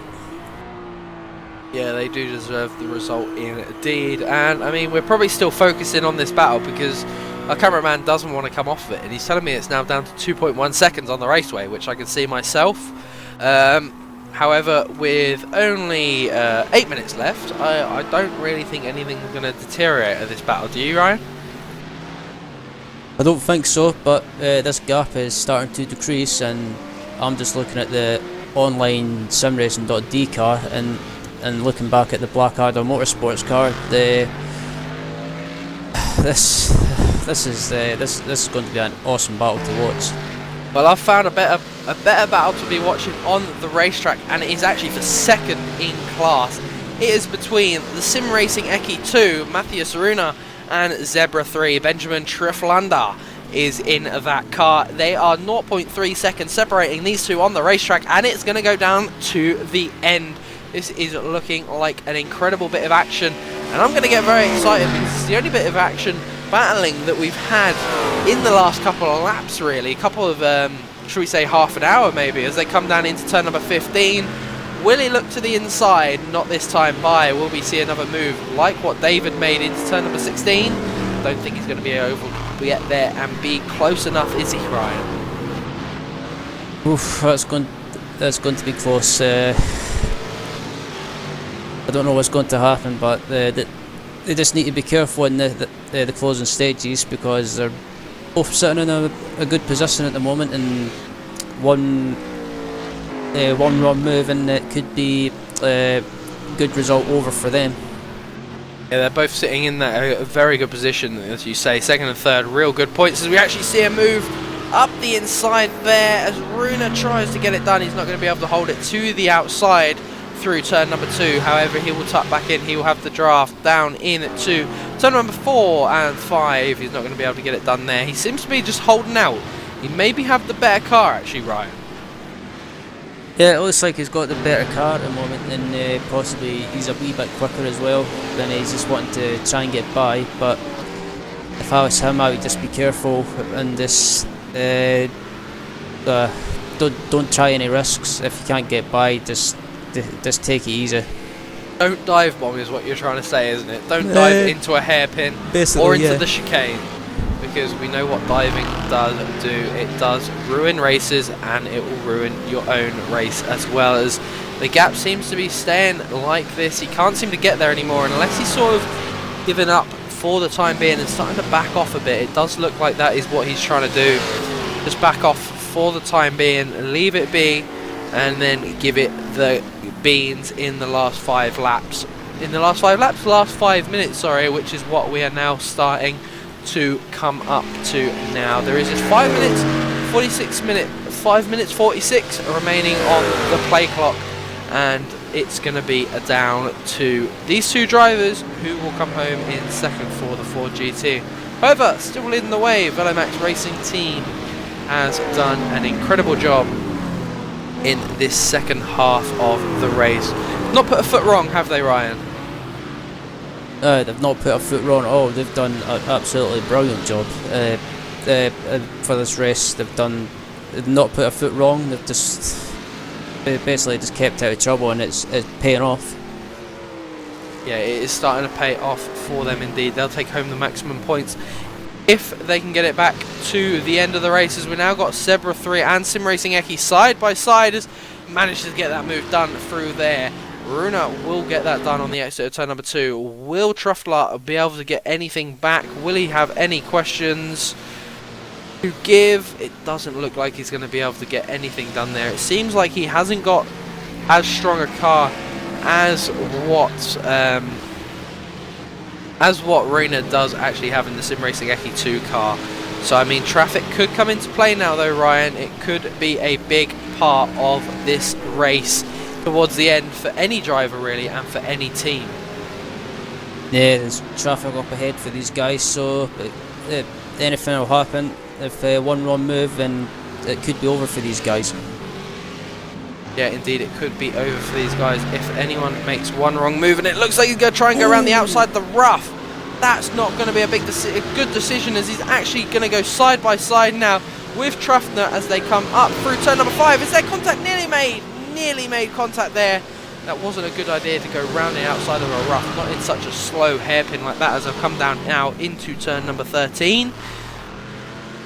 It will be one of the slower bends up through 14 now, onto the back straight away, and then we'll come down into turn number 15 before coming into Castro Triangle again. But here we go again. Runa has it all to do within the final 5 minutes, and to make it even worse, they've got their class leader coming up behind him, Eagle Co, and that's currently driven by Franek Astralos in that number 55 car. So I mean, these two guys need to get their foot down.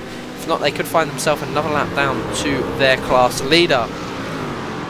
But checking back in with that battle we had going on earlier on with the 991 and the 169, guess what? It's still not developed into a battle.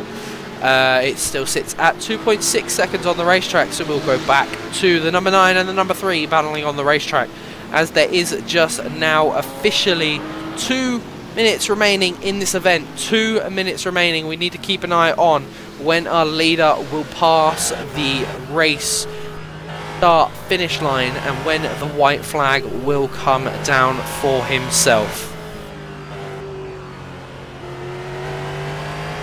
I think we've lost Ryan again, have we? I'm here.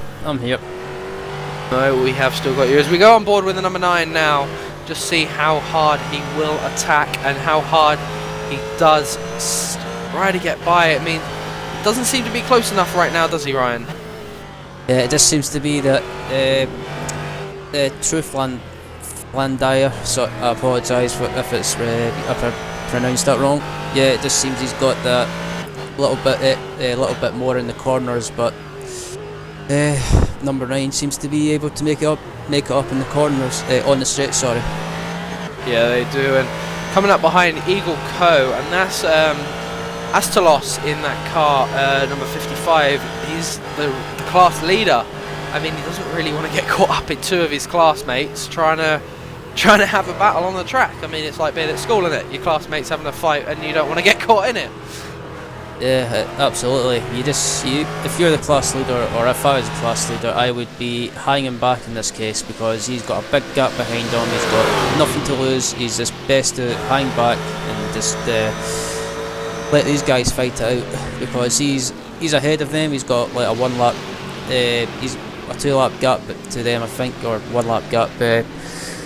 So he's just best to hang back really, but you can see he's a bit feisty. Yeah, he is a bit feisty indeed, and I think we're going to get 1 more lap out of this race. The play clock is currently sitting on 56 seconds, and our race leader is currently now making his way through turn number 15, So, in my reckoning, that'll be one more lap, Ryan. Yep, it looks like we've got one more lap to run.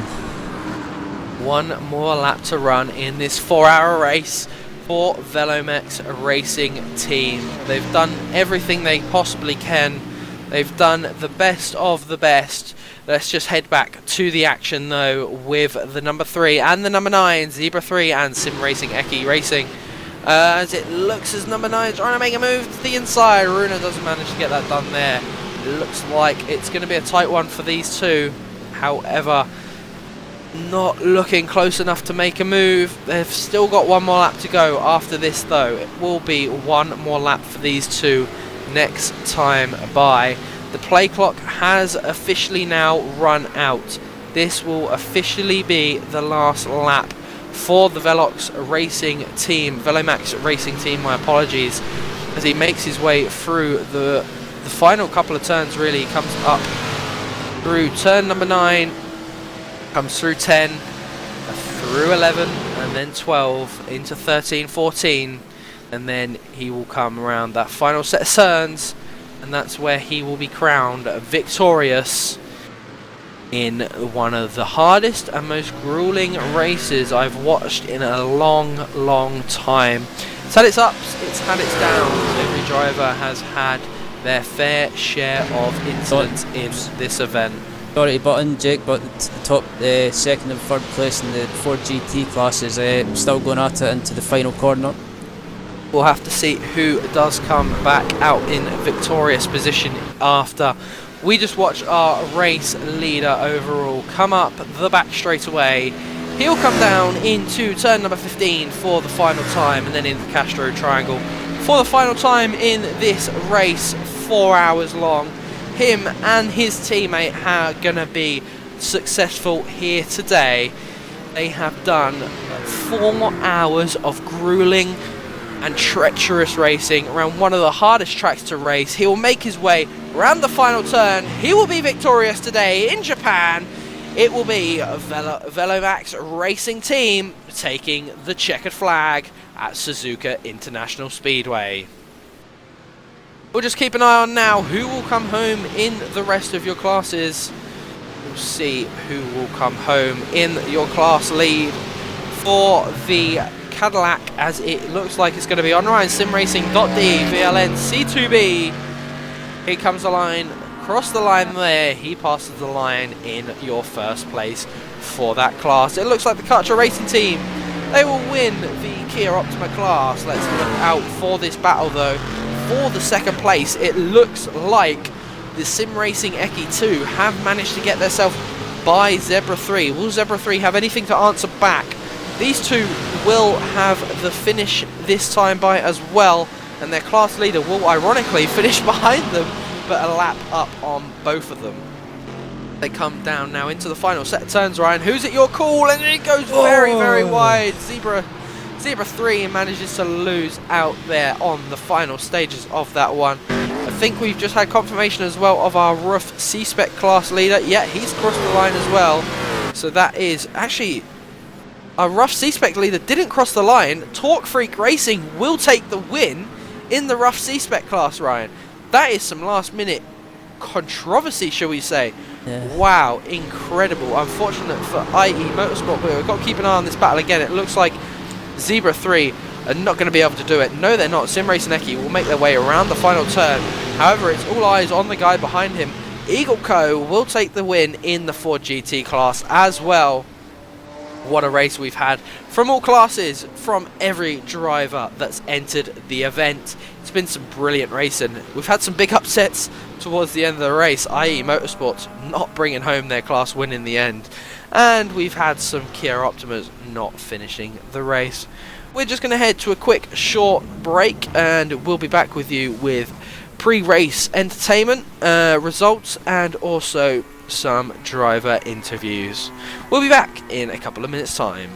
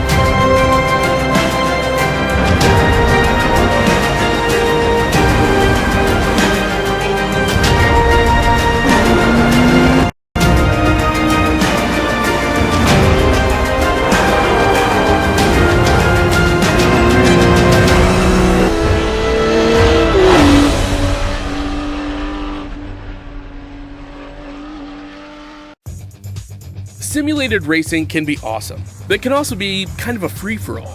Interestingly, auto racing faced the same problem in its earlier days.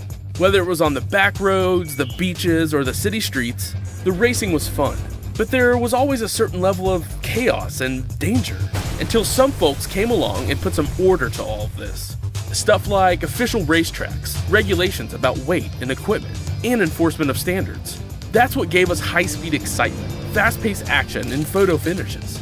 That's when racing became racing. The guys over at iRacing.com have made the same transformation in the world of sim racing. Sure, they've got the most accurate tracks and realistic cars out there, but that's just the start. See, iRacing analyzes the performance and results of each driver in every race, so you can be sure you're always placed in races where the competition will be tight, and that those reckless drivers who ruin it for us all are kept in the pits. Not to mention that with over 45,000 active members already in their vast community, you can find races day and night, so you can always get in on the action. You can even join a league of your favorite series. And since updates are always automatic, you don't have to worry about software and can focus on the track. Zip up your fire suit and check out iRacing.com.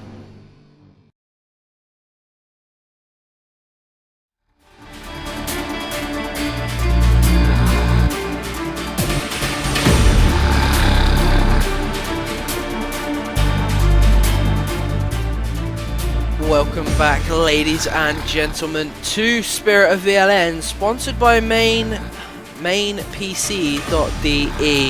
Only on RaceSpotTV. We've had ups, we've had downs, we've had thrills and spills, but there could only be one winner of each class, and we have now got them winners. After 4 hours of long, hard, grueling endurance racing, team endurance racing, should I say, we finally got our winners, and we've finally got our losers.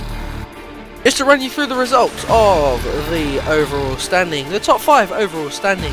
VLN Racing Team coming home your overall class leaders and your overall race winners. TNT Racing Team number 1, OnlineSimRacing.de C2B round out your top 3 with Spanish Caddyaholics and TNT Racing Team number 3 coming home in your 3rd spot. The top 3 of each class looks like this. VLN Racing Team and will take your top spot after some controversy in the pit lane with TNT Racing Team number 1 who come home on your 2nd spot. TNT Racing Team number 3 come home in your 3rd spot. Ardicar Racing come home in your 4th spot, and KPR Sim Racing Team Phoenix will come home 5th. Moving on to the 4GT. Eagle Co. led all day in that class, no one in the class could touch them. They come home first with them vital championship points. Sim Racing Eki 2 and Zebra 3 round out your top 3 podium spots, with Canard PC and Monster Energy Endurance rounding out your top 5 for that class. The Rough C-Spec, most entertaining class of the day. We thought it was going to be IE Motorsports taking the podium. However, it was Torque Freak Racing that managed to take home the top spot instead. IE Motorsports will come home in 2nd with Sim Racing Eke, rounding out your top 3 podium spots with VE Racing and FRT Racing, your final top 5. The Cadillac, one of the entertaining cars of the day. Unfortunately, Wario Kart Double Dash came cropper to his own mistake in the late end of the race. Online Sim Racing DE C2B take home the top spot in that one with Spanish Caddyaholics Team and Main PC Sim Racing taking home your following podiums. Sim Race Drivers Team and Wario Kart Double Dash round out your top 5. And the final class, the Kia Optima, only 5 of them. Archer Racing take home the top spot. M&J Racing take home the 2nd with Not Enough PK Racing, your last and final finisher in that one. JCL Sim Racing, VLN Kia and Blackadder Motorsport 68 did not finish that event. Unfortunately, they fell cropper to the early results in that one. So Ryan, we had some thrills, we had some spills. It's been an incredible day of racing though. 4 hours of endurance round Suzuka. What more could you ask for except from top quality racing which we have received? That was absolutely fantastic to watch, Jake. I mean, that's why I love multi-class racing. It's so unpredictable, and it provides brilliant racing, hard racing, but at the same time it provides excitement. It does provide incitement indeed, and I mean, some of the stuff we saw in there, some of the action passes as well. David Williams, one of their passes, absolutely brilliant, wasn't it? Yeah, that was just like, when I watched the replay back of that move, I was like, wow, that was just like, it's just awesome. That was awesome to watch, man. And fair play to Lopez as well. He provided the room. He never caused any problems. That was an absolutely fantastic move, and fair play to David for pulling it off. Yeah, fair play to him for pulling it off. It was a brilliant move, and we're now joined in the commentary box by some of the guys that were actually in that race. And to start with, we'll head to, who should we head to, Ryan? Let's go to David. What a race for you, David. You and James pulled off a cracking one. Well, let's head both of you. TNT Racing, team number 1. I mean, cracking race for both of you. Really consistent throughout the whole thing. And I mean, unfortunately, the pit lane incident, you can't do anything about it. But happy with the second? Oh yeah, I'm happy with the second. You know, anytime we can bring on our aimsports.com on a podium, it's always a good day. You know, our TNT racing team, all 6 of us, cars 1, 2, and 3, we worked hard this week to prepare our cars for this race, and you know, you can't do anything about the game glitches. I mean, it's just things that happen, you know. Yeah, it's just things that happen, isn't it? I mean, you've taken it in good grace though as well, and I mean, you were the quicker one in the team. However, James seemed to really be very, very consistent throughout that whole second area for you. Yeah, David definitely is the quicker of the 2 drivers, and I just tried to hold my own throughout the whole thing.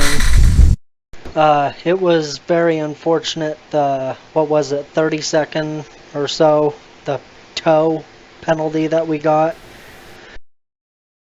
I mean, 30 seconds in the pit lane, already a 50-second pit stop, you know, romping it up to a 1:20 pit stop, suddenly is a lot of time to add on top of what you've already got to make up as well, wasn't it?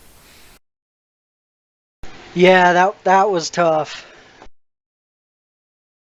Yeah, I bet it was tough, but I mean, end of the day, second place, you both happy with that? I'm definitely happy with that. Like I said, there's 20 seconds there unaccounted for. I really have no idea where the extra 20 seconds came from because we got a 30-second tow. So that really makes up that whole 50-second gap. So, you know, things completely out of our control, and we came home second. Kept pace with those guys in the Velocity Max, I think is the name of their team. So I think it was good. We had I had a really good race there for about 10 laps with Francisco. So I got my thrills for the day, and hopefully he enjoyed it as well. And hopefully the viewers enjoyed it. You know, we tried to put on the show for you guys. Yeah, it was a good show, and I mean, we had some good comments about it in the chat on YouTube as well. I'm going to hand over to Ryan, who's going to be joined by someone, I don't know who. Who can I pick? I'll go for Lucas. Hi there. Hi there, Lucas. I was watching you during the race and your teammate as well, and you guys were doing an absolutely fantastic job. What was the strategy heading into the race? Did you go for an aggressive strategy, or did you just choose to use a safe strategy and just get to the end of the race?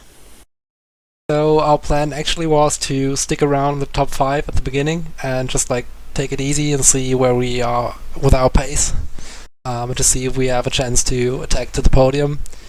But well, as I said earlier, the turn 1 incident put us at the back of the field, and from then on we said, okay, we're just gonna see that we go clean and safe and try to make as many places in the process. And yeah, we stayed more or less incident free, and we're quite happy with the result. Yeah, I mean, I was watching you guys, and that was a impressive job considering what happened at the start of the race. How do you see the season or the series going for the rest of the season? Do you think you can finish in the top 10 in the championship? I think that is definitely possible. I mean, what what I've seen from the top drivers in the BMW class, they are extremely fast. Definitely got a shout out to the top 2-3 places. They were extremely quick and safe. And yeah, we're looking forward to compete against those guys, and hopefully we can give them quite a battle.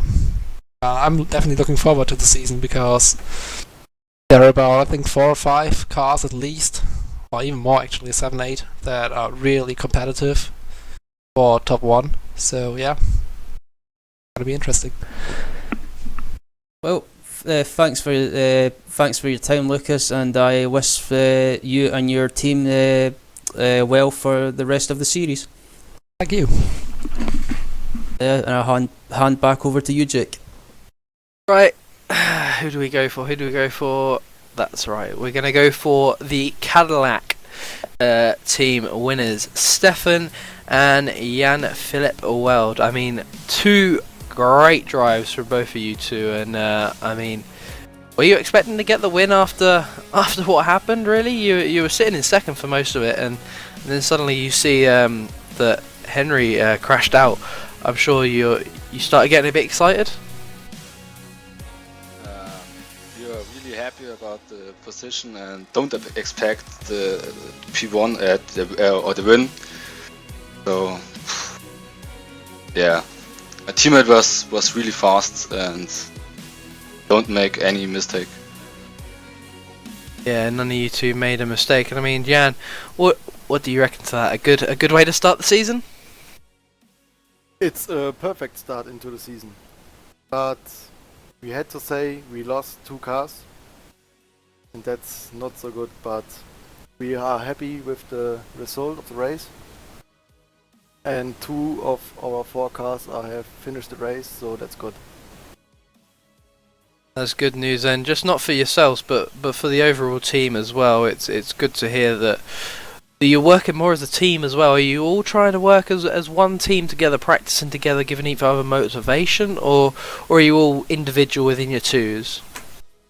We train together and help the other ones. So we are one team. One team with individual teams off of it. It's a nice way to run the team. I mean, throughout the race, it was a bit hairy and scary at sometimes. I mean, people were saying that it was hard to get past backmarking traffic, like the Kias and the roughs. I mean, did you ever have any problems with that?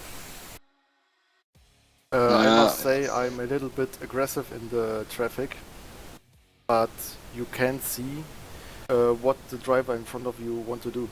That's make it a lot of easier lapping other cars.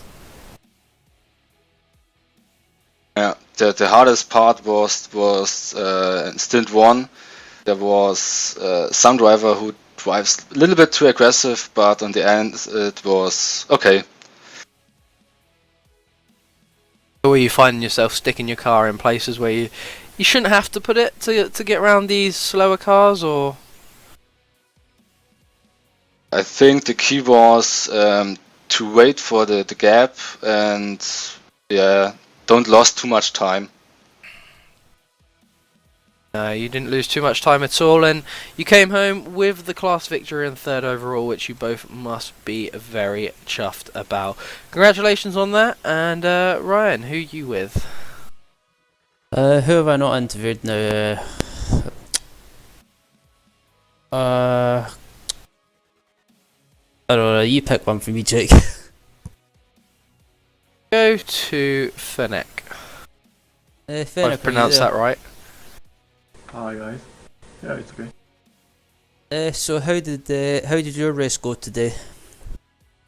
Yeah, it was a nice race. I really enjoyed it, and thanks for hosting and thanks for the coverage. At the beginning was not so good, so the things went a bit wrong. Where the plan was that my teammate would start, and he had a disconnect, so I had to jump in. But it turned out well, so it's not a problem. Good stuff. Same as I asked Lucas before. What was you and your team's plans coming into this race? Was it just to try and keep out of trouble, try and get a good result, or try and basically be aggressive and try and get as high up in the field as you could? Obviously, we came to win, so it needs no aggressivity. But first rule is to don't crash. That's the most important, and to have some consistency. Generally, my teammate was a bit slower, but he didn't crash either, so it was a clean race, I can tell you. So I'm really appreciate it, so that's okay. That's good stuff, and it's good to see you and your team made it to the finish and finish well. So I wish you guys well for the rest of the series, and hopefully you can get some good more good results for this series. Then I'll hand back over to Jake. Well, there's only 2 left. Let's go for right. I'm not going to pronounce that. Aurelian. Aurelian, that's it. Aurelian. Oh, my pronunciation is good today. So, third in class. Sorry, 5th overall. Good day. Yeah, I think you summed it well. Third overall was really the target, given the pace. We knew we didn't have a chance to catch up to David or the Velomax guys. 5th overall, a little bit disappointed. I think all the credit should go to Mark. We did the first stint, really a cracking stint, hectic first lap in the traffic, and then he handed it over to me, 3rd in class. All I had to do was to really drive it home. I had a couple moments that I wish I didn't. I owe some apologies to I think 1 or 2 roof drivers who really didn't deserve the contact that I brought. But overall, pretty happy with it. Yeah, I mean, pretty happy with a 3rd. I mean, TNT Racing, it's been a good day for the team overall as well, hasn't it? A 2nd in class, 2nd overall, and a 3rd in class, and 5th overall. Yeah, and I really owe a big thanks to all the TNT guys. There's over a dozen guys in the team. I'm probably the slowest of them all by a long shot. I'm usually more of a skippy driver. I really don't meddle too much with the GT3 cars.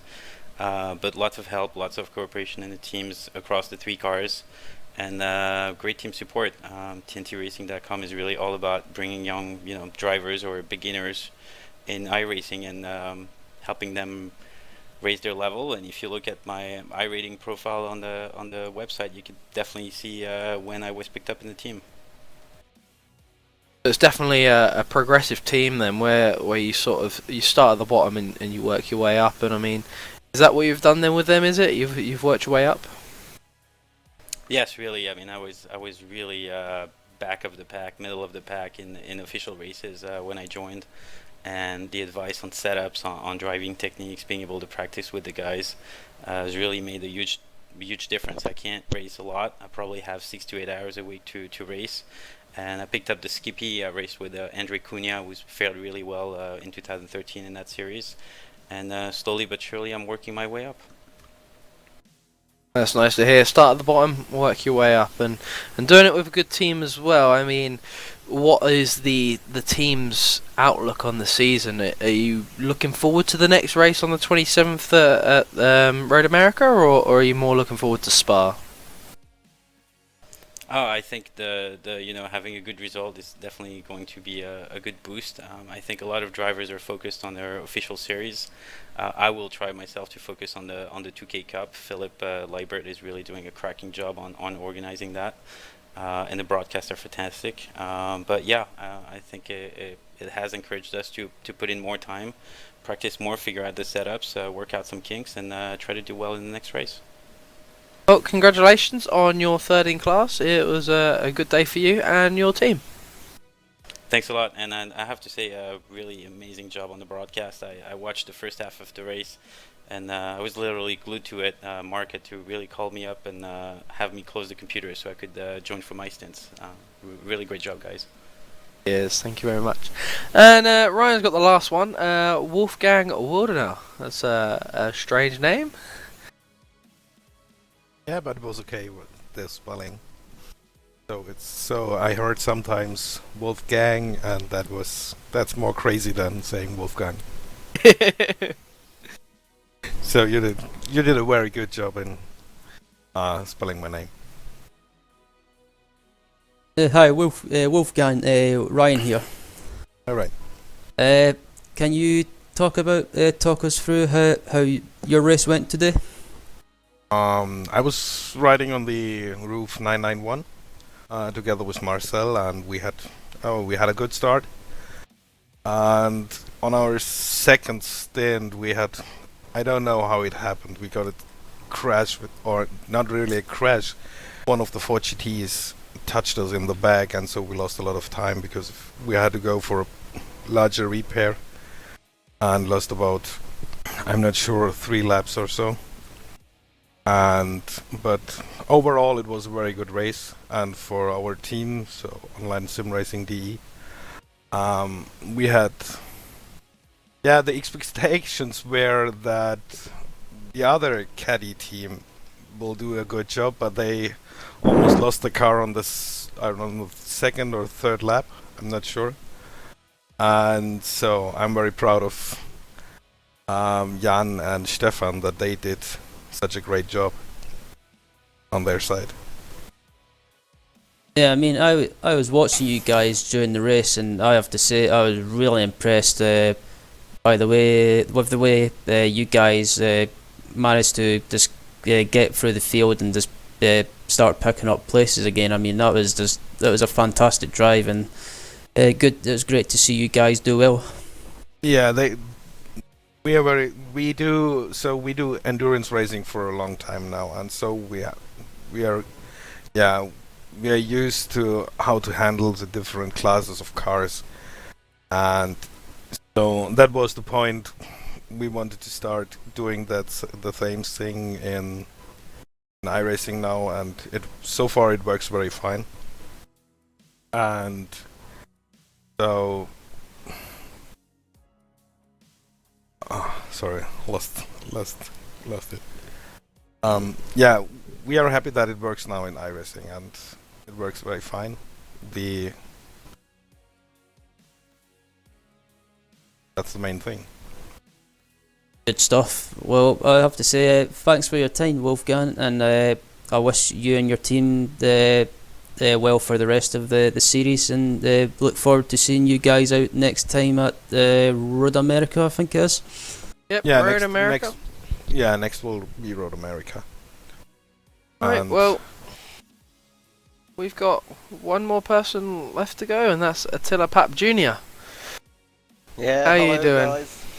I'm doing fine. I'm relaxed now. I was really angry at my performance. I was doing great laps. I have to say, you guys, I haven't run too many laps prior to the race, so we haven't prepared too much. That was all like 10 laps for practice and straight into the race. So it wasn't going too well for me because the first stint I had to find my pace, and at the beginning of the race I was racing side by side with another guy, and we went side by side into a corner, and unfortunately I hit the curb and slipped off a little on my racing line. I wanted to leave enough space for the other driver, but unfortunately he just hit me and turned me around, so I'm really sorry for that race incident so early on the race. And after that I was improving during the race, and I began to run really good laps, like 2:01, something like that, and I've managed to achieve the third place in BMW in the BMW group. Then yeah, at the beginning of the race I made another mistake in the 130R corner, and it just spun me around, but no major damage was taken, so I was able to continue. It just made a little damage, and my top speed wasn't the best, but my overall lap time remained really good, and I was able to improve during the race. And later on I made another mistake in this very same corner, and it just blew my car away, so I had to go to pit, and like I was standing there for 5 minutes, so it was basically over. I was thinking to give up, but I continued. So overall, I just enjoy the race a lot. It's just really a great race, running those 5 different classes. So it was a good race despite of the bad result. So a good race with a little bad result thrown in, but with a big twist in the middle where you had a bit of damage. All in a day's racing, hey? Yeah, and I was really happy because the overtaking was going really great. I didn't cause any troubles.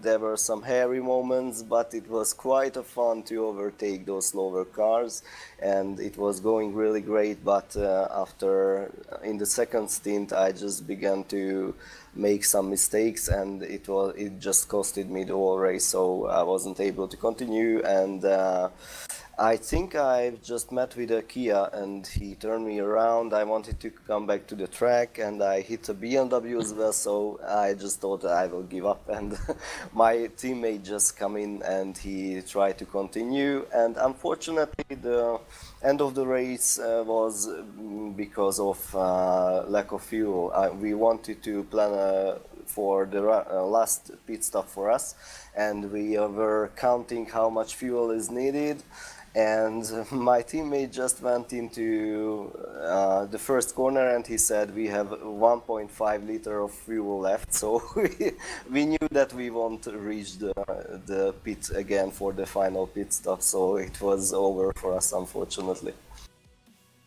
Well, unlucky day for yourself, but a general good day for everyone else racing out on the track. And I mean, we've had some incredible racing today, haven't we, Ryan? We've had close battles, good passes, and also some great action throughout the whole field.